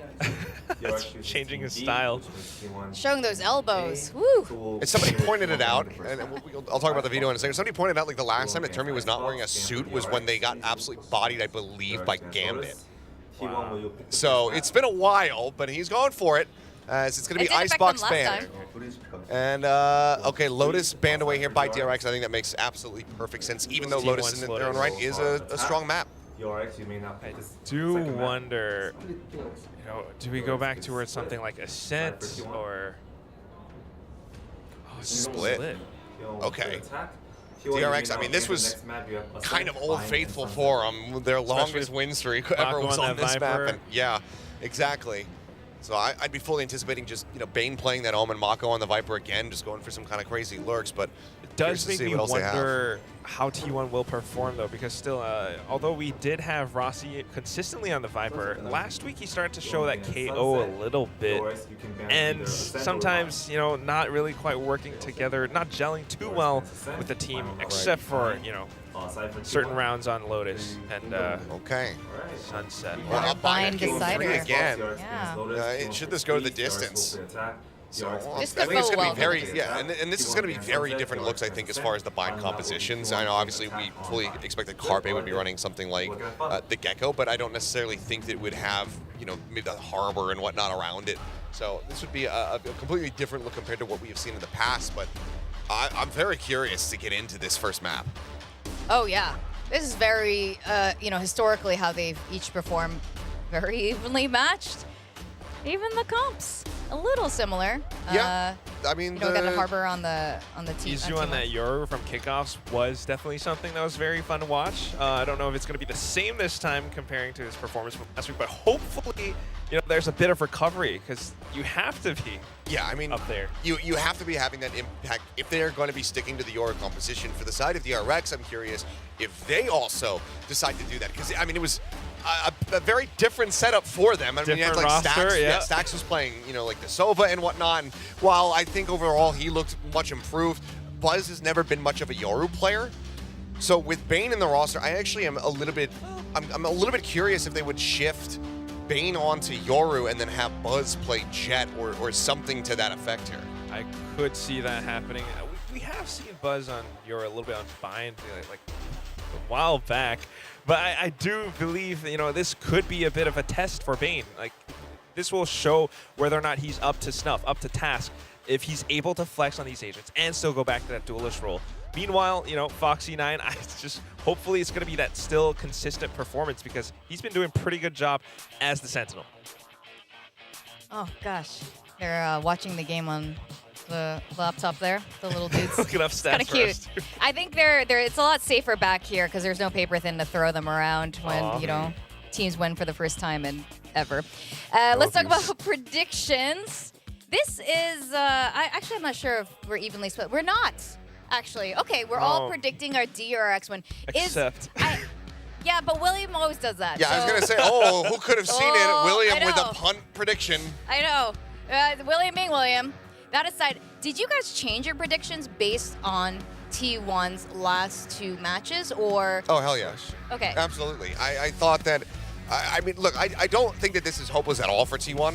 I think that if they are going to be coming out and they're going to be in solid form, especially if Izu is going to be able to find similar impact from kickoff on Yoru, I think that T1 absolutely can take this series. It just does that carry across all of these maps here. Because DRX right now, I think overall they look very solid. It's a little bit difficult to kind of, you know, pick things apart and say, like, well, this is something that they really need to start working on. I think there's some minor stuff, but for the most part, they look very clean. Whereas T1, the last couple series, a hell of a lot more to point at.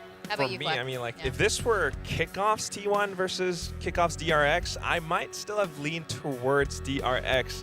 T1, you know, they've been looking to, you know, improve and show us a lot of new things. But DRX is still just that good. They know everything. They are able to set up. Unless T1 shows that they are able to counter some of these plays, it's going to be tough.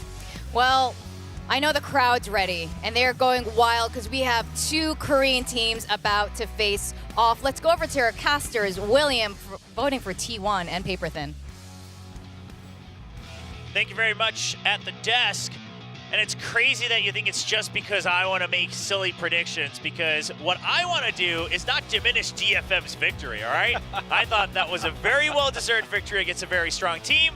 I think T1 should be able to regroup from a lot of the mistakes they made. But of course, I mean, DRX is looking better and better each match they play with Bane. No doubt, and that's kind of worrisome for T1 because you're in a state where maybe your mental isn't where it needs to be. You got beat by DFM, a team that, you know, you're not expecting necessarily to go down against. But, I mean, I think they can bounce back. It's just going to be whether or not, to me, it's a mental game for T1. That's really the biggest thing. Absolutely, for sure. It has to be a confidence play between these 2 teams. Of course, a lot of history between the orgs as well, but also here in VCT. T1 yet to get that ever-elusive victory against DRX, who used to be the original Kings of Korea. Can they do it here in Stage 1 of VCT Pacific 2024? Let's find out as we welcome the players to the stage. T1.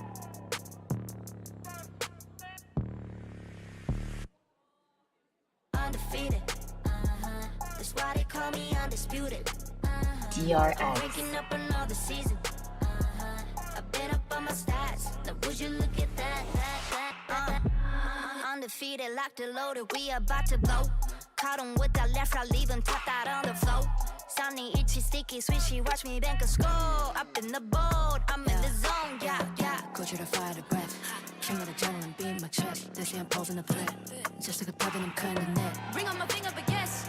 Like clean tricks and I don't even sweat. That's what I call it finesse. That's what I call it finesse. Ain't no rivals, ain't no rivals.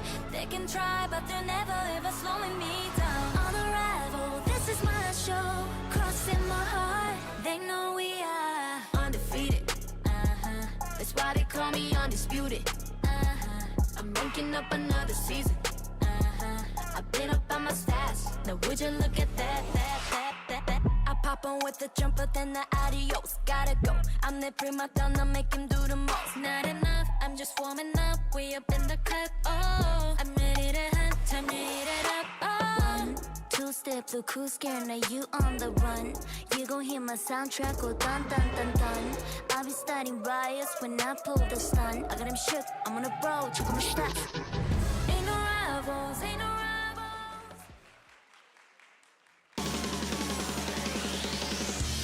T1 versus DRX. T1 just looking to get back into form, while DRX looking fresh with their new looks, representing their new merch here, of course, featured on their team capsule as well. DRX 2024 Ascent Can they continue that upwards trajectory is the big question. No doubt. I mean, you got to be looking at DRX and thinking, man, it's looked really good for Bane, only having a couple days before the stage started to really integrate himself with this roster. And for T1, the hopes have been high for them coming into 2024. This is a roster they were really confident in, and so far it hasn't panned out. Is this going to be the turning point for T1? Can they recover from this loss to DFM is the big question on everyone's mind. Certainly they can, but it is a difficult task. You know, they've never beaten DRX yet. It's a different looking DRX. But man, oh man, a lot riding on this match already this early in the stage. Absolutely. I mean, T1, they built up so much excitement during the offseason, coming out with new looks, new comps, confident clutches, great comms, great vibes on stage. People said this was a squad to look forward to, a global squad on a Korean team. And we take a look, and the desk was trying to theorize on what would be the roles here at DRX, but it looks like we hit it spot on. Bane will be filling in that Euro role, allows Buzz to continue to be that fixed primary duelist in the Jet, and Foxy9, of course, continuing as that sturdy Sentinel. Yeah, and when you think back to this comp for T1 in particular, when they last played this map, it was against Bleed. It was a multi-overtime affair. The real thing I'm looking for here for DRX is to shut down Saya player if he gets an op. That was where a lot of the damage was done for T1. Saya player went plus 15. The only person who was able to take the op out of his hands was Ye on that Neon. So for T1, you know, you want to get to that op early and you want to use that to shut DRX down. And DRX, if they get to that power weapon, how are you going to have the ability to deal with that doesn't require a Neon like running in the face of Saya player? Yeah, that's the big question. Of course, Saya's operator, the Marshals, the Outlaws, anything with a scope, Saya will use it to great effect. See if DRX can shut it down or perhaps even just deny the opportunity throughout this map as they start on the attacking side. Of course, this map pick coming in from T1 themselves. So on the defense, playing with that no Sentinel, oftentimes we're going to keep our eye on Excurit to see if there's any sort of push out to try to gain some more control of the map. Try to cut it up a little bit more with things like the Cascade, the High Tide. As we take a look at DRX setting up on the A side for a bit of contact early on. Let's see if Excurit and Carpe are going to be ready. Izu now trying to work his way through, so that Yoru utility, just a flash, available for him. Cleared the dart.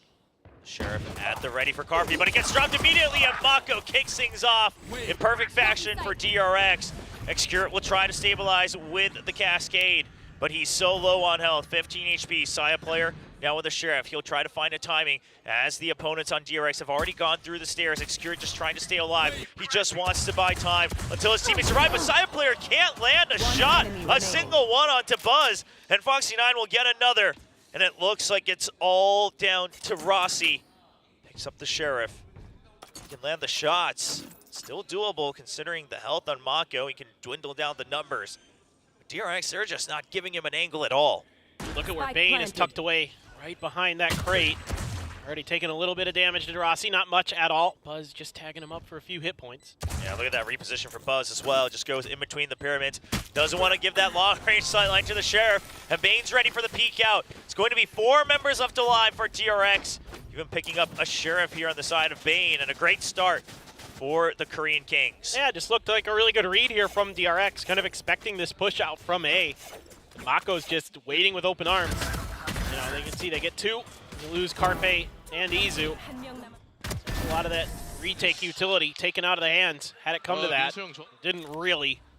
Saya player not able to find his shots. Rossi in a near impossible situation.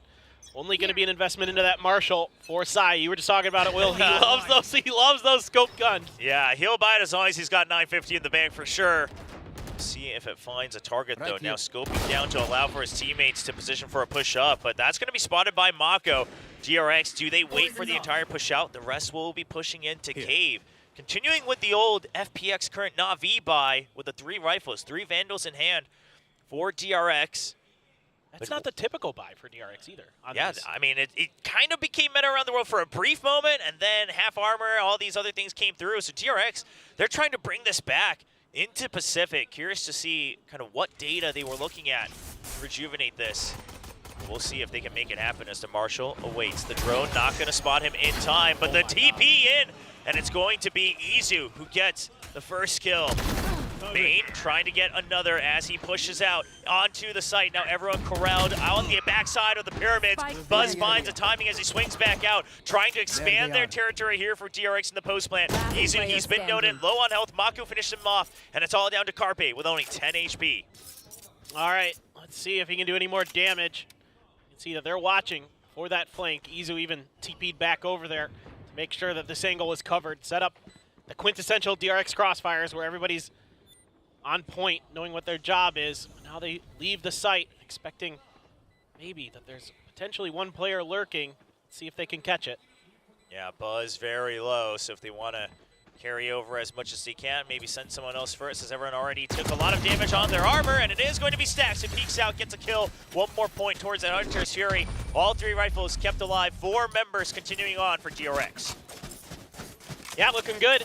I mean, this is now, you're going up against a full rifle buy, essentially in the bonus against DRX. So they're able to come through that relatively cleanly. Good job there by Bane, taking space early with that TP, catching Saya player in a bad spot, and able to do some good damage. DRX seeing if they can turn this map on its head. It was a pretty even affair for T1 on both sides of the coin on Breeze. 6-6 against Bleed the last time they played it. Let's see if they can avoid kind of a rough start like they had against Bleed, where Bleed took 5 or 6 in a row to begin the map. Bane going to be farming those orbs, as the orbs do on this particular I mean, we'll map. see. The record continues to be held by Forsaken. Yeah.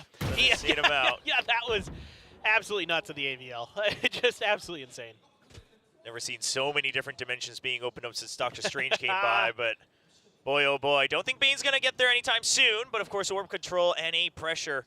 Good nonetheless. Kind of disrespecting the high tide as well. That's 4-6 Skura to hold a far back position. Meanwhile, on the B side, Foxy9 creeping forward to open up some space for the rest of his teammates. Saya player, he wants to check. They have no information on the side of T1 right now. They need to push out for contact, but he's checking the wrong corner, and it's a swing out for Buzz as well. They thought it was a further back shot, and it was, but little did they know the Jet holding close, sight broken open. And now T1 on their first buy round, down to 3 members already. The discipline and the reads have been so good for DRX. It's going to be a couple players from a lot of different directions that DRX is potentially going to have to account for. Looks like now, though, they're going to move away from Elbow, 2 from Link, 1 from the site. They'll approach the site itself. Cascade to cut off that angle, but it's going to be Bane who tags him a little bit. Forces Xcure to just stand there, wait for another peek out, and look at this, just the ping pong back and forth in the aggro. And DRX looks like they never lost a beat, even with Bane entering. As the flash comes out, Bane gets the last kill, and it's a 3-0 lead. It's just good reads from DRX so far. They're really understanding the ideas that T1 wants to try to implement. And every round that they get, again, keeps Saya player away from that operator. The harder you make that, the better. Here's for a little bit of a walkabout. There's Crossfire already set up. They're just waiting with open arms. Reposition, good flash here from Bane. Nice! And so far, so good for DRX. Just really not doing anything too crazy. Just finding some of these aggressive pushes from T1 and eliminating them pretty quick. This high tide gonna maybe try to set up for Carpe. Yeah, but now it's a dimensional drift. Now he hasn't checked both sides yet. Carpe still hit it, but Buzz is ready for it, as they did spot Xcure as well. So DRX well aware of the potential push out with something like that on the high tide. Sight taken over. The perfect timing of the ultimate as well for the cycle for DRX. Dimensional drift now against the Eco, and then they'll have other ultimates cycling through in the next couple of rounds. Meanwhile, Foxy9 on the lurk. I mean, using the Eco round to start this type of conditioning is huge, as Rossi gets 1 kill from afar. Plants Izu close, but it's still just not enough weaponry for T1 to try to make a dent against DRX. Almost impossible here. Saya with that push out. Marshall. Yeah. Trying to get a kill. Izu gets 1, tries to land the second, has to readjust, gets pinged, waiting for Saya to go for the trades. Spike is taken down, so at this point, just looking to do some damage on the economy of DRX, but look at their creds. They're not going to be too sad one way or another, as they will actually finish off all the kills. Mako 1 point away from the Viper's pit. Yeah, just want to run away just a bit more, just in case of that Spike explosion. But that's Bladestorm online. Ultimate's getting close, full armor, rifles across the board as well. Yeah, I like the way that this is set up. It's a good ping out from the Dimensional Drift. Setting up the rest of the team there is Bane. And then there's also the lurking Foxy, which is great. But also I noticed, I was paying really close attention two DRX players in main after the post plant. They're being very diligent about watching that ropes entrance to see if another player is going to come through there. That was one of the few kind of surprises that has caught them off guard so far, was when they lost a player there very early on in this half. But this time around, they're looking for it, because as T1, you got to be thinking about those deep Mako post-plant setups with those snake bites. This is something he's so well known for, is these lineups he has from that ropes area outside of main. And really tricky to deal with unless you've got flankers that are able to displace him, because not only can he buy time, but then he's going to be able to quickly get back up there to cover that spike after his util is out. So certainly something DRX is already looking to be aware of. How can T1 find a way to break through? So that early timeout coming out to surely discuss the win conditions here, as they haven't really been able to take control of any one part of the map. Again, something we talked about, the lack of that sentinel does make them have to get a bit more proactive, but it all comes down to the timing, where DRX has been one step ahead. Looking at the minimap, T1, the answer, trying to take a little bit more control of mid. Smart. I'm really curious about this outlaw buy for Buzz. Is this expecting a half armor purchase from T1? In fact, they go full, so there is the Bladestorm, of course, as well, which is certainly what Buzz is, you know, as that backup potential that he can use. Here. But looking for that pick, maybe just super confident that he can land headshots. I wouldn't be too surprised if that's also part of the equation. I mean, the Bladestorm, you know, the confidence, and also perhaps just not wanting to risk giving over an op in case he drops it, but still using something at long range in case there are half armors. We'll see if it comes into play at all. So it's just going to be a pinch onto A from the metal door, and it's going to be Buzz high up above. Meanwhile, Foxy9 takes out one kill in the middle of the map. Xcurious will hold strong, and Carpe swinging out as well. Sprays for a bit too long, gives Mako a chance to recover. Bane finds one, can't land the shot onto Rossi. Has to get the gate crash. Mako down, Bane catches one, gate crash out. Now Spike still a little ways away, but Izu has not heard the TP. Bane's just looking for it, and he finds the target. Izu, no idea about the opponent. Yoru's jumped through the dimensions. Oh boy. This looked like it might be good for T1. They're able to obscure themselves enough. Xcurious able to avoid the kill from the shorty by Buzz. But then they get a little lost in the sauce. You know, Bane reveals his position with some shots that whiff onto Rossi, but Rossi's expecting the aggression towards the bridge angle, not towards the pyramid. He gets caught unaware. Then Izu, like you said, just that Yoru utility can be so tricky to know exactly where it's going to end up, where that gate crash actually landed. You expect it to have gone back to main, potentially. That's where they have been going. But he just isn't able to track it. So now you're going to have to use this Viper's Pit to try to control some space. Continued push out towards mid. So the idea is for T1 carrying over from the previous round, but they weren't able to make it work. This round, can they? Yeah, and DRX, they want to try to see if they can make a pinch happen once again. But this time, T1, they pushed out much earlier in the middle of the map, putting pressure, forcing them to have to go through halls where Carpe is waiting. But it's one too many people. Going drone just to confirm. DRX, they will just go ahead and show the double peek, force T1 to back off. They planted Izu in mid. Mako, he's aware of it, but he swings right into the crosshairs. There's a gate crash out, still able to hold that mid angle. Meanwhile, DRX, they're trying to win out in halls, and they will. Bane eventually staying alive. Foxy9 regains control of mid, so still the option to try to break through this Viper's Pit is up there. But T1, they're the ones who's lost all control. Look at them, spread out all across, and Izu has to go for a hero play to try to push out. This is so tricky. Yeah, right there with that trap wire as well. But he's not watching the right side. He's not aware of the arches, and it's just a bit too late. 30 seconds left. He's too distracted by the trap wire. And Stax will get the kill. Foxy9 once again planted, gets information about the swing around from arches. Xcurious, he's going to fire the clone, and T1, they are just getting distracted by every single piece of utility from DRX. It's masterful. DRX has a great read on this map so far, and Bane using that fake out so well. It looks like it's part of the push. So Xcurious goes for it, pays the price every step of the way. Rossi, though, sees the back end of Foxy9, tags him up for just a little bit of damage, but has to be saving this gun at this point. The economy is once again in the dumpster for T1. You can see Bane bringing the smiles to DRX once again. Definitely, we've seen a lot more laughter from them on the stage coming into this season for stage 1. But at this point, DRX, and they're pretty much the Batman to T1 right now. T1's just fighting their own demons, shooting at everything but the players of DRX. They're getting distracted. I know. You're absolutely right. Well put. Yeah. After a timeout too, man, it just seems like DRX is so confident right now, able to spread the map so well. Bane looking super comfortable on this Yoru. Util's really good. The shots are great too. That helps.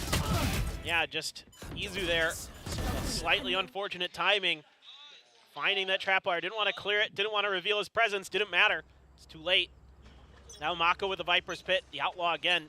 Going to be purchased against these half armors this time. Standing ahead. Against the Eco. Right here. Certainly makes a lot of sense. You do have a few ultimates available for T1 that maybe they can find some value out of. The Hunter's Fury, if you can get a ping, you get a free kill potentially.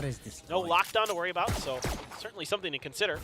I mean, you see how confident they are. Oh, but look at this. Wow. Not checking for Saya on that jump through. Stax just going to barely miss that. That cuts off Bane, but they will still be able to push the forces of T1 back on the site. However, backup arriving. DRX well aware of this timing. We need to see if there's a reaction, a push out, anything to try to recover the weapon, try to swarm DRX. T1, they've already cleared out A main. They're starting to push that out on the minimap by Excurate. Jeez, Buzz. This is so aggressive. The Jet, and he gets the shot right through the Poison Cloud as well. Dwindles down the numbers. They still got 50 seconds. Trying to fake the rotate, cuts audio, and looking to creep in once again. Now the rifle in the hands of Buzz. This is when the entry happens. With the same angle held by Izu, this could be everything. No, Mako swings out, and DRX they fan out, but the remaining members of T1, they'll dwindle down in numbers. Carpe good for 2, and now Foxy9, he has to clean up the site. It's a 1v2, 30 seconds. He has to recover the spike first. Euro dead, but only 10 HP, and all the way from mid. Excurate will finally secure the first round for T1. Yeah, a great hold here. I thought maybe DRX might be a little more patient on that exec. I thought they were waiting for the recon. Instead, Buzz just pushed up there and got a free kill, but then eventually they do wait for the recon, but that allows T1 to kind of set up, get those sheriffs in place. They clear the recon quickly. Doesn't really give any info to DRX. Kind of works against them. Yeah, Mako's able to win that kind of difficult angle there. But these are some nasty shots with Carpe. We know how good he is with that sheriff. Seen it time and time again. All targets cleared. Yeah, really good angle coverage from T1, like you mentioned. And now, T1 finding some confidence. They'll push out with the Dimensional Drift. There's Hunter's Fury. He gets tagged on one, and he's continuing to try to find him. The second, the third, and Snall gonna miss, and Izu just has to back out. Mako is brought down very low, but they haven't secured the area, and they haven't secured the kill just yet for T1. I like it. It's a good attempt. Now Stax has Hunter's Fury of his own to kind of counter. Usually, you're gonna see that be more of a post-plan idea for DRX. Typically, but Excurate so far out. Izu going to lurk and gets Foxy. Swings out. Foxy9 not quite ready for it. Wanted to check Nest first. So now the counter-dimensional drift. They'll take that Q to try to push in. The Cove denying that flash. And Bane will take over the Cove for the time being, but they're now trapped inside. Excurate only good for 1 kill. Bane will stabilize. He flashes out of the toxic screen. Gate crashes back out. Izu, meanwhile, drops the spike away from DRX. 40 seconds on the clock. The gate crash to try to create a crossfire, but Rossi might be aware of it. He's up far. He gets 1 kill, checks for the TP, and then swings right back out after confirming that the Euro should still be in main. Now that op could potentially, yep, it's picked up by Rossi, go over to T1 and right in the Saya player's hands. Now this is where it gets tricky for DRX. You got 6, but the win condition that worked so well for T1 the last time on this map has fallen over to them. Izu here. Just Foxy was looking up. He didn't quite expect someone to be coming under his nose that quickly. Rossi clean with those 2 kills. Nice angle held by Izu, not over-aggressing on it. Interesting, you know, is this the old school DRX on Breeze, right? You grab the op, you let Buzz see if he can find anything with it, and then you drop it over to Stax. It used to be Zest, of course, but now it's Stax on the Sova for those post plants. Kind of funny to see how the players may change, but some of the ideas don't. Yeah, still want Buzz to, of course, break open the site. Curious to see Stax is offing. How does it fare against the likes of Buzz or Zest? But maybe we won't get to find out at all, as of course now T1 will have the operator on their side. A timeout from DRX. Of course, with Termi in the jersey. The biggest change of the year. Quite frankly, it really is. Forget all the roster changes. Yay to Pacific. Yeah, that was pretty cool for a while. But Termi not in a suit. Just shocking the world. Yeah. I mean, it really just does feel awkward, doesn't it? It does. It feels off. It's been so long seeing him in those suits. But you know what? Hey, they're winning, so if it ain't broke, don't fix it. But now, gonna have to be a bit of a change-up for DRX after their timeout. Let's get set up. Some of this more disciplined play here from T1. The mid-control had been working, but it looks like this time they're more comfortable to seed it over. Gate crash way back. Contest A main. Leave Izu and out if B is going to be the hit. And it looks like the op just wanting to set up on A main. DRX, though, they might have a read on this, and it's a quick push in. Buzz right up above. Gets both, trying to anchor down on the site. Izu, he's providing backup, but he might just be a little too late. He has to stay alive all alone. Goes for the flashes to buy time. Finds a third. He is able to get that kill. Now only 2 members left alive. Finds another. They still don't know about Mako's position, but Izu might be well aware. That's a triple for him. Stays alive. Spike dropped on the site. Calls for backup. T1 has arrived on the site. Now it's all up to Foxy9. T1's rookie trying to bring home this round. Can Foxy9 answer back? Tough situation for him. Carpe right over there. Sees the head. Sees the head. He finally notices it. A little bit shaky, but will secure the kill, not taking too much damage. Still just not quite sure. Did this Euro leave? Is he back? So many angles to check. And Saya will make the call if Foxy9 ever crosses over. Foxy9 finds him at long range. Saya's just not looking for it, perhaps looking around, trying to clear the other side of the pillar. And now Izu. The mind games, it's already been 20 extra seconds. Is Foxy9 well aware of the possibility? There's a cyber cage, he taps it. But Izu's just gonna wait. He's gonna start to push forward. Gate crash used. Is it going to be a fake? Is it going to be a TP? The mind games are on board. He's actually gonna TP over Foxy9. He's trying to read that it's a fake. He's trying to clear all the possibilities now that he knows it's not the peak, but Izu will get the quad. And the rookie shines once again for T1 as he brings over a third round, looking for the operator first. Just what an insanely brilliant round here. Able to then settle down, get his dimensional drift online off of this defuse as well. But this 4K is Izu bailing T1 out. Great setup with the gate crash off the rip. It was a 3-man push towards A main. Then he's able to just be there in case it is a full-on B hit. It was. Buzz does a good job getting up on top of the pillar, getting some big kills, but at the end of the day, Izu's just too much for DRX to handle, using that gate crash so well towards the end of that round, keeping Foxy9 guessing, getting in his head just enough, able to find that all-important final kill and win. Foxy looked like he might be able to sneak one away. It's been pretty nuts, but now you got a bit of a weaker buy finally for DRX. The cash reserves have run out.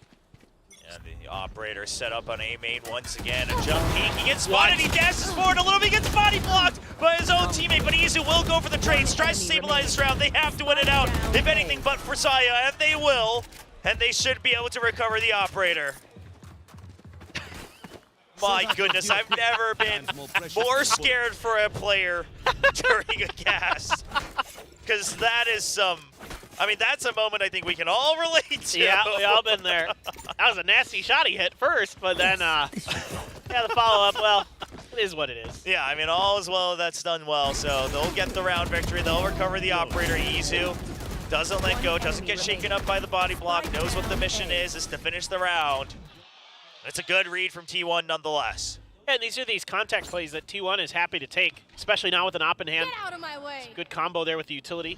But DRX can just push the pace. Yeah, they're just going to go for the 5-man push once again into the site with the Blade Storm already planted on the site. Bean gets one kill, and it's going to be a jump over from Buzz. Trying to get above. He's trying to get the right click and misses the Saya player. Waits for the shorty, but it's going to be a quick swing around as we see DRX open the site. Foxy9 available for the lurk if they need it. 3 rifles versus the 2 members of T1.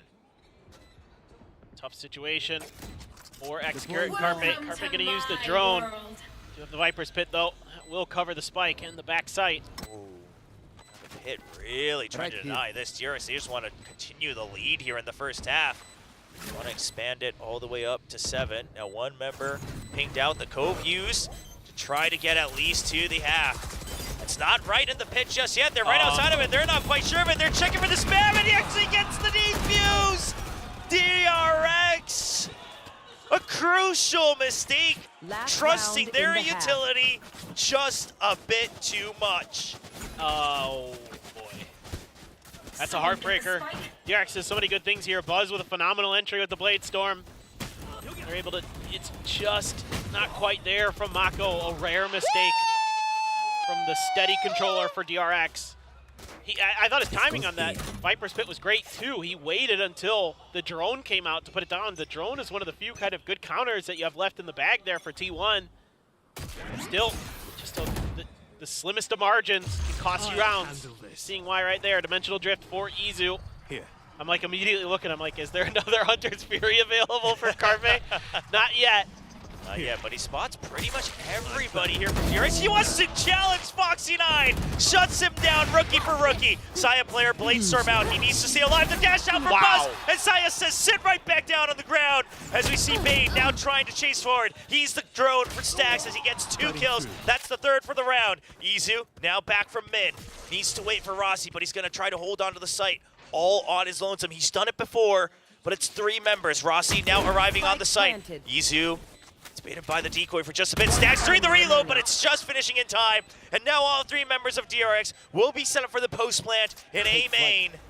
Tagged already for Izu, the crowd chanting for the IGL to get his moment in the spotlight. Oh God. And oh goodness, it is the last round of the half. He'll try to find him. He knows he's TP'd. And Izu just staying alive. The round surely lost. There's the snake bite to secure it.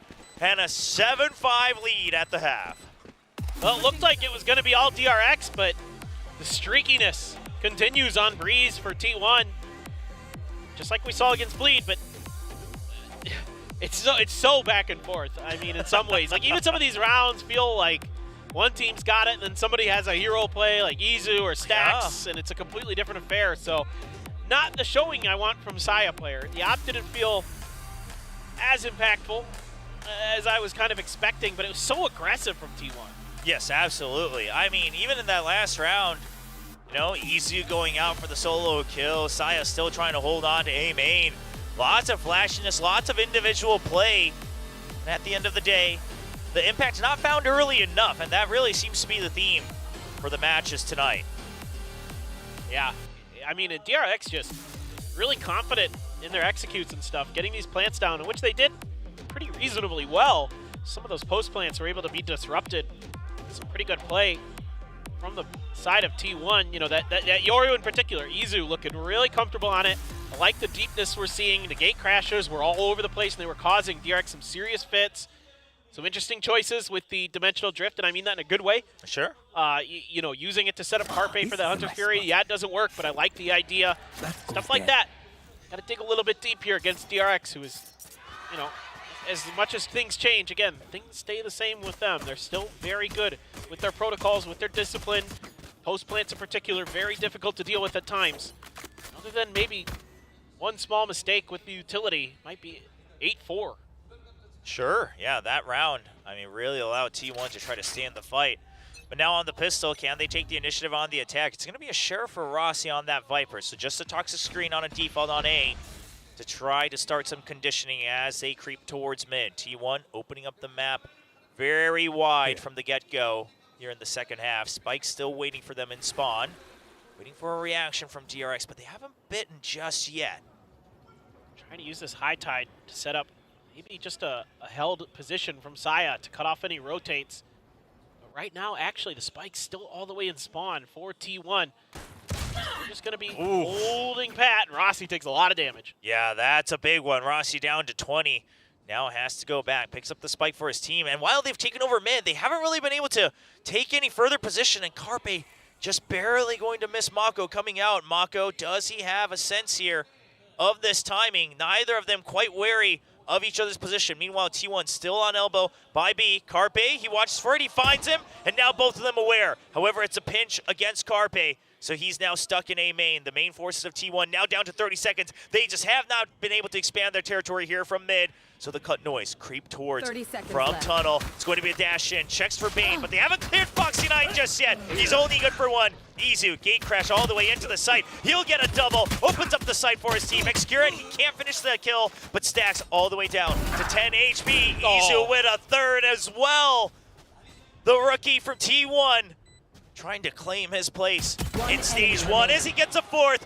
Can he get the ace now this time? The crowd chanting for it once again, and it's the ace for Izu, the future prospect of T1. Unbelievable. Izu showing that potential that we've been hearing about right now on Breeze. 17 and 10, keeping T1 in this match through insane plays. Able to get the better of Foxy. The follow-up on a Bane. Bane had no idea where that gate crash went. I don't think many would expect it to be right back on the site like that. And he's right in your face. So these tricky Yoru plays working a treat right now for T1. You give him something where he can get aggressive, of course. Used to be a duelist main himself. Gets that confidence right back. Had a shaky start to stage 1 last week, but he's back in form. 17, 10, and 2. Helping lead T1 to try to overtake DRX. Got Carpe watching out for him. He's trying to back out, takes a couple hits. It's going to be trades back and forth, and Bane get more for his troubles. Yeah, I was curious if DRX was going to try some kind of forced push off the back of that tap. They waited a little bit. Look where Rossi's gotten. Oh, no. DRX is aware of this, though. They just swarm him all the way on the bridge. Bulldog picked up. Saya player, he has to defend the spot. He has to stay alive. It's the no-scope at range. Back scoped in. The Bulldog comes out, and it's going to be Saya player putting down stacks as well. Only one remaining member of DRX on this eco round. Saya, so good. Those no-scopes, right on point. Foxy spotted at range, takes some damage. Thinks better of it. See if he can find a better angle to get a kill. Maybe just a tag on the Carpe. Carpe just bouncing around. Oh, yeah, just buying time for Excurit, it seems. It's going to be the flank around. Excurit will get another point towards his reckoning as well. All right. Have a make or break round now. For DRX, in some ways, it feels like it's been rough defenders half so far. Now, sure, some of that came on the back of a hero play from Izu, but Saya, no slouch. That Marshall. See it time and time again. Now we get to really see how deep the T1 playbook is. See if they can get this bonus just like DRX did. It's not the same kind of buy for sure. DRX had full rifles in this round. Time to jump. Mostly have some pretty good guns, some Bulldogs. Guardian as well. Damage can be done. Easy with an ultimate already. Yeah, that's the big one, right? The dimensional drift. Can it create the space that T1 needs? Once again, the same default as the pistol, so the conditioning coming to play. Trying to push Nest. The drone not going to check under from Stacks. Not quite aware of how this high tide's been used by T1. Saya knows he has an opening. He's got a timing. Does he see it? But it's the swing out from Stacks. Still suspects it. And baits Saya player right back into his bombs. There was a fake TP in there, I believe, by Izu as well. They were trying to buy someone to come out that door, trying to bait him, but Stacks too aware. Really, really smart stuff from the IGL from DRX.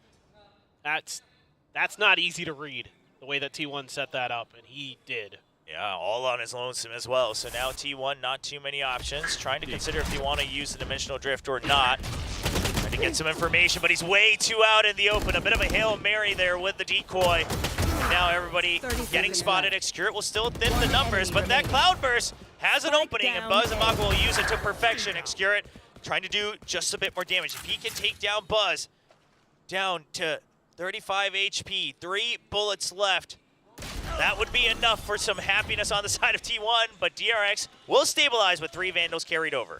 Yeah, it's really just good reading of the situation by DRX. Still good damage done, mid-control being completely seated by DRX in the early part of these rounds.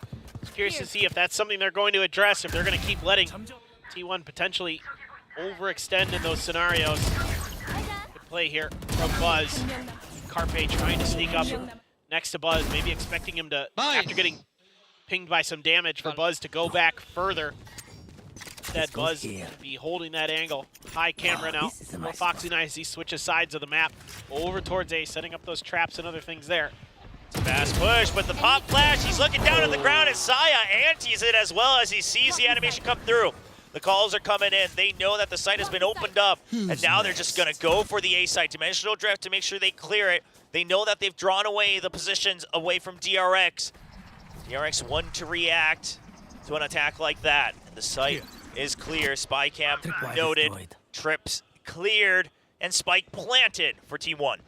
Yeah, DRX does not need to save, so they can definitely go for this retake. Not much in the way of abilities to really get it done. Some good mollies, but that's about it. So it's going to have to be some good shooting to start breaking this open. If they decide to go for it, they're going to back off, though. They are going to just choose for the save. I mean, just too much space they would have to regain, it seems. Yeah. So while the economy okay, they weren't sure of the lurks. They will find Excurate, so that's good information to stack on for future rounds.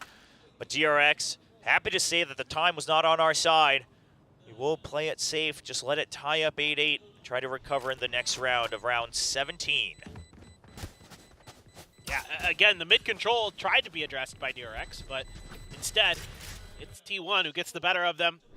Saya just outplaying him. So, you know, Stax does it to him one round, the next round he's ready to just turn it right back on its head. And that's basically round over at that point. Dimensional Drift into the site, and away you go for T1. So, continued to have really strong mid pushes. DRX maybe left scratching their heads a little bit. Gonna keep Foxy over on the A site once again. Looks like maybe him and Mako are going to be dueling against some of those T1 players potentially. We'll see exactly how it looks, but it looks like some kind of aggression early potentially with, you could send that gate crash over to the other side by Izu.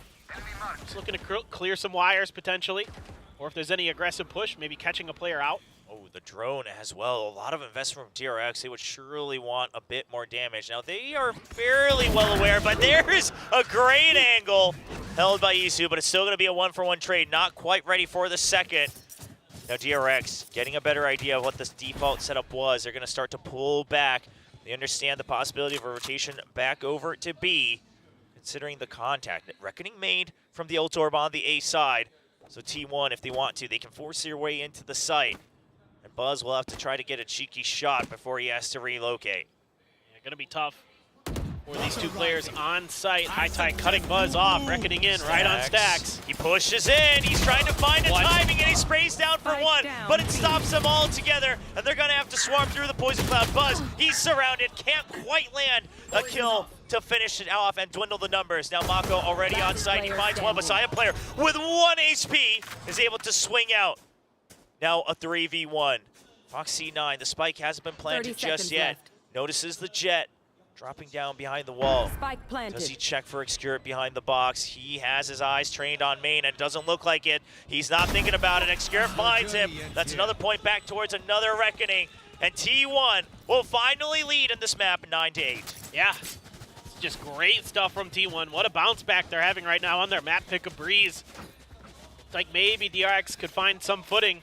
Stax doing what he can here and recognizes that he's in a, unwinnable position, so just has to go for what he can, gets the kill, and then Buzz is stuck in a bad position there. On top of that, Reckoning. It's good utilization of that ult to take space, cutting DRX players off one by one. Great utilization of that High Tide as well to divide that site in half, make it really difficult for DRX to really combine their fire, get any more than one and done. So TRX, the game plan here on this attacker side, looking really, really good. This time expecting a little bit more free space with this eco. They're going to be right. And High Tide shifted over. Just a quick push in. Meanwhile, I believe Bladestorm used by Buzz on the other side. So DRX, they still have a jet that they can try to set up.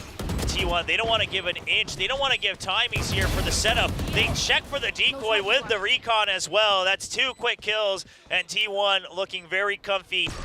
If DRX want this round, Buzz is going to have to pull some of his off-season heroics with the Bladestorm to try to tie things up against T1. But for the time being, Izu trying to shut down any sort of curveball, as well as Buzz dashes right into his death. Foxy 9, again, the last one alive, but very different circumstances. Yeah, pretty good. I mean, again, catching DRX players off guard. Some of this aggressive play that they're showing, using that util towards arches, make sure that it's a little bit safer for that push. And Buzz got one, but now you're going to get into the operator for Buzz. This will be the round where DRX starts to turn it on its head, just like we saw with T1. Kind of a little bit later into the half than you probably like as a DRX player, but definitely still opportunity to do some damage, but it probably has to start in this round as the cash becomes pretty low. Find yourself on another eco. Meanwhile, it's basically full buys for T1 across the board. Bladestorm for Saya, but not really going to be that important for a couple rounds, most likely.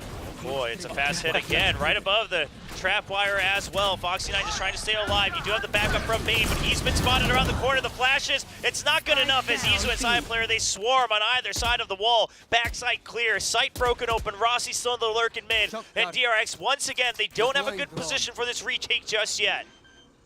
Stacks getting a little bit of damage, I think, to Saya there. That's a really good snake bite, but Saya able to step just outside of it after the plant. Revealing area. See if it can be cleared in time. Actually doesn't catch anybody from that position. Yeah, it's going to be X-Curate. Still spotted, though, on that peak from Mako. Meanwhile, we're going to see Buzz. He finds the shot on to Rossi. Now a 2v2. The op's still online. He's trying to find a kill. Stacks will dwindle the numbers. It's all up to Saya, but he's only got 41 HP. He wants to isolate the fights. He gets one. He knows that Buzz has the op. Trying to go for the dash with the classic. Doesn't want to give an opportunity to Buzz. Thinks he would have approached a lot sooner. But Buzz awaits patiently. And it will be Buzz getting the defuse. Oh my. Buzz, that shot on a Rossi, not easy. Have to flick down like that. Oh. Very challenging shot. And Rossi had an opportunity. Put the aim punch in there. He took some damage.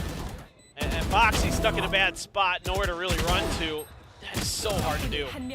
Stacks opening things up, good tracking. That's a good kill for Buzz. Yeah. Saya, I mean, just trying to play the mind games, doesn't want to wait for Buzz to take the initiative. But eventually it's going to be DRX catching back up to 9. The op in Saya player's hands this time, waiting for the peek out from Buzz. Neither jet budging just yet, but it's a test of patience between the two Korean jets. Saya player, his nose a little itchy, but his mouse hand's still on it. Nice and calm. Carpe just looking to see if there's going to be any aggression. Maybe he can find that off angle or at least set up the trade for Saya, but Buzz with tremendous discipline.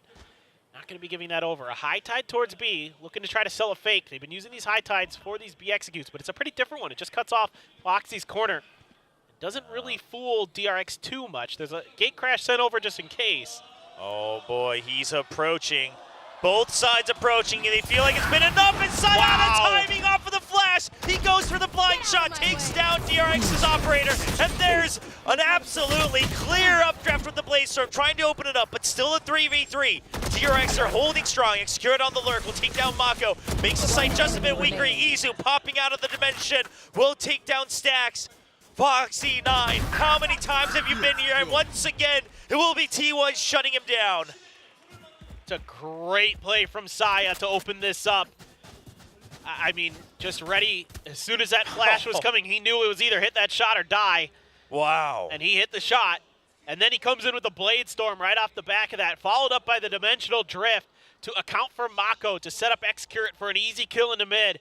The combo play here from T1, so good. Now you can see why they've opted to lead into this map again. Their coordination on this attacker's side has been tremendous. Just a really impressive showing, and one of the reasons that a lot of people compare T1 as this mix of PaperX and DRX is because of things like that, where they're able to mimic PaperX in terms of just upping the tempo the moment you get an opportunity, right? Saya doesn't lose a single beat as he activates the Blaze Storm, dashes forward, and opens up the site, knowing that DRX is in disarray. Izu, it's definitely been an absolute nerve-wracking map for him. He tries to regain some focus and control, but this is going to be the timeout from DRX. Yeah, I mean, I'm really curious to see, if they're maybe going to try to address some of these plays that T1 keeps getting away with. I don't mind the idea from DRX, but maybe not with the op. I think I'd rather have a rifle there peeking off of that flash. It's a little bit quicker to react. Now you're on a weak buy. Maybe a Marshall being purchased for Mako. No, he thinks better of it. There's a Shorty in there. Mostly classics and a Sheriff. Yeah, Shorty, we'll see if it has an opportunity for the Dimensional Drift as well. For now, just holding close on B, but the Trapwire cleared from T1. The Cascade trying to draw out, once again, any reactions, any pushes out from the other side. A Saya player, he spots one. Looks like Stacks might have caught a glimpse of that. Wants to back away from Halls. Yeah, Stacks going to try to keep himself alive for a little bit longer. Bane's actually going to go for the Dimensional Drift here. He's going to spot a couple. Get 3. a lot of their positions. Goes for the flash. Oh, Shorty and he play. picks it up. Can he get the... Oh, he can't get the Phantom in time as Carpe swings back around. So a short-lived moment, but he does take out the Viper. So that pressure on a lot weaker now from T1. And the two members, Foxy9 and Buzz, they can keep their focus and a high alert on the side of B. Well, it kind of worked. I mean, you got the kill, but... Yeah. Bought time, got the kill. Yeah. Is it going to be enough? Are we grasping at enough straws here Yeah, yet? exactly. But, I mean, I don't know if I would have rather had that ult for a different round when you have guns, maybe. That's the only thing I'm thinking. 30 seconds left. Foxy9, he's got an opportunity. They're creeping in. He sees the barrel, but he actually misses a shot through the poison cloud. A bit mismanaged on the length of the Vandal. Wasn't able to hit the headshot. And now surely DRX perhaps reconsidering that dimensional drift. As we're not going to find an opportunity. Mako will try to pick up a weapon. See what he can do with it. Is he going to go for a save? It might be, but he might not even be given that opportunity. He finds, sees the jet. Mako decides to wait. Does he go on the hunt for this kill? They've already saved up for the next round anyway. Sees the gun barrel. Saya trying to speak out off of that. Mako having a little fun. Time ticking down, though, so Mako will just wait to see if he can take away all the weapons on the side of T1. Another down, but Excurit finally defending the arsenal of T1. Jeez, man. Mako doing what he can to get some damage in it, but it's a Pyrrhic victory for DRX. 1 round away from dropping this Breeze map after a blistering start. Again, Bane able to find that one, but, you know, Foxy just wasn't quite able to find that. He had the opportunity. Excurit barely good for it. Actually, he got dinked in there, and he's letting Mako know. Oh, man. Excurit looks like he's feeling a lot better today, that's for sure. Got the taunts coming out online, the ultimates, a lot of them online for T1. Looks like they might look to pick up the tempo. Reckoning and Untitled available. Buzz tries to land the shot. He gets the hit through the box. Rossi still healthy for the time being. Mako will pick him off, though. There's Untitled to clear the site. Bane now going for the trade, but Carpe with yet another with the bow and arrow, and Izu will stabilize the site. Stax gets pinged, has to wait for his teammate. Foxy9 has to arrive, but no, once again, last alive. Not fast enough to keep up pace with T1. And his first opponent will be Izu, who takes him down. T1 leads 1-0 against DRX. And that's the bounce back you need after a tough loss against DFM for T1. Smiles, some pats on the shoulders, looking a little bit more in it. After a rough go of it, looked like maybe T1 was crumbling. They were able to right the ship, keep themselves in it. And now DRX maybe left scratching their heads a little bit, but I like the Breeze pick here. Not only because it worked, but I think maybe kind of trying to find some weaknesses in DRX preparation. Absolutely, targeting their opponents in the right time. That's T1 leading 1-0. We'll send it to the analyst desk to break down the action. And T1 take the first map in this Korean showdown between T1 and DRX. Izu really stepped up, and maybe today is the day where T1 finally defeats DRX. Yeah, I mean, they haven't been able to do it yet. This is the third time they're facing off against each other in VCT, 10 Invitational, twice. But this is also the third map that they've been able to take off them. They have always just not quite had DRX's number. Right now, they are fired up and looking hot. Izu, the man on Yoru is just the truth. Like, everything else is a lie. He just comes out, looks completely reinvigorated from, you know, the stumbles that he had in the previous 2 sets.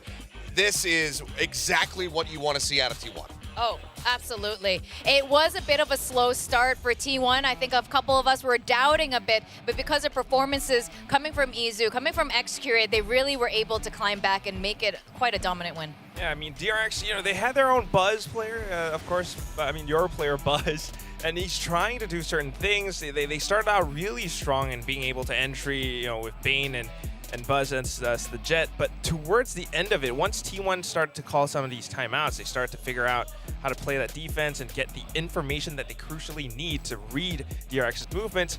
The comeback started to happen, and towards the end of it, apart from Izu's, you know, heroic plays, it's just these really slow pushes. They often take so much time to scout out the map to kind of figure out, or at least cause DRX to sweat a little bit. And then it's the last 30 seconds that they actually push. By that point, there's only like 2 or 3 players on a single site, and the whole team from T1 are able to take it down.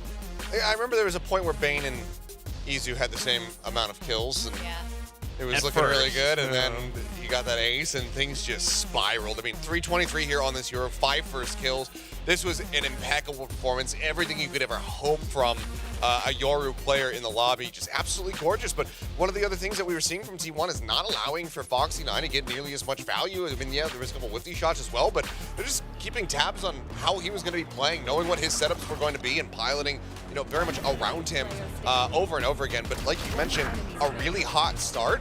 They run up 6 rounds consecutively, I believe, and then are able to close out the final one in that half to make it a 7-5 scoreline.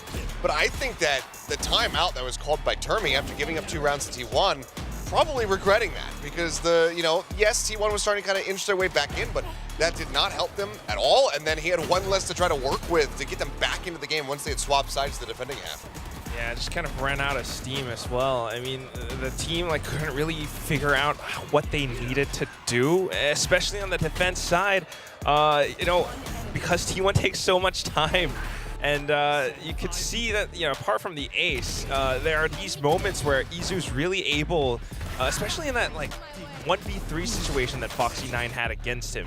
Right, Foxy9 managed to isolate 2 duels, and then down to the 1-on-1, he just kind of gets into an uncomfortable position, and Izu knows exactly how to play that duel at that point. Uses the gate crash towards the back of wall on B site, and this happens several times. What felt very similar to me from what we saw in the first series after we had that texture ace on Lotus was DRX allowing that diffuse to happen on that B site.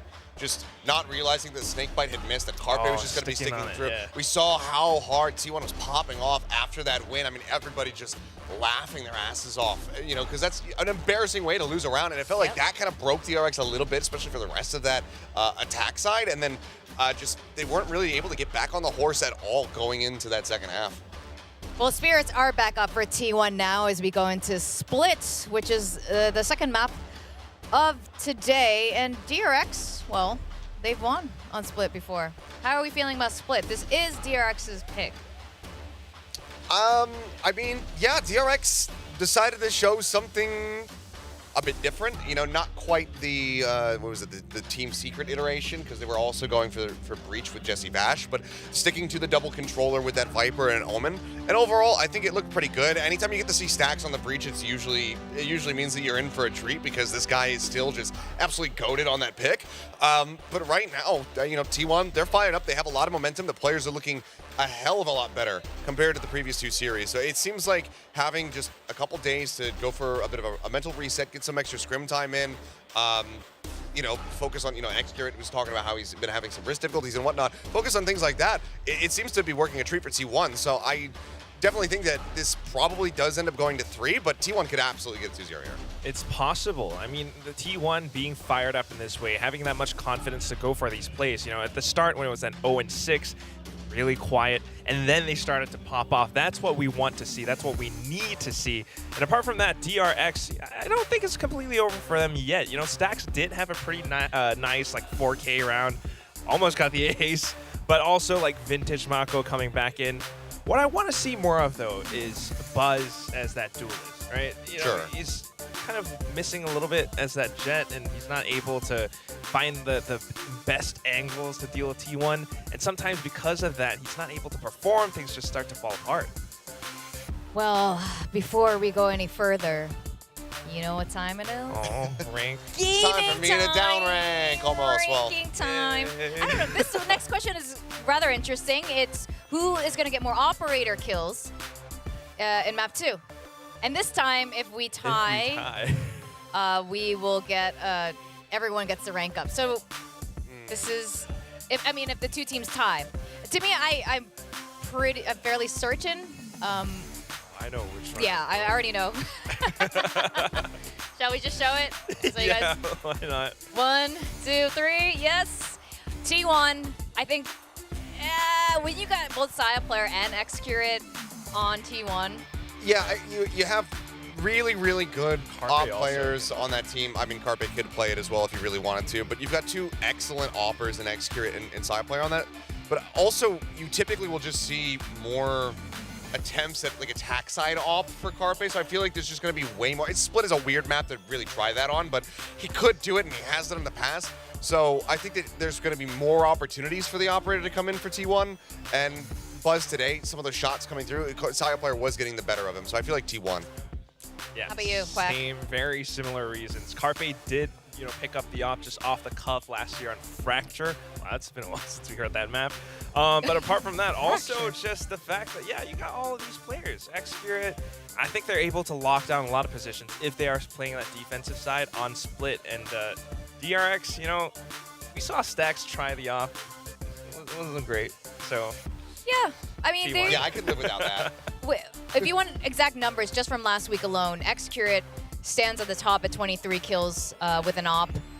So that doesn't include him on Chamber, using Chamber ult. Polvy's next with 20 kills. Saya is next with 14 kills. That's 2 T1 players on the top 3 from last week alone. And Buzz with 6 kills. And they're just not really an op team, so. This I mean, like it was kind of an easy pick. Maybe they're just balls. giving us a little rank up, a little pity rank. Up, yeah. Yeah, they give Time us to a get good the round. viewers to Diamond. Let's go. Well, I kind of like that. We are going to go to Agent Pick next. I don't foresee much changes coming from either one of these teams. I don't know if you guys feel the same way, but we're going to find out. For T1, I don't think that they're gonna have too much differentiation. I'd be curious if the DRX do just opt to run the same composition, or if they go back to something that's a little bit more vanilla, I suppose. I mean, this is about, I guess, technically as vanilla as close to as vanilla as you could get. And they are going to change it. A little adjustment, no Astra Okay. this time on T1. And yeah, so Breach out, Stacks in with the Sky. But Mako just going to be there with the Viper. So I think, yeah, this is somewhat expected, and for both teams for the most part. I like it though. I mean, having that double duelist, Izu as the Raze, that's kind of a little bit different. Apart from that, Xcurate as the Omen is, well, I guess something that he might have done before. I don't know how effective that op's going to be. We saw that with Texture a little bit. But yeah, we can definitely expect quite a bit of firepower from T1 with this composition. No, for sure. For me, though, I think especially going through like last year, I've been liking Buzz on the Raze a little bit more than when he's playing the Jet. There's a couple times when they were running Foxy9 in the roster alongside him that Foxy would come in for maps like Split, and you would see Buzz playing Jet and Foxy playing Raze, and it felt like it was always a little bit inverted from what you would love to see to really maximize value. So I think that overall this should be okay for DRX, but as Quack is pointing out, like there's just so much more firepower when you do have that double duelist coming in, and given that Izu is heated up, Saya player who's winning those op battles, T1, they're in a really good position to be able to take this. And both of these teams, what I really like from both of them, that they've changed their pace up this year, and they've definitely upgraded. And the question is this the day where T1 finally takes down DRX, or is DRX going to continue rising to the top? Let's go over to our casters, William and Paper Thin.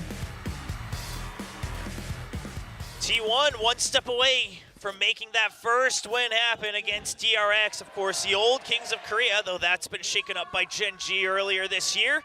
DRX also looking to regain their footing, reclaim their throne, so to speak, against the likes of Gen G, Paper X, these other titans that have rose to the top. Yeah, and with DRX starting on this defender side, having that controller in there, gonna see if they can find value out of that with Foxy9. Wasn't stellar on Breeze, but very different map in Split. A little more comfort potentially for Bane on that Omen. Already setting up for maybe a Paranoia push or something like that. Oh, and the dash in, the fake pressure here from T1. Now both of them get taken out very quickly before the main force can even enter onto B site. So this should be a pretty hard tell for DRX. The Paranoia coming out, but they still haven't cleared the trap wire. Foxy9 good for one. He won't be able to hang on, but Mako will clear Carpe. Now, Xcurate with 70 HP. The last one alive, trying to isolate more fights, and Buzz will find him right around the corner. A quick and easy pistol for DRX. Yeah. Starting right where they started on Breeze with a pistol round win, a nice little trap play, some contact made, and then they used the Trailblazer along with some of that other utility to crunch in at the bottom of ramp and really just shut T1 out, even though that was never the full intention of T1's game plan. Probably didn't want to lose 2 players there. Foxy9 doing a great job, gets the info off his util, able to find one, do a ton of damage to another. Mako, good for the trade from Heaven. It's good coordination, good game plan once again on this initial round for DRX. T1 gonna be left scratching their heads. You'd love to get that pistol round win on that attacker side. You split so defender-sided, especially going up against the controller that DRX has. You want to try to maximize value on this attacker side with a double duelist setup. And trying to just get whatever advantage they can now here in their own eco as well. Saya, of course, still on that Marshall. Of course, that will delay the operator a little bit. We'll see how the desk feels about that in a moment's notice. The Poison Cloud allowing Mako to reposition. Unaware of Saya's position so far. The orb already taken in B main. And T1, they already put down the fake pressure, see if there's a reaction. They're trying to re-clear, but Mako, so clever about this. There's the ping, and that's the swing out one. Ooh, he's not able to get the second, but Stax is there for the trade. Mako peeps right back up as he sees a little bit more of that fight going through. Rossi this time, the only one alive with the classic. It's going to be a flawless 2 Spectres, 3 Bulldogs carried on forward by DRX. Yeah, I love the instincts here from DRX. Sensing some kind of mid-aggression. They're able to get Stax there just in time to connect with the flash to bail Mako out. And then he hears that Marshall shot, and instead of trying to re-challenge that angle, he wisely backs down to rope, making it a really difficult trade for Saya to get. Snakebite as well. Saya tries to push it and pays the price. Really nicely handled there by Mako and Stax in particular. Good combo, good read of the situation. Now, the all-important bonus round for T1. Gonna do some damage, get themselves on the board. Yeah, it's going to be early counter pressure from DRX. Doesn't want any sort of rush up mid. That allows him to set up Mako up near the boxes. Now Bane gonna have to back out for the time being. An aggressive smoke for T1. Trying to put some pressure into a potential push in. Now, they're assuming that this draws attention from Heaven as well, so 2 people tied up at B at minimum, giving T1 a window of opening to reclaim mid. Keeping out memory of Mako on a very wide jump swing on that. Doesn't take too much damage, but he gets all the information he needs. Trailblazer, meanwhile, pushed out by DRX to clear out A main, so they know that all the forces were still focused on mid. They know they still have time to reposition. Trailblazer trying to push down Mako, not able to get the stun onto him. So T1, I mean, things not quite going their way just yet. But Carpe doing a good job, buying a little bit of extra time here with his util, selling this push towards A, keeping 3 players planted over towards B. He's really befuddled DRX right now. Now these smokes in this dash are going to alert them to the presence. Stax gets the spot, the trips. kill. They still can't clear it. It's another kill for Stax. They just keep running in. And Stax, all he has to do is wait and zoom in on the crosshairs. 3 kills for the IGL. And like you said, Carpe, he did everything he could to set up his teammates for a weaker site. But the traps were too much. And they will fall, giving DRX a 3-0 lead. A flawless with upgrades here on the bonus. Yeah, and even an orb grabbed at the end by Stax after that 3K puts him 2 away from the Seekers. Really nice stuff here by him and Foxy. Foxy's utility playing the pivotal role to set Stax and himself up to just smother that attempted execute. Absolutely brilliant. I like what T1 tries. It's just, again, these little mistakes that if you don't account for a piece of utility or utility's off, you know, as we saw with Mako's Snakebite previously, it completely turns around on its head. So now T1 going to be on a weaker buy. Not about it. Just a huge spot there. Great reposition to dodge the paint shells. I love what T1 did. It just, you got to remember about the Cypher. It's tough to keep track of it, his util, but that's part of the game. And at a certain point, surely they start using their paint shells there, which on DRX's side, I mean, that's one util traded as well. We'll see how DRX adapts if that ever comes through. Meanwhile, for now, it's a fast rush into ramps, taking over that position, putting that pressure. Now dashing in for a pinch from mid, but the backup cut off by Mako. So now it's just the 2 duelists stranded on the side of A. Yiza gets taken out by the Trailblazer. And now everyone stuck in mid for the side of T1. 3 members, a Stinger, a Sheriff, and a Classic. Trying to walk into B site. Cloudburst, that's all they've got to try to sneak in, trying to draw the attention away. And only Carpe remains. Only 1 kill for T1. DRX up 4-0. Now you gotta love the way this defender side is going if you're DRX. I mean, they only have 2 deaths total on their team 4 rounds in. It's pretty good. That's pretty good. Meanwhile, T1. 3 players, no kills. Yeah, they haven't even sniffed an operator, by the way. Buzz picks up 1. So that poll is starting to look good for DRX fans. Yeah, I mean, they're doing a great job of pushing and pulling in mid. know, Mako finds one and immediately retreats, opens up a little bit of space, sure, but winning that duel out, the early boombot caught onto Izu there in that corner. And that just kind of kept DRX firmly planted at A heaven, watching for that push out. And with Mako getting some kills and some info in mid, made things a bit easier. So an early timeout again for T1 as they find themselves on the backside. This is what we saw in Breeze, though. Yeah, same round, in fact. Yeah. So after that 4-0, we'll see DRX this time. Can they keep with the momentum all the way? Or does T1 start to claw their way back in? Now, considering, sure, even with a couple duelists, it is split. So T1 not exactly losing hope just yet. But the econ, the weaponry, they need to win this one, especially with the op online. Because otherwise, they're going to find themselves in a lot of trouble to fight back. Setting up crisscrossing toxic screens. DRX trying to maintain a little bit of heaven control. Put the camera outside of the door. So T1, maybe a little bit of an awkward spot. The trap wire is a little bit deeper this time as well for Foxy.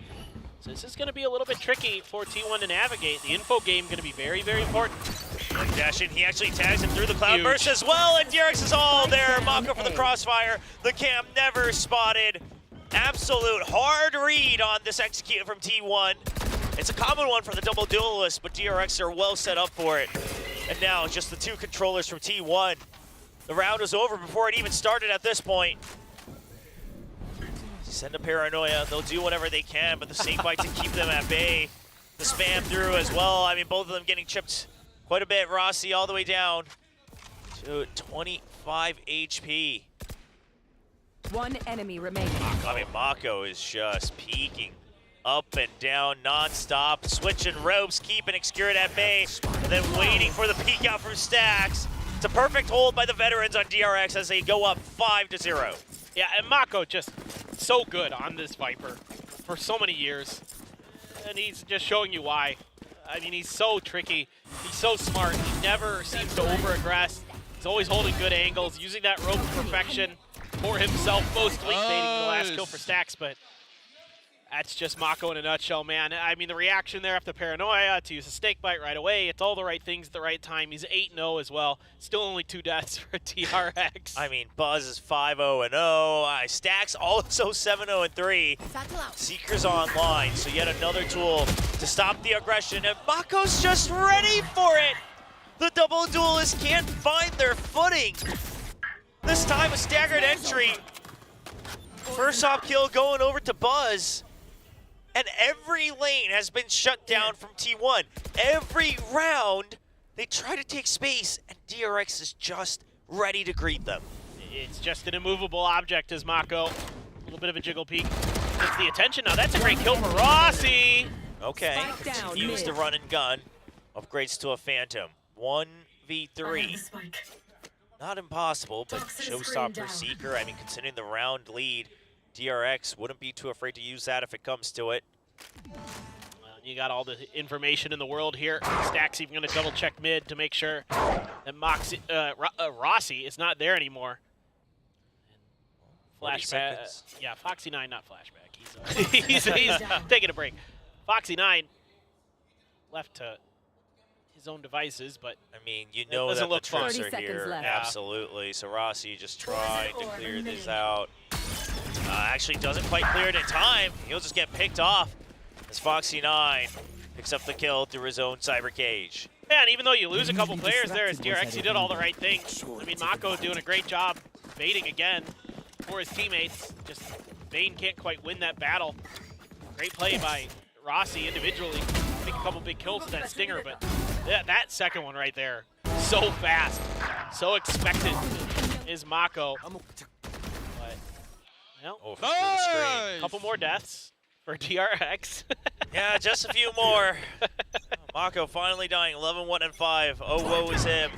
And it's going to be a trap play with the Paranoia. Not going to find a kill, though, so the Showstopper will have to back out. This time encounter Showstopper trying to push through. They know that he has to back out, but the Seekers will keep them at bay. They're still pushing through, and Stacks will peek out with it. He gets 2, and the entry just cannot happen for T1.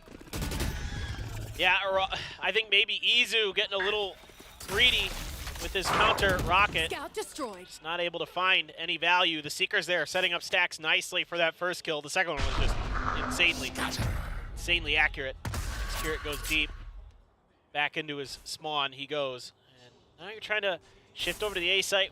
Foxy9 has been rather good, keeping himself very difficult to move from this area. Saya with an op. Just not giving them a single angle. Another jump peek here from Mako, just teasing Saya player. So T1 knows they've been spotted. Can they even get a kill as DRX has no intention of showing themselves around this site?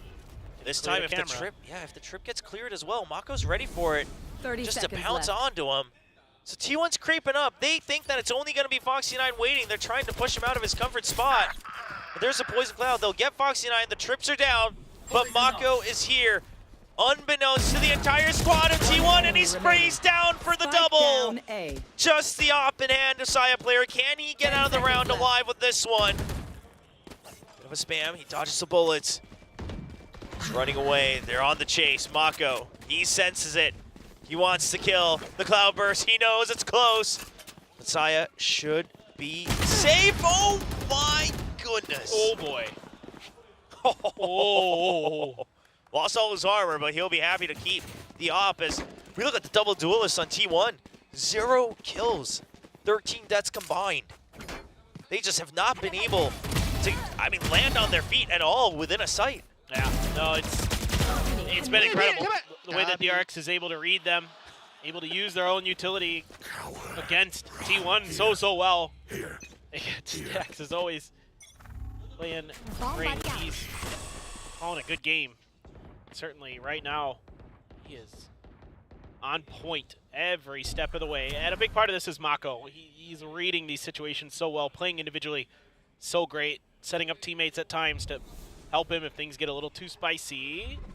And just cutting the audio, creeping in with the paranoia, but the counter paranoia is there. Is it enough to allow Stacks to get the kills? The Seekers come out and they line up behind their own cabbages. Stacks will buy enough time for the teammates to arrive. 3v2, but it's still the best shot that T1 has ever had this map. Saya player, too many angles for him to cover. The smoke comes back up from Excurate.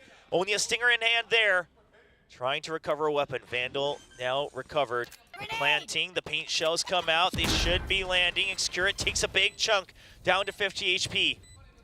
Now, just going to back out. Create a crossfire against the spike. As Excurate is low.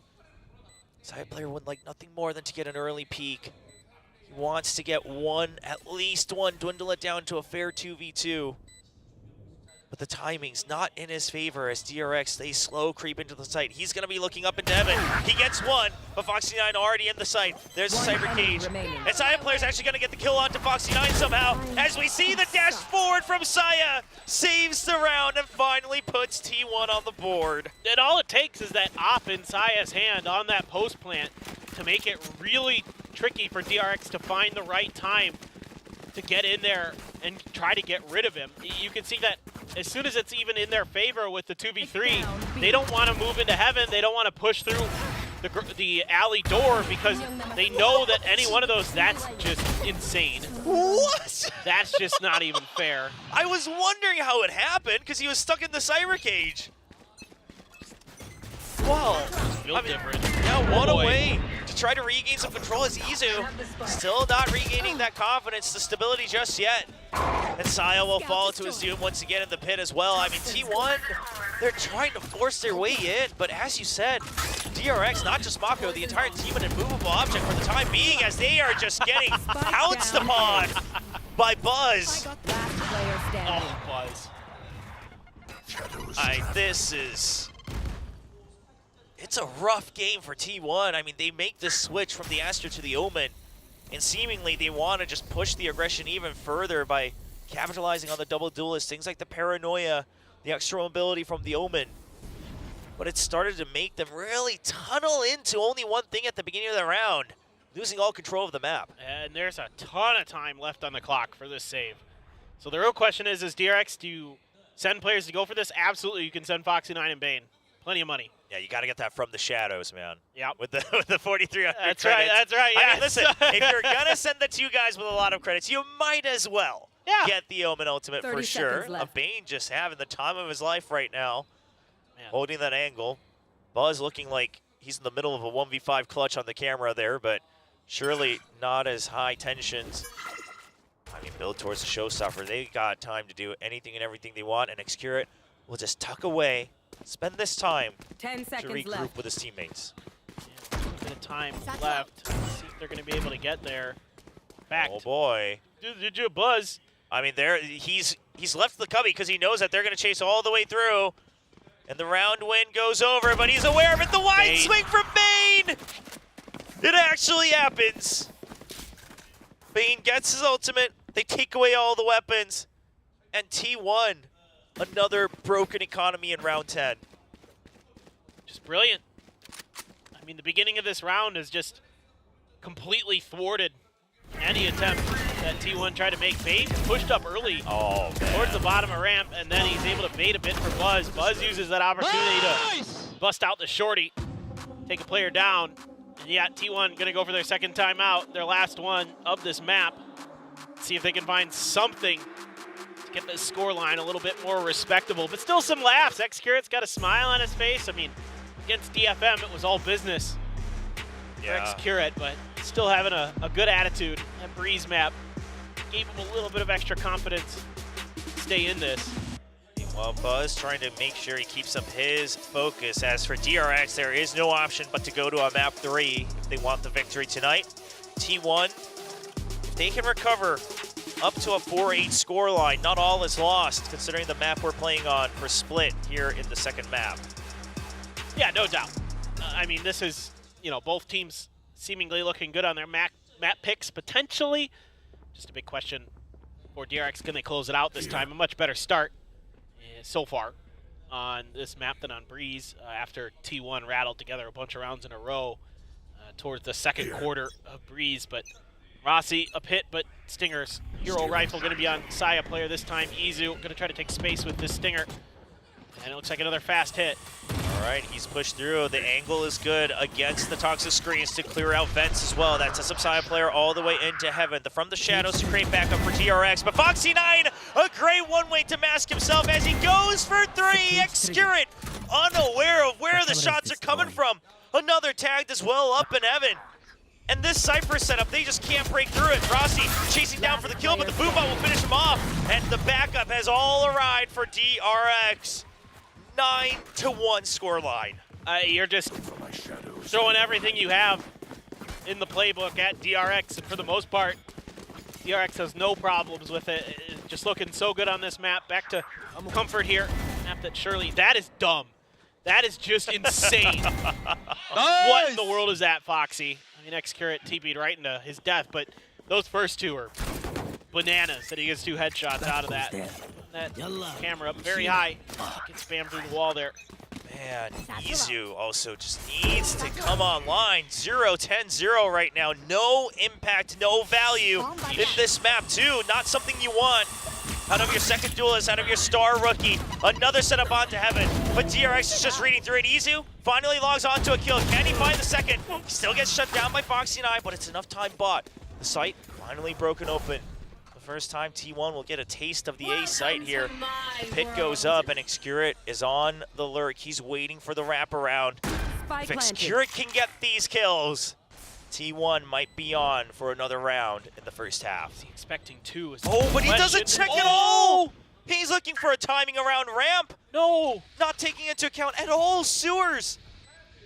And now, Carpe and Rossi both in the pit. They don't really have too much of an option.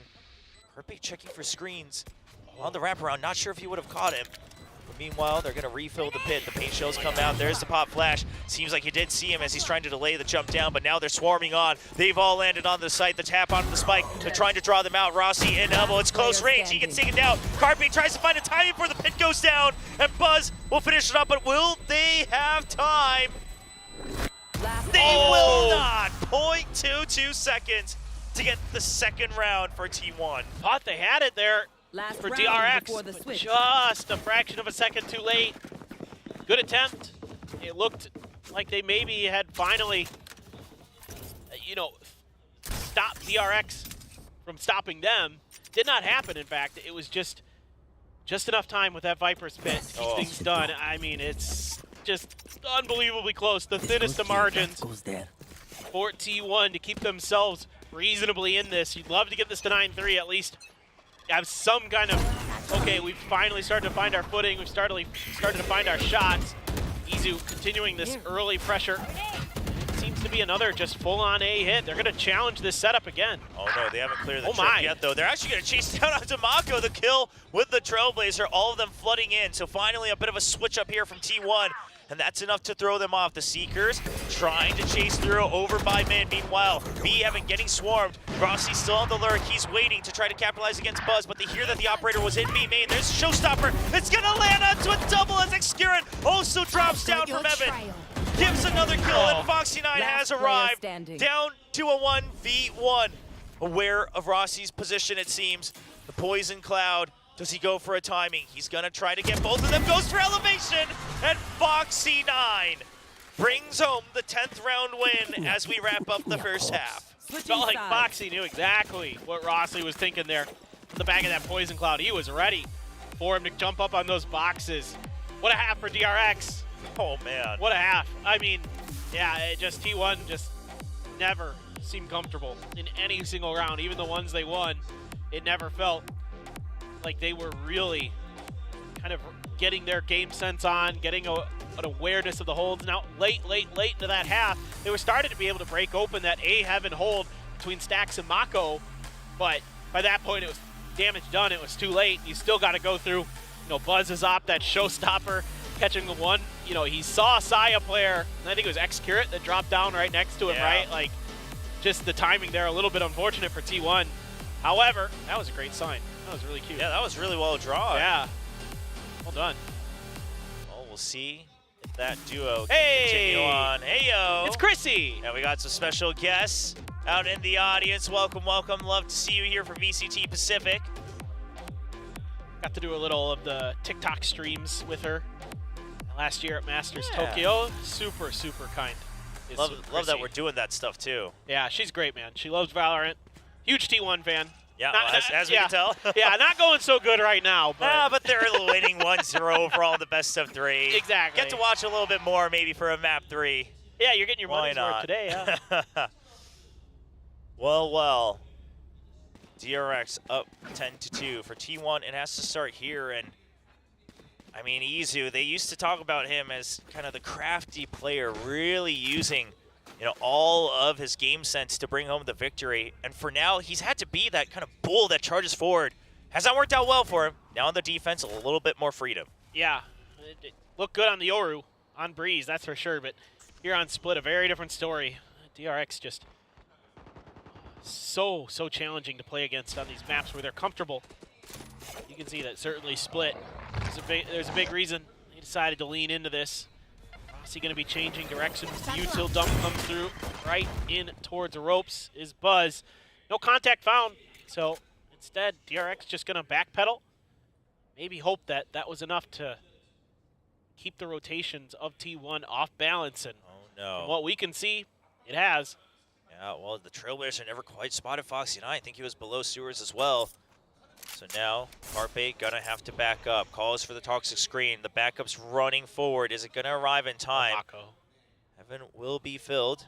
Mako, meanwhile, going to switch places with Saya player. T1 Carpe will be holding onto the site, but Saya player whiffs the shots. He's not able to get the kills. Then that might be the call to rotate. Heaven now broken up. Stax just trying to make sure that he goes down to vents, trying to rotate over to B. It's going to be a quick backup from Excurate. Flanks around. Paranoia at the ready. He just wants to lay them. He hears them running through. Paranoia, but it doesn't hit both. He gets one kill, but not the second. Stax jumping down. 3v2 for T1. Spike not planted yet. 15 seconds. This is a timing for them. Izu takes a couple of shots. Rossi, nice and clean right off the top.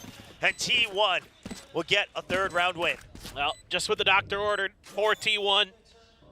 Good stuff here by Carpe. Caught the elbow of a player peeking around that corner and immediately pieced out. Got the toxic screen up from Rossi. And Rossi finding some crispy shots there at the end. Carpe having a couple great shots of his own. That is nasty from Rossi. The follow-up there took a few, but job done. So I think and good start for T1. It's a long road, though.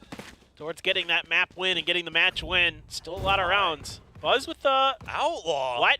Bought over by Mako, it looks like, and then full armor as well. So really trying to punish the greedy buys that we often see on Split, where you're just trying to swarm the sites, make sure that everyone has a weapon to fight back. I mean, this is something. If it works out, could be a new paradigm as well that Buzz is bringing forward to VCT Pacific. Just trying to force up a singular outlaw on the attacking side. Wild. T1, they don't have a sentinel, they're trying to push out. The outlaw gets one, but now T1, they find the trade. They're well aware of the outlaw. That should change the positions they hold as well. Izu with a nice timing. Peek out as well, and the spray down for two. Zaya for a third, and it's just going to be Execute with a Bulldog. Can they get the Vandal as well? Should be able to recover those weapons. It kind of worked. It sort of, it wasn't too bad, but now your purchase coming into this round is going to have to be a little bit lacking. Now an op for Saya. Yeah, no, I mean, to make matters worse, right? Round 3 op for Saya is scary as heck. Just unscoped at the wrong moment did Bane there. Kept that down. He might have been able to find Izu a little bit quicker, but damage done. He actually landed a shot. Now I see it. He was at 10 HP, so then the Classics can come in, do what they got to do. So not a bad idea from DRX. You do have to go down to a Spectre or Mako. 3 clear. Waiting for it. Finds him as he's thinking about moving out, so it has to be a dash out. The shot will not connect, but op now found by DRX. Ahead of the smoke for Mako. So we'll see. Trailblazer trying to clear mid. Meanwhile, Foxy9 still holding on to sewers. The trips to check if there's a push out of A main. Execute for now, all alone on the site on B. This Poison Cloud, they could be fanning out at any moment's notice. The Paranoia is going to be a quick fill from Rossi, but Buzz is one step ahead of him. Picks up 1 kill. Saya, can he go for a peek out? Buzz still clears out the site though, and Saya player has to just run out to safety. Izu finding 1 corner around the snake bite. Smoke clears, and now everybody right around B heaven for T1. But there's still the lurk from Foxy9. You still got stacks over by B main as well. So many angles to clear. Izu trying to find one. He finds both. They are aware of 2 people's position. He notices a crossfire. Izu goes for 1, but no trade from his teammates as he gets taken out by Bane. Now the smoke perfect to cover up Carpe as he's trying to peek out. He gets stuck, and he realizes exactly what's going on. 2 members on the site, 2v2, still aware of the potential flank and the lurk around. Saya, he sees Foxy9, but the spy cam finds him. Time not on his side. Trying to go for the kill. He wants to save the operator. He wants to get it. Can he dash out in time? Is he safe? Barely right at the edge. Yeah. Good round here for DRX. A phenomenal entry by Buzz. Like you said, bypassing some of that utility from T1. Able to find 2 huge kills to break that site open. That turned out to be the difference maker. A really good attempt at isolating some of these crossfires as best as they could from DRX, being really patient. Some of these jitter peaks. Well, okay, Buzz, sure. Yeah, geez. Why not? I mean, that's just heads up, right? Expecting something like that to happen. Your crosshair and your free fire are trained onto that corner. It's just disgusting, man. Incredible stuff, and as usual, Buzz is just so good at entries. Such a powerful force for DRX for so many years. Pressure on him again as that op's still in hand. Have to be a little bit careful of it this time, our DRX. They got away with one, frankly. In that last round with Saya just a little bit off of Mako, so orb going to be gathered. Now, begin the march towards mid. Smoke has to come out to cover DRX. Ooh, the op stationed on A takes out the lurk from Foxy9. They've already cleared B main. They got Seekers online. They pressured mid as well. They find the main force at Ramen and T1. For what it feels like the first time in this entire split, they have a very good grasp of DRX's positions. But the weaponry isn't going to be good enough. 2 stingers for Rossi and Carpe. Carpe waiting in the smoke. Should be dissipating soon, and there's the pop flash, but Buzz is slightly out of it. The Seekers to keep them at bay. Realizes that they're going to be stuck here at B main. 1 Seeker still trying to go towards mid, so they're well aware of the lurk as well. Mako has to back off for the time being. Only 30 seconds left on the clock. 30 seconds close. left. Very, very close shots. This is great anticipation here by Carpe, recognizing that the flash last time went deep. This time decided to get ahead of it by putting himself into that smoke, and this gives Saya player the ability to learn. No way, Saya. That's a very risky, greedy position to be taking. He's still going to try to peek out for another. I mean, this is very close range. There's one right click. He tries to go for another operator. And he's going to drop the operator, give it over to DRX. I mean, T1 on the pinch. They don't want this to go for free, but it's not like they have a lot of creds. So they will just be waiting. Bane securing a free operator upgrade for Buzz. Yeah, and more importantly, you keep it out of the hands. I mean, side player has the Blade Storm, yes, but you don't want him to just keep that power weapon that he's been oh so good with throughout the years. Definitely love to have it over towards Buzz. Buzz is a showstopper, though, so is this? I think DRX is really considering what they want to do with this buy. They just don't have enough creds to do anything else except go for classics, half armor for Bane. Maybe saving that showstopper for another day, see if Buzz can do some damage. They did something out of the ordinary there. Gives him the he misses! Goes right over Carpe's head. Now the up dropped as well, and the one hope that DRX had in this round, it might just give an opening for T1 to claw back. Two members still pressuring, but they will not greed for more space. They understand that they have secured this position. Ramp being taken over by Bane. The next duelist himself, can he get the up kill? He gets one. He's quick with it, but he shows us back. Mako there for the trade. And T1, what seemed like an absolutely unlosable round, starts slipping away from their grasp. I mean, it's just imagine the world where Buzz hits that showstopper. Could be a completely different round, but he missed it, and therefore he got punished. Outlaw and the Blade Storm still there for Saya. Only a judge for Rossi, so going to have to concede over the plant most likely as T1. Mako, though, only on 24 health. Not like he's going to be able to get the ults here. Stack's still away from the Seekers. Look at him. He's going proactive. And just looking for one extra kill as they have no idea where they are, and Mako finds it. Saya tries to turn the corner close, and now Rossi, just the judge, has to make noise if he wants to upgrade a weapon. Finds one close, but he knows that Mako's weak. He doesn't get the kill with the judge. Are you kidding me? The one time that weapon would fail you. Well, I need this. I mean, 26 was more than enough, I guess, for Mako there. I mean, that round is heartbreaking for T1. You do some good things at the beginning, but DRX just raiding some of these pushes from Carpe really, really well. Kind of expecting him to be aggressive. I'm not sure if they saw a pixel out of place for Buzz to decide to pop the showstopper.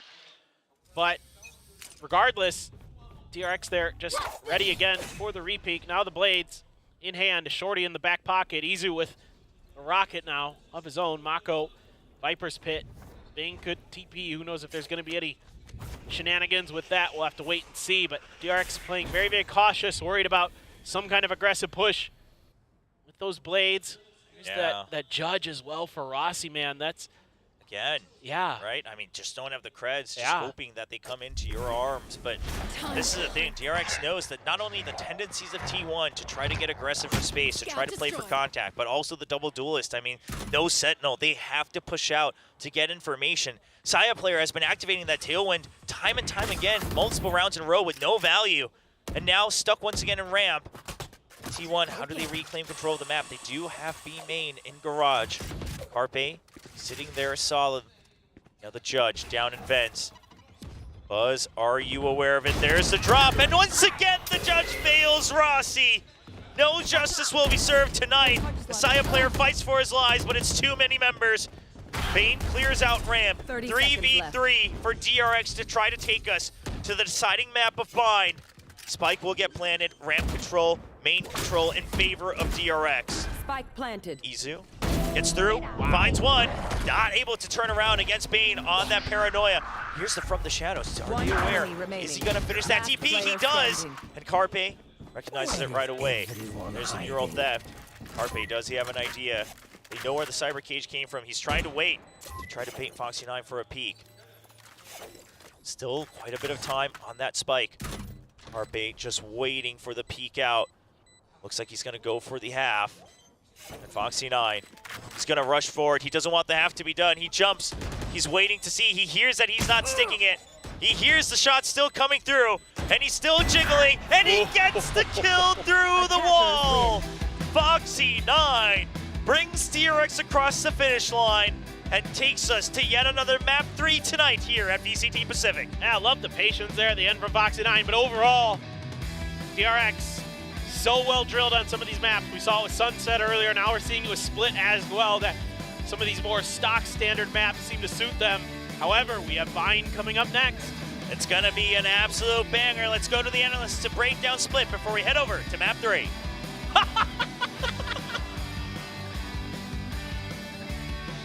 DRX bundle. I wish I could read that sign. I couldn't see it. The camera was in the way, to be honest. The one guy who speaks Korean at our desk.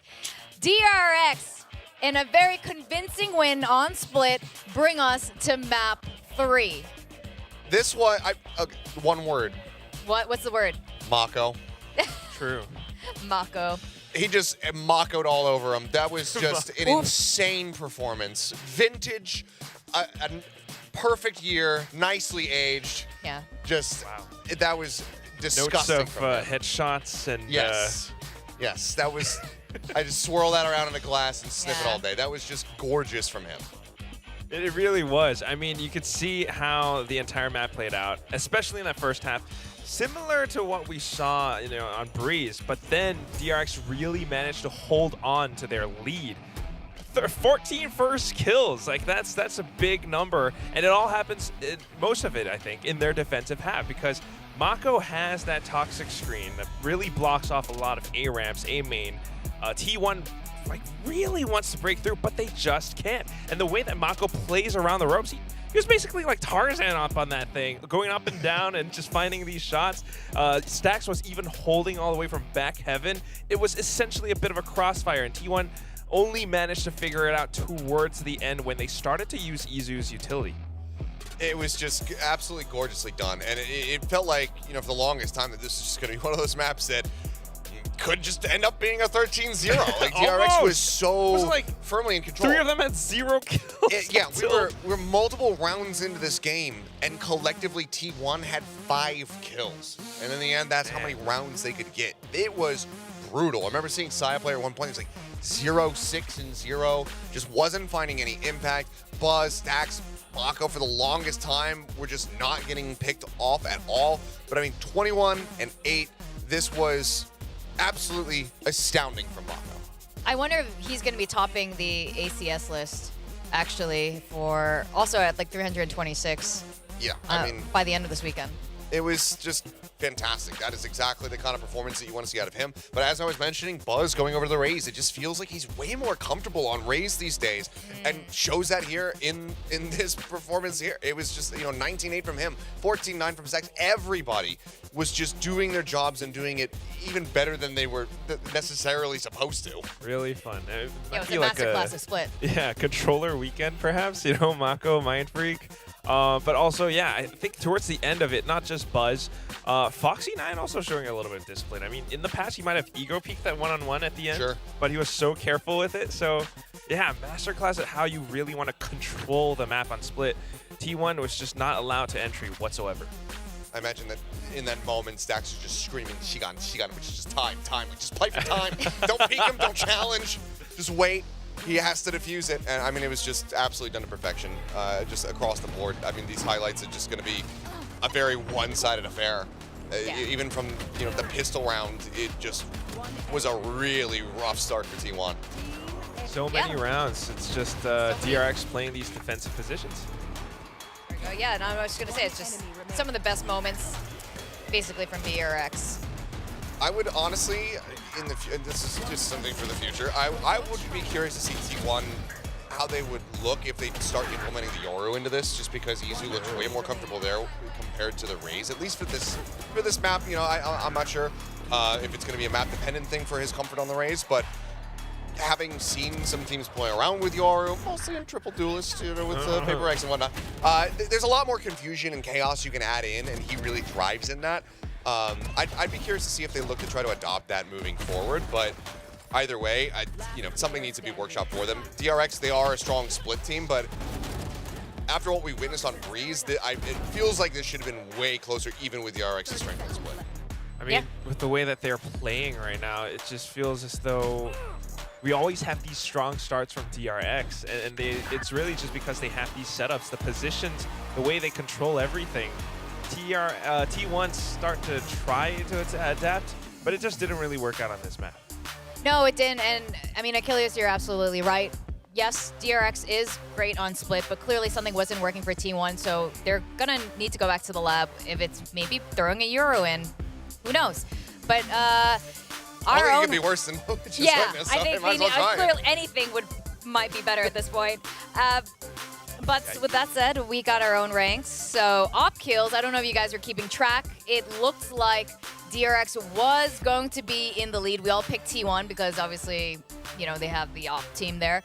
Saya player got 4 op kills and DRX got 4 op kills. Collectively, Buzz got 3 and Bane got 1. So that means it's a tie. And that means we all rank up as a team.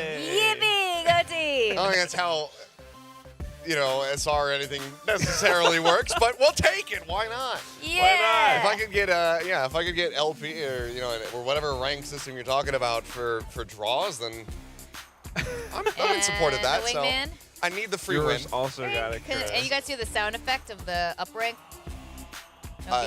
No. Not a sound I'm very familiar with. I can't do it. I am not a beatboxer. That's so sad. That's so sad. Just outing myself right now.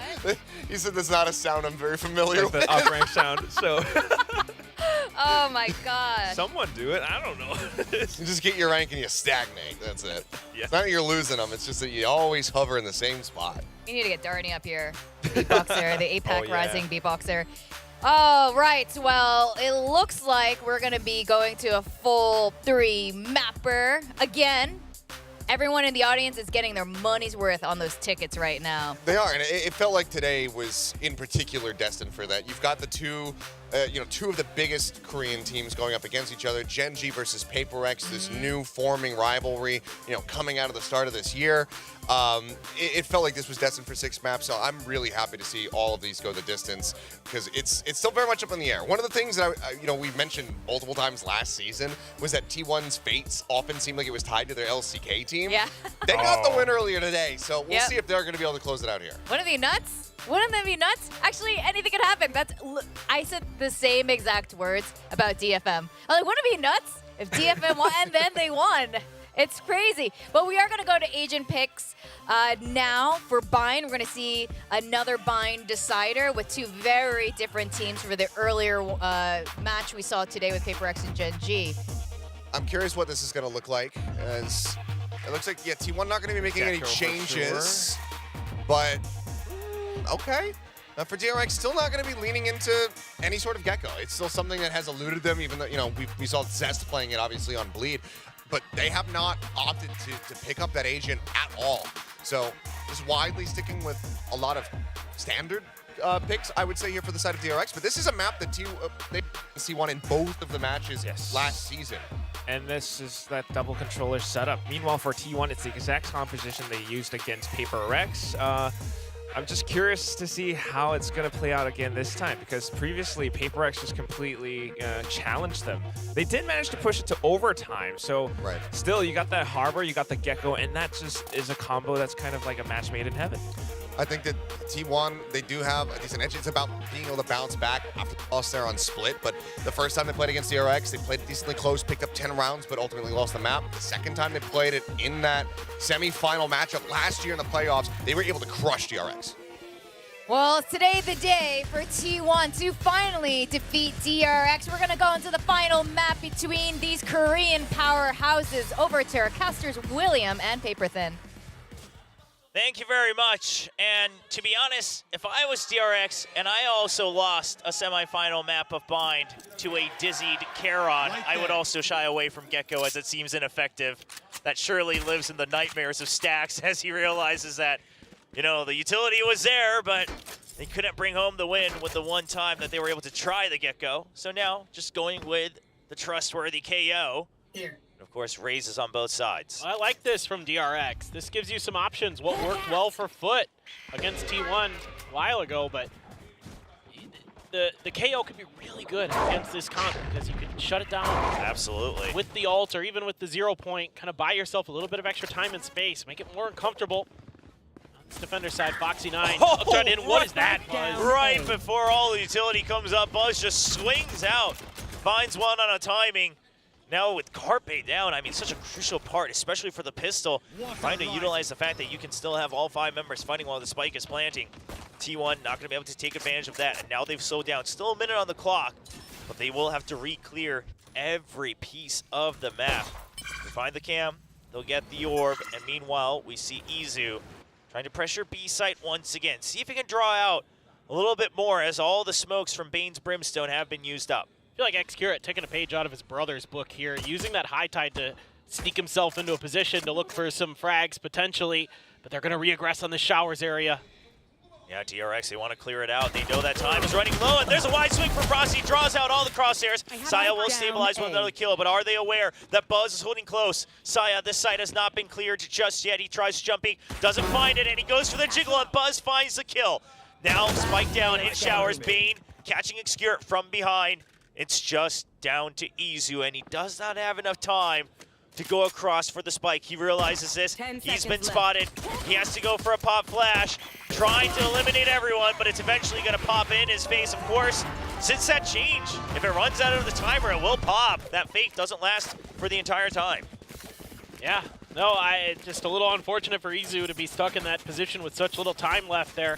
T1 hoping that they could maybe trick DRX into thinking they had gone to the other side, but not able to sell that fake at all. And Bane, as he was one of the ones on the other side of the map, coming through at the perfect time to catch Xcurate in the back. A little bit whiffy there from Foxy9, but Buzz at the ready next to this box, found a great position, knowing that maybe Lamps could have a player, put himself behind that box. Really smart heads-up stuff. The disease is going to catch Buzz, and he's going to grab the orb and back away. But man, that's a little scary if you're Buzz. Yeah, I mean, he uses full faith, right? The Brimstone smoke, the cover from Bane. I believe both of them may be getting tagged as well, but they will just trust in the smoke to disrupt the vision here from T1. So T1, back to another default. Just trying to condition them on the pressure here in showers, but no cam this time. They're just trusting in the long-range weaponry, the better weaponry here from Mako. Jiggling back and forth because short is covered with the cam, with the tripwire. A lot of utility to cover that entry point. And Bane already sneaking over towards A as well. So the full forces, they're going to catch a glimpse, get a reveal. It's a TP out there, Rossi. Yeah, that's smart. I mean, Very otherwise smart. you were dead for sure as you've been tagged right in the middle of nowhere. And that is going to allow the rest of T1 to try to still creep into Lamps, but still not the best position as they don't have full control of showers. They're going to try to get through. Wingman going to get taken out as it's going for the plant. So Carpe picks the spike back up. Dizzy there to buy time, but it gets taken out immediately. Foxy9 gets backed out by the snake bite. Cascade not exactly getting too much value as they're just trying to get a reaction. Zaya's pushed up close. You can still TP here, maybe. Just barely enough time, but no, they're going to go for the plant again. But there's the Mosh just trying to push them out, but Mako still sprays down for 2, and the spike plant has been disrupted. Izu trying to stick for it one more time, and Bane will try to swing around. Spike does go down, but Izu, can he hold on to this area as Saya player continues to pressure? He gets another kill with the Sheriff over by Showers, 2v2, and Izu has wrapped all the way around. Are they aware? They're not quite sure. Bane, he still gets the kill. Half done, but now Saya, they realize enough time has passed, and they know that it has to be a flank. Woo! That's as close as it gets, though. DRX taking a ton of damage, not just in the HP bars, but also economically there. These 3 guns have to be dropped by DRX. So honestly, that's a pretty good round there for T1, using this smoke from Foxy9, that cyber cage against him a bit to get this kill with Saya. Bane, nice job to push that fragment. Go for another kill there. That's, stacks his fragment as well. So nice little set play by them. And Mako steady as ever. But now you're starting to see that this might be pretty tricky for DRX. Not looking nearly as clean, certainly as you would like. And the good patience there from T1 really paying off. Going for the check again. Got the orb, so Buzz, that's going to give him the showstopper. Yeah, fires back right on the tracers. Carpe perhaps pushing his luck a little bit too much on the spam. But the thing is T1, I mean, I get where Carpe's coming from. You keep giving the sword for free, it's not good. You're trying to pressure, trying to make sure DRX can't go for it. Exactly. But this time he pays for it with his life, so no Gecko once again. And now trying to creep through. Mako's ready for it with the Ghost as well. A huge upgrade for DRX. Oh, that's brutal now. Now you've got a lot more options to play with. Or the side of DRX. There you go, Mako grabbing that Phantom. Still have the Harbor utility to set yourself up for this hit. Flashes as well. Yeah, the fragment just going to keep them at bay. They cannot drop into the site just yet. That high tide will be running out of time. Reposition around the cascade. So Stacks is ready for it. Buzz just trying to hold on to main. There's the showstopper. He finds him close, and it's going to be Stacks and Buzz, the duo. That cleans up the kills, all down to Saya player. One Vandal left. He won't get to carry it over, and it's a flawless on the bonus for DRX. Oh boy. Now you're starting to get a bit worried for T1. That's 3 bonuses lost for them so far today. And that, well, I mean, you can't be losing these battles like that. Losing Carpe off the rip, giving Buzz the showstopper, seeing the bullet tracers, and Buzz able to track down the head. Rossi losing that lurk is absolutely devastating. Great patience by Buzz, not to send that showstopper immediately in towards the octagon. Instead, he holds it just long enough to catch Xcurit, trying to push out of his high tide. And that's just stellar, stellar discipline from DRX, winning a couple key battles as well. Now you're back onto an eco from T1, a couple stingers and some sheriffs. Stingers have been pretty good for Rossi though today, I will say that. Yeah, we'll see if he can make that magic happen again. He used a snake bite to push away Garden, but that slows him down as well. The high tide not exactly covering all of Elbow. T1 has to be aware of this if they want to launch an exact set play onto the site. They're going to swarm it with all of the utility. There's a guiding light, there's the Dizzy, but the Molly lands right in front and they just cannot move forward. They've been slowed down. They're all getting burned at the feet, and Buzz enters for another double kill. Still, Carpe alive, picks up a Vandal. Wingman will get the plant. Mosh online. The IGL of T1. There's never been a better time for Clutch to bring them back onto the stage to keep their morale up. Both members of DRX full health, full armor. One snake bite and a cyber cage. Could it be enough utility? We're going to try to cut it off with both smokes, force out the Mosh. So now they know that he's out in main. Location identified, snakebite to keep him at bay. Carpe just going to give him the half. He's trying to go for a swing, but they're still sticking it. He thinks it's just going to be a fake off of the snakebite and the cyber cage. Not going to find the shot, still gets taken out at the end. And a 4-0 lead for DRX. I wonder if Saya player got body blocked by his own team there. He did. Yeah, I thought so. I believe so. I think that's about the only thing I could think of that would have stopped him there. That's, yeah, that might be another round 4 timeout for T1. It's just, I mean, great timing there from Buzz to wait until they're fully committed to the site to fly around the elbow, come in and pick up 2 big kills. Diligence, patience pays off for DRX again. I think Foxy, you know, with the Cypher, on Breeze not so good in some ways, but Split was phenomenal. And this map here already looking like he's right back into a comfortable role as that Sentinel. Now that Bane's come onto the team, he's switching over, doing a nice job. So far these timeouts have been okay-ish, I suppose. I mean, necessary, not really, right? Yeah, I mean, necessary. He started all 3 maps down 4-0. And, I mean, in the previous maps, they went all the way up to 6 and 7, respectively, for DRX.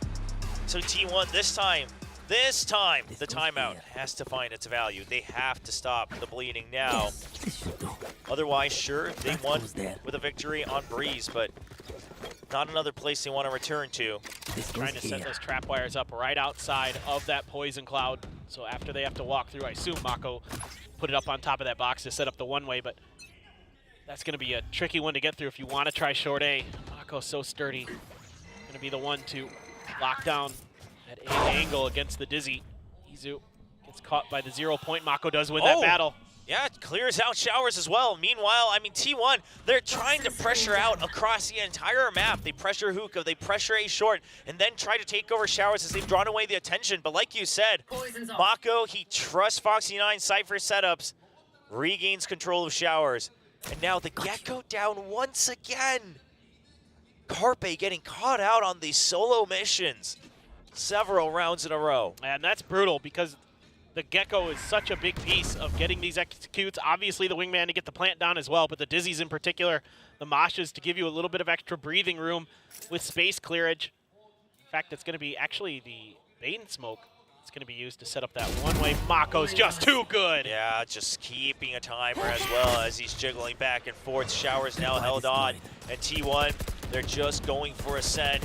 They will have to try to fake things out if they can draw out some of the utility, but look at the minimap. Buzz blast back and forward for the flank. They want to keep T1 trapped. They don't want to give him an opportunity to try to take the TP, and T1's not going to get it as Buzz has arrived. They have to push the site. They have to clear out all the members of DRX, but Bane finds one. Mako a second, a third in the round, and Bane with another as well. Yet another flawless here for DRX. And they're coming at you from every angle there at the end. The kind of split aggression that you pointed out, Will, just works against T1 here because they lose some big opening duels, and that gives DRX the space they need to just push every angle of the map. I mean, from all four corners of A, DRX is swarming at you.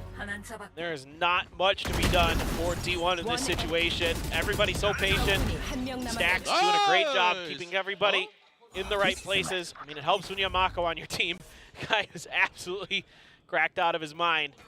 Now he has a Viper's Pit. Yeah, what an anchor, right? Looked a little shaky during kickoff compared to his usual self, but now right back in form. And it helps. I mean, look at the B site. This time they can trust Foxy9 to just hold on to it on his own, even set up for a retake with that cam. And the KO already arriving. Stack's here to help his teammates. They'll have to give up lamps, but not the most crucial of areas. But the flash is good, and it's going to be the transfer over with the Stinger. Saya good for 2. But it's going to be reclaiming the backside. The Thrash, he lets it pass. He's pushing forward. Stacks, he finds one. Can he find the Gecko? He's good for a triple, a quad, and he's on for the ace. The IGL of DRX. Spike has been planted. DRX has to remember the mission still ongoing. Out in the open. Just a Stinger for Excurit's Harbor. The 0 point will find him. Lamps secured. They know the objective. And Stacks checking for the box. The Cyber Cage comes out. Stacks not wanting the ace, wants to secure the round, and even will give over the defuse to Foxy9. I was just about to say, we hadn't seen Thrash. We were 5 rounds in, and that's pretty rare for a Gecko to not be able to get a Thrash going by round 4. And he finally gets it, and Stacks the absolute disrespect. The pop flash around the smoke, and then he just sidesteps the Thrash and never sees him. And yeah, he got flashed even too by that one to set up Saya. But that kill right there, woo, that is nasty from Stacks. Just brilliant play from him. One of those classic multi-kill Stacks rounds that we're so used to seeing. Absolutely, and it's just going to be another early double timeout, the earliest it's been. They don't want to let it get past 6. That hasn't looked good for him in the second map. This is crazier. Yeah, I mean, this is some Paper Rex style timeout calling, that's for sure. But can they find the value off of it? Hell, I'd be left scratching my head too if I were T1. Maybe now's the time to dial up one of those B executes where you kind of dissect the site with those smokes with the toxic screen and the high tide. Kind of do some of that leapfrogging with the Gecko utility off of this solo play.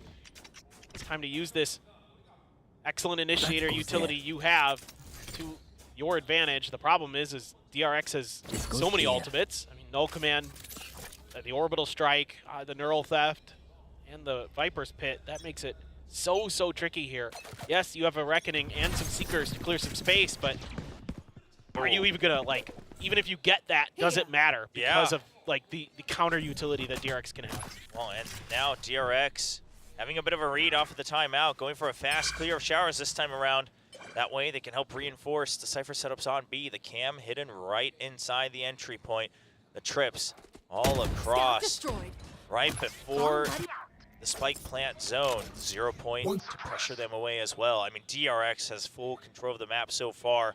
Showers being given up just a bit as Buzz backs off, doesn't want to get caught unawares. All out on his lonesome. Love this change from DRX with the Cypher utility. Now over onto B, expecting that this is going to be the point of pressure from T1, and this is really now going to be very, very tricky. And now Stax is waiting with his null command for this execute. This is going to be really difficult for T1 to make work. They're sliding the rest of the players over. I suppose Stax could just save it. Here comes the reckoning. Yeah, it looks like they just want to hold on for the retake. They'll have to let the site go. Some people have been tagged, and Foxy is waiting for the trips to activate. Both of them get cleared. Seekers will identify them, and T1, they're going to try to push through, but the Cyber Cage isn't good enough. Oh, he expects the wide swing, but he's just going to land the shot. And now the rest of the members of DRX, they have to hold on, but it's 3 members pushing elbow, but the blast pack does wonders. T1 still answering back 2-1 in numbers. It's going to be Excurid and Rossi, the new members, the global members here for the Korean squad of T1 up against Mako, the Rock of Korea, trying to tap the defuse.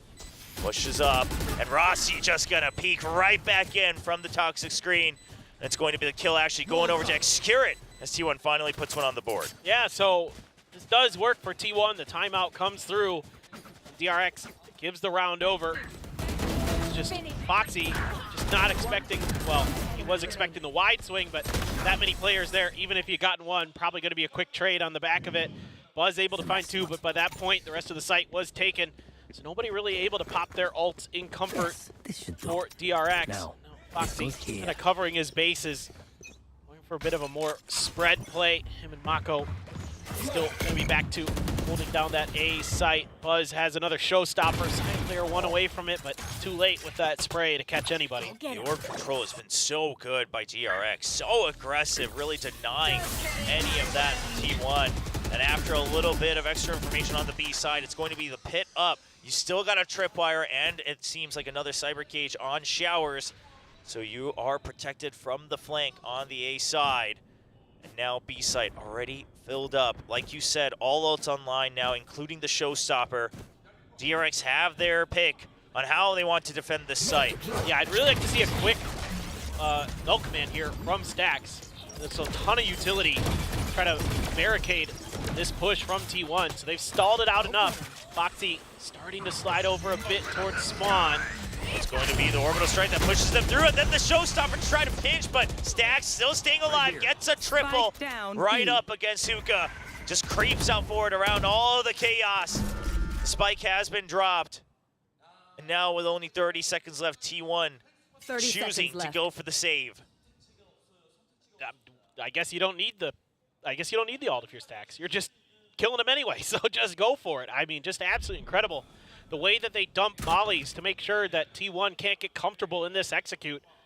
So well thought out by DRX. And keeping Bane over there as well. Seemed to work a treat. No real threat there for DRX. Yeah, Buzz doesn't land the showstopper, but it causes T1 to take a moment of pause. It allows Stax to pick members off from behind tubes, so breaking crosshairs there probably as well. People are looking for where the heck Buzz went up in the air, but few ults invested that round. You use the Viper's Pit to force them over to B, right into the waiting arms of the rest of the players of DRX. Well thought out once again. You can see that in these rounds where they're comfortable, where they have the time to whoop off. He has been quick here on Bind. Just absolute snappy. And like you said, the timing on these ults, just perfect to really secure that 7 round, a nice key mark to secure before trying to move on for some extra ones. Orb again. Yeah, banking towards another one, it seems, before the half ends. What are they going to deal with this? I mean, use the Sky utility or something to try to keep Buzz a little uncomfortable, but I don't know if it's going to come in time. It seems T1 a little bit afraid of any extra aggression across the map, so they really want to play these widespread defaults. But as you mentioned, it's something that we've been calling on this entire map. That B main control, it's never been in favor of T1. A single time so far. And you've got the long-range utility to contest that space, and they just aren't seemingly comfortable to do so. The game plan seems to be more of a kind of execute-heavy style, and it's been pretty well handled. Yeah, well, there's the Dizzy and the Guiding Light, but Izu can't get far away enough from the trap wire in time. Saya not covering his back either. Rossi now finally there for the trade, but it's still a 4v3 in favor of DRX. Carpe trying to bait out a little bit of a reaction. They recognize where Foxy9's location is, but backup has arrived. Backside filled up by Stacks and Bane. Right here. Even 30 Buzz seconds left. getting prepared to rotate over. Once they hear the spike plant, he's looking to approach. There's the Dizzy, but they're ready for it. It's going to be Foxy9 Cyber Cage that keeps them held, allowing Stacks to get another double in this round, and Buzz will get the finisher, 8-1 in favor of DRX. Yeah, every time that some of those open A plants have been attempted, DRX is using their smokes to cover themselves while they spray the wingman down to make sure that it's even more difficult, and then they all just set up these crossfires around the edges. This time T1 tries to get ahead of it. I don't mind the idea, but the Dizzy is cleared too quickly. Once again, the Cypher utility worth its weight in gold for DRX, and they're trying to play off a quick pop flash from the Dizzy, but it's taken care of, dealt with. The reaction's so strong for DRX. Seems like they are fully prepared for this T1 Gecko comp on Bind. Yeah, I actually believe DRX might have been the team to take it down last year as well when T1 started to first introduce it and got some maps with it. But now obviously a bit of a different tempo, different roster on both sides. And DRX this time just trying to hold on to backside. It's going to be the null command that destroys the showstopper, so keeps Mako safe. What a way to hold on to backside. Carpe noted in lamp. Saya player still hidden, trying to bait for the raise. Carpe just trying to draw out the attention. Mako, is he aware of it? He is! You just cannot fake out this guy. He's been through so many different rounds. And now, a 5v4. Not the best weaponry for T1. Buzz, down to 6 HP. But his job now just to draw aggro from Xcure, keep him tied up as the members on T1 start to dwindle down one by one. Carpe putting down the Moss Shirley, wanting to make sure that the utility is there. He gets 1 kill against Foxy9. Now they try to swarm in against the Snake Bite, and they all get sprayed down by the Stinger. Finally, a second round for T1. Yeah, it's a good setup. I like this extra Poison Cloud inside of that Viper's Pit. It cuts off one of the angles, and the angle that DRX is forced to take there. So that's really smart planning for the side of T1. Good holds on the flanks as well. So that's a huge moral victory now for T1, who seemingly were shut out of this half. It's a nice setup for Rossi. I really, really like the way that he put all of his pieces in the right places to make that retake impossible for DRX. So now operator for Buzz, able to buy RT1 off the win of that eco. Oh, they're walking right into it. There's the Trailblazers, and he doesn't bite. He waits for the extra members. He goes for a second! And Buzz shuts down the entire approach from Showers. He's still aiming for a third. Foxy9 will pick up that kill as they get tagged by the Cypher Util. Mako peeks out amongst the chaos, making sure to cover his teammates' backs. And in a blink of an eye, it's only Rossi with 35 HP and a dream. All 5 members of DRX left alive. Allows Stacks to still stay on the B site just in case. Trying to get over the strip wire. He gets tagged. He's afraid of the swarm coming in. Bane just drawing the attention. This is all so Buzz can try to get what seems like another showstopper. But Mako says, this is going to take too long. Cleans up the kill. Well, a valiant attempt from Rossi, but too little too late here for T1. Buzz so ready for that situation there. Had it all planned out in his head. Saw that utility and thought, I'm going to stick around for the first and then immediately blast back out before they could even react. To make matters worse, it's Saya, one of the players who can maybe try to quickly challenge Buzz's op angle with some blast backs of his own, who's taken out. The follow-up just shut down. Izu, no comfort. Nothing Rossi can do, to be honest. And yeah. Wishing he got easy the game. showstopper there. But hey, you've been getting these free orbs. It's getting a lot of showstoppers. Oh, T1 finally wanted to punish it, but it might just be a little too late. They get 0-pointed, trying to go for that pop flash. The fragment, now the showstopper. Does he see him? Not quite. Just has to wait. Just really wants to get this kill. He wants to see, oh, you're in the corner. Welcome over back to the B site. I mean, this is just Buzz having a read on Saya. This is a straight up duel between the two raises, and Buzz comes out ahead once more. T1, they just want a third round in this half.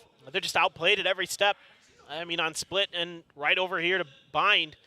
These maps DRX super comfortable with some players having to shift their agents. I mean, Mako has been a Viper for so long, and he's been so darn good at it. He's just right in his wheelhouse. He's got a couple players coming at him, but they get the spot. Timing! Are you kidding? I mean, you just imagine, because the screen's up for so long and you see nothing on B, is this truly a push? How does he get the tag? But it's all enough to keep Mako alive. 30 HP, he'll now back up. Bane has arrived, and so has Foxy9. Goes for the spray. Carpe down to 3 HP. Carpe trying to plant with the wingman. Rossi's going to spray as the Dizzy tags. Rossi trying to open up the site, trying to bang home just one more round. And Carpe and Excura will both get another buzz. Now all down to him. He already took down the Saya player, but there's 4 more members. There. Trying to recreate the magic of the 10-2 in the first half, but these snake bites have a different idea. Nope, peeked out just a little too early. And that's going to be Carpe taken down first. But the swing out, all right, Buzz gets 3, and Rossi will answer right back for a 9-3 score. And this is one of the few rounds that T1 is able to get Showers control and really put it to good use. Most of the time, DRX has been challenging it and really just making it an untenable position. But the control of it is seated this time, and Rossi puts it to great use. The Dizzy to set him up to knock 2 down. That gives T-Round a crucial third round win. So defender side Unbind, sure, generally a defender side in map these days. Is it going to be enough though? Is 3 rounds enough for T1? I don't know. I don't know. 2 was not enough for Gen G. We'll see if 3 is enough for T1. Oh, well, their boyfriend can't really watch 3D games because they get dizzy, and they still dragged him out here to watch this banger. It's a good choice.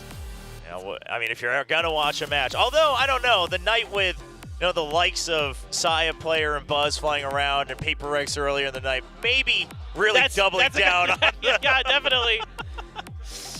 And the Gecko in there, throwing literal dizzies at you. Maybe not the best first impression of Valorant, but hopefully you warm up to it. I mean, at least you got a banger day. That's true. It's been exciting, that's for sure.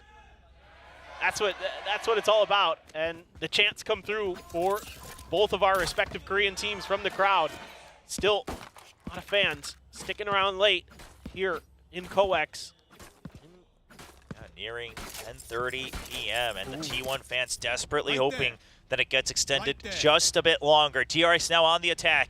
As the countdown comes through, it looks like it's going to be a hit onto the B side. Foxy9 just waiting to see, to make sure that if they need to, they can TP and rotate over to A with that shower cam control.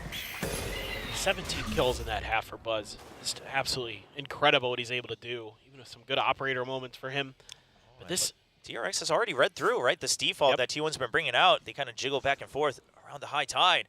Spirit waiting for it. He's good for 1. He expects another, but it's going to be 3, and he's not able to clean up the rest of the kills. Stacks and Buzz, they won't push their luck any further, and they re-peek, but a quick TP in from side player and Rossi. Now a quick 2v2. Foxy, is he going to go for the teleport play alongside his teammate?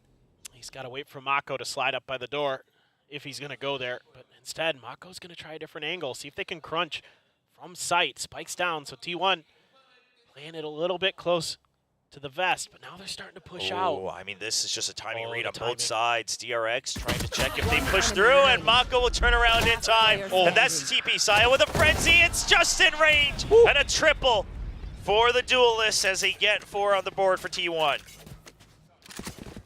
It's so funny that on every single map, DRX wins their first pistol. Yep. And then T1 wins the next one.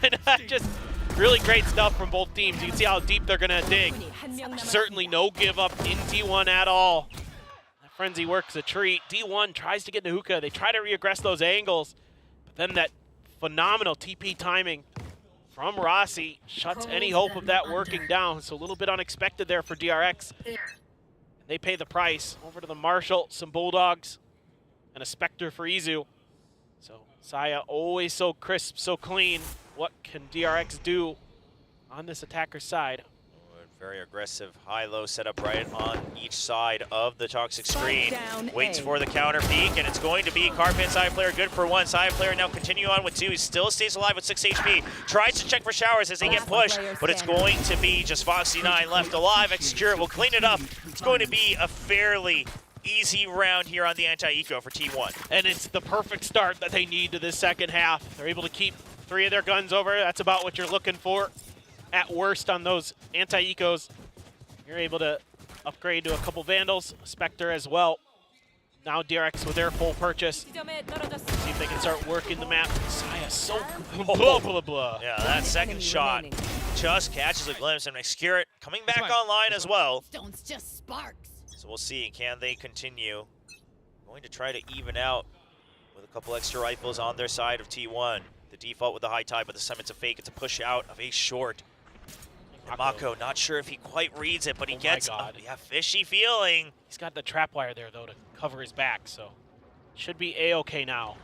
Meanwhile, Foxy9 still has showers control, so if things go south, they could still pinch right back onto the A side. I mean, this is one heck of a default here from DRX to counter out the potential pushes out of T1. They could TP if that control is maintained, but now you've got players starting to slide back towards the A site. Still, though, going on a lurk is Saya. I think he's going to hold here, maybe until the execute comes through. See if he can catch him a little off guard in the timings.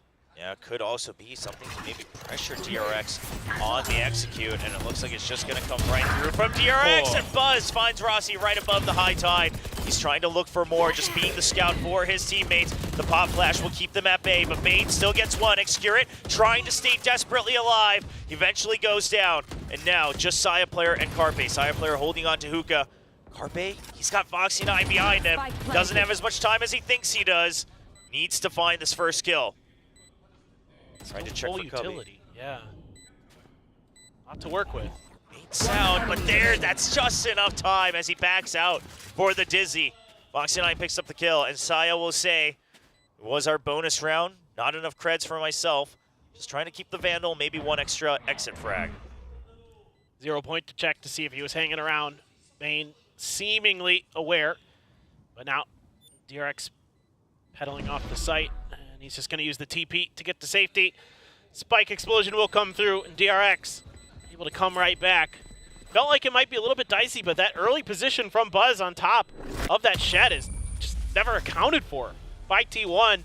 Nobody's even looking up there, and he has complete overview of the back end of that site, and he cleans out a player. That gives them a lot more comfort getting through. Nobody hiding in any of the smokes close to deal with them, so Buzz doing tremendous work on the entries.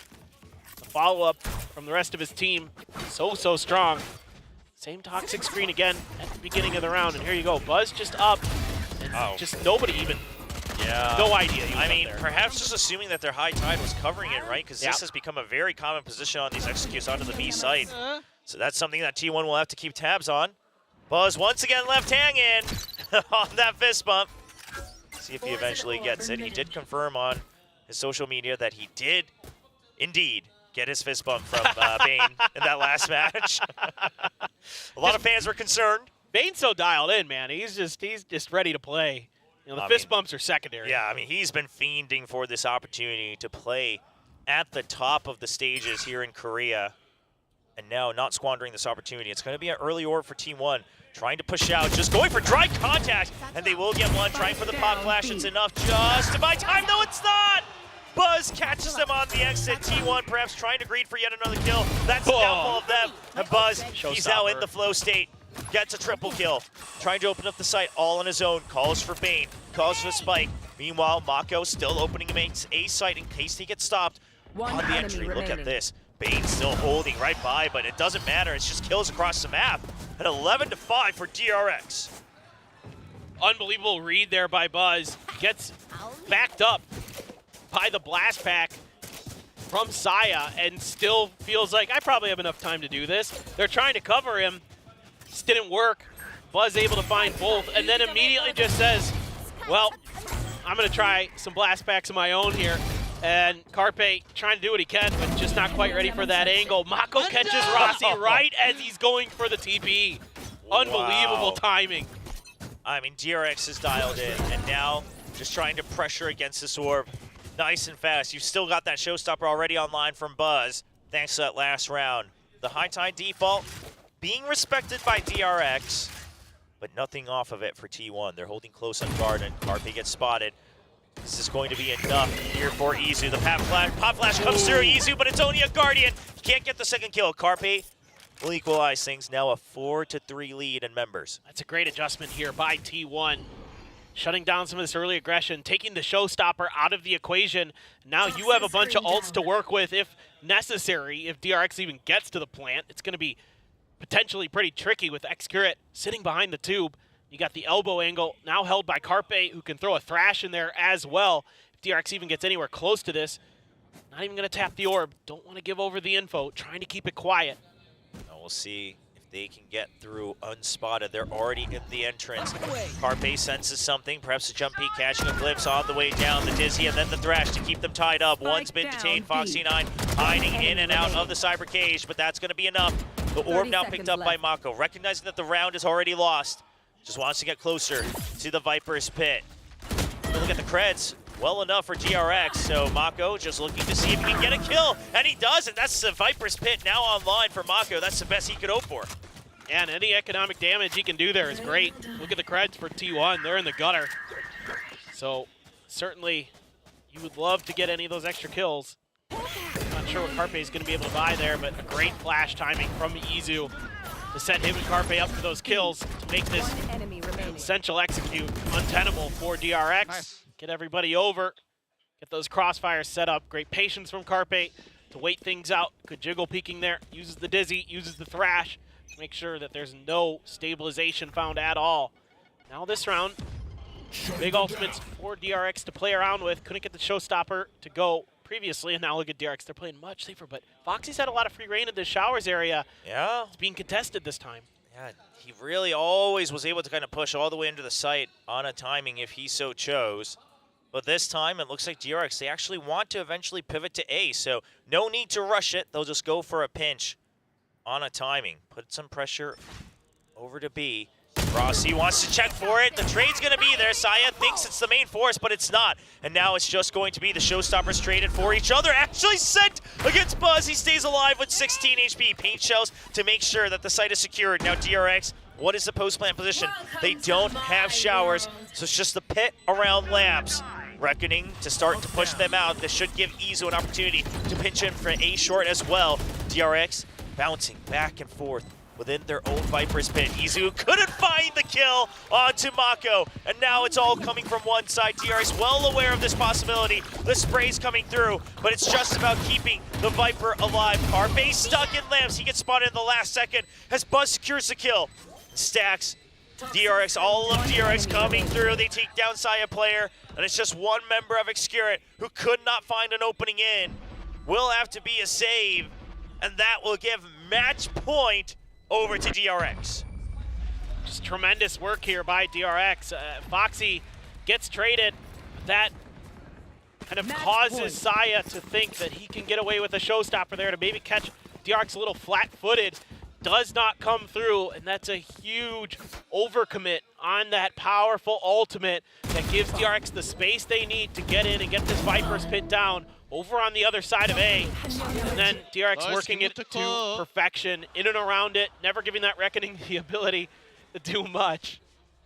I didn't catch what Mako said there. Yeah, not quite. Like the crowd liked it, they laughed. It is just going to be DRX at match point now. T1, 6 rounds to go if they want to drag this out into a late night of overtime. They've taken aggressive showers control, but Foxy9 well aware of this, looking for the peaks. He's just trying to draw them out one by one. He will catch one. That's the raise down, but Showers still in control by Rossi. This time, the fast flank coming in from the rest of T1. All through A short, and look at DRX's position. They've chosen to push all the way into the backside. They know that Showers has been given up. They know the flanks have been coming in. The hard pushes out of B, and the post plant is good from TRX. Trailblazer finds nothing. Stacks just looking to buy time and Lamps. The rest of his teammates setting up in Evan. Stacks, if he can get a kill here, it might as well secure the entire map, and he gets it. T1, they still have so much to clear. They have to push out. Excurate will answer back, but it's just 2 members against 3. Util still in the hands of DRX. The Molly lands, and Rossi goes down. And Excurate, the last one standing, but he will fall to the IGL of DRX. And DRX says once again, we return to try to reclaim our throne here on home ground. Buzz is letting him know it. I mean, just tremendous stuff on Split and Bind from DRX. Yeah, Breeze was a little shaky, But Buzz is letting him know that this is still his stage. DRX once again, immaculate reads, phenomenal stuff from the coaching staff preparing them for these two maps at every twist and turn. In that last round, a microcosm of this entire series where DRX just reads that T1 is going to get aggressive and they go to the other side and flip the map on its head to make themselves essentially the defenders in that post plant. Insanely good stuff. Just a hard read as the rounds continued on from DRX. And Stacks getting to hear the loud cheers continue once again in front of the home crowd. It's been a rough year as they finally fell to PaperX last year. Couldn't make it to Masters Madrid, but they now return rejuvenated. And now we have the analysts standing by to break down DRX's rise as they continue the victory here in Stage 1. DRX looking fresh this 2024, and they take it home today, winning another precious championship point, this time against T1. What a game, guys. I mean, this was just dominant. I mean, absolutely insane once again here from the side of DRX. They come out swinging a 13-6. Just huge streak off the top. Once again, just like we saw on Split. I mean, we saw it on Breeze too. But they didn't drop the ball in those last two maps. I mean, 12 first kills. This was just a fantastic performance. One of the things that they've been saying after not being able to go to Madrid was that seeing Gen.G there, seeing Gen.G make it to that grand final was the biggest kick in the rear that they have ever gotten in their careers, and right now they are absolutely showing it. And it's another one of those things where they start out on the defense side half, and you have these, actually all three maps today have been 6-0 at the start, and it's all DRX cutting these first kills, getting a lot of these plays. I really love, although Foxy9 isn't doing a lot, his cyber camera placement, it's at spy camera placement actually. It's actually able to, snuff out some of the positions. Like, for example, when Rossi has that toxic screen, they want to creep into lamps. He's able to spot all of it, and sometimes they're able to spray down through smokes with their Phantoms, DRX, getting all of these kills. Now, Buzz, with this KDA, this ACS was incredible, but I also have a guest I would like to invite to talk to us about this particular matchup. She's a T1 fan. She's the lead singer of Against the Current. You've seen her on VCT Champions. You've seen her everywhere. I think she does a D&D channel. She does a lot of stuff. It's Chrissy Costanza. Hey, welcome. Hi. How's it going? Oh, how's it going? It's good seeing you. We saw you down in the audience. I was down there. It's hot down there. Yeah? Well, I'm also outnumbered, which is weird as a T1 fan. If you couldn't tell who I love more than life itself, weird to be outnumbered because I just came from the league game earlier. So yeah, well, they had a little bit more success on that side. Yeah, that was a better one. Yeah. How did you find the game today? You know, I wasn't even expecting map 1, so that was a pleasant surprise. I was actually eating. I hadn't even made it in here yet because I had just gotten here like when the map started, so I was eating, and then it was down like 5-0, and I was like, oh, okay. And then we started coming back, and then I was like, oh my gosh, I gotta get over there. And then I walked in, and then we started losing again. So maybe I'm bad luck. No, I think Maybe you're the good my luck. fault. And they had the one win. To the League of Legends side as far as a good luck charm. Yeah, I used up all my luck earlier. You know why? She hasn't done an anthem for us yet. That's true. Once you do an anthem for us, now I gotta sidle my way in there. What did you think of the undefeated XG side? I know it just launched last night. I saw like a little preview. Just quick thoughts?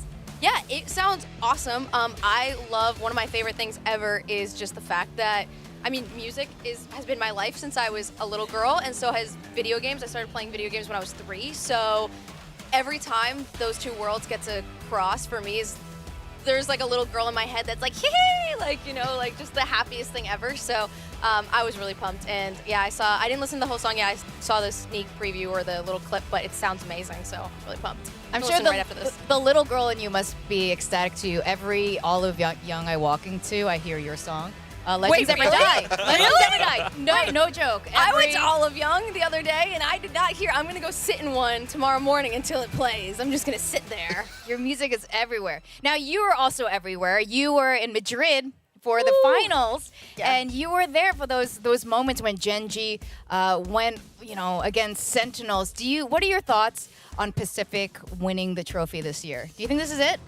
I mean, I feel like I say we're as if I'm from here. I'm not from here, We're but like taking You rep one of the honorary members. We'll allow it. Honorary visa. I've been a T1 fan since 2017, so I'm like always. I've never supported an NA team. No offense, guys, but like but she's ours. I think it's time. As a T1 fan, I was so like, do I root for Genji? Yes or no to win this? I kind of wanted PRX to win. I was really sad when they got eliminated because I felt like they were the ones that should have it first. Like in a way. What about this team has been around the block so many damn times? I don't know.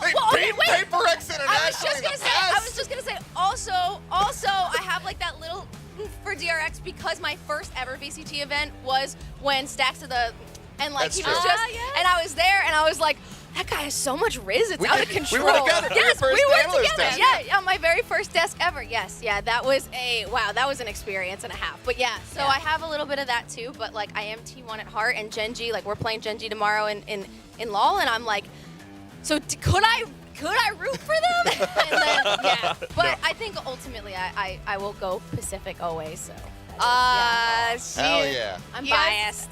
You guys Trying heard to it move here here. first. Okay, can you tell us why you're here?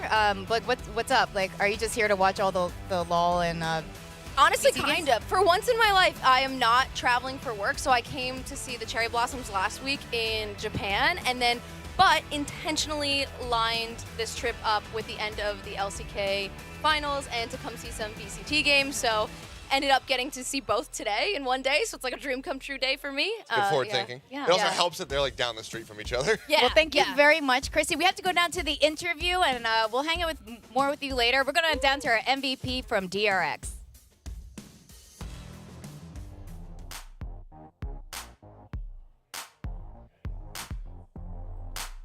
Never mind. Oh, we're still here.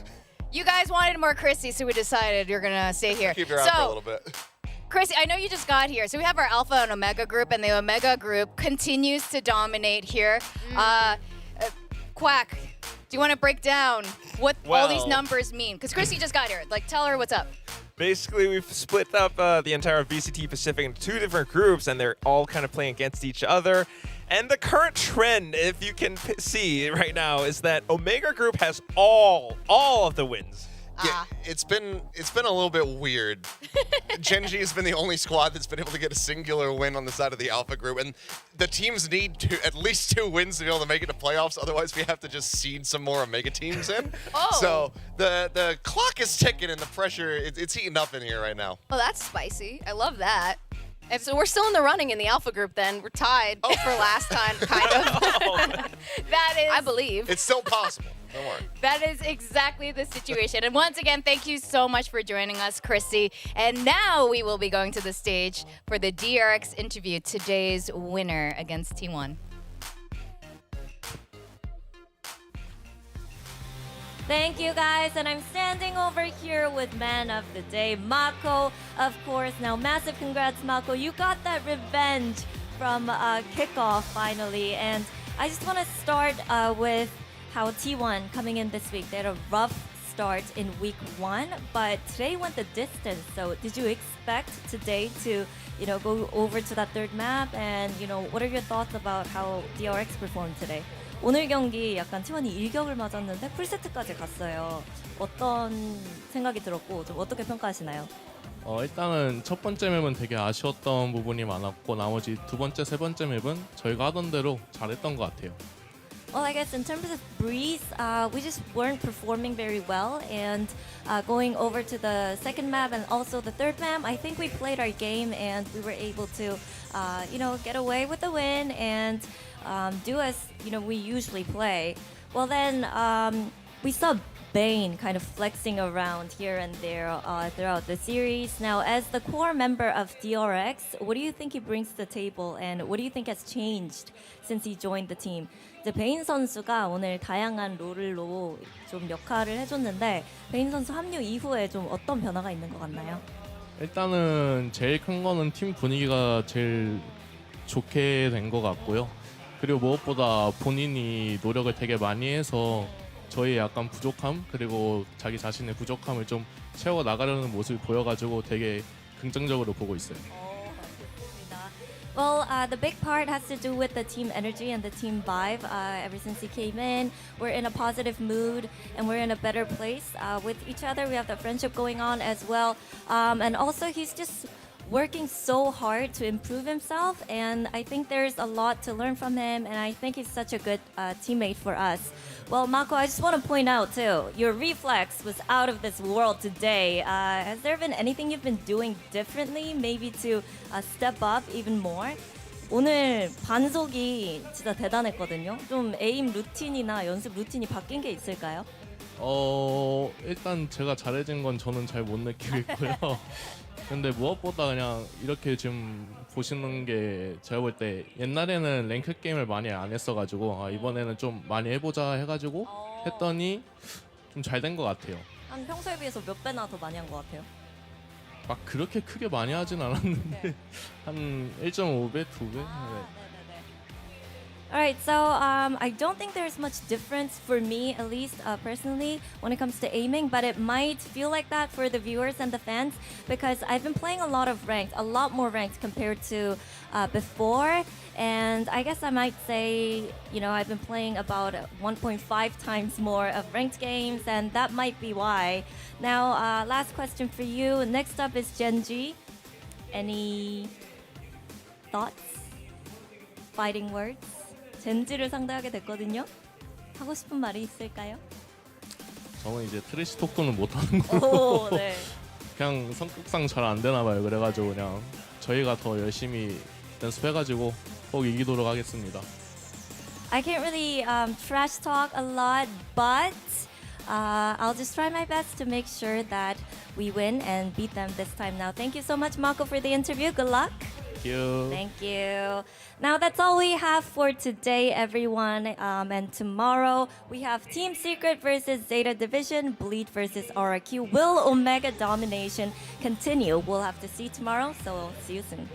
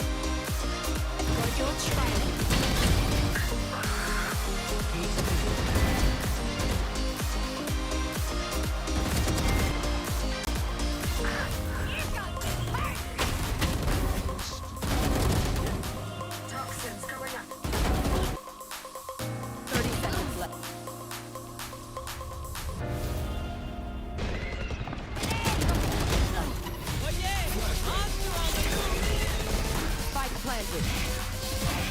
One enemy remaining. Spike down B.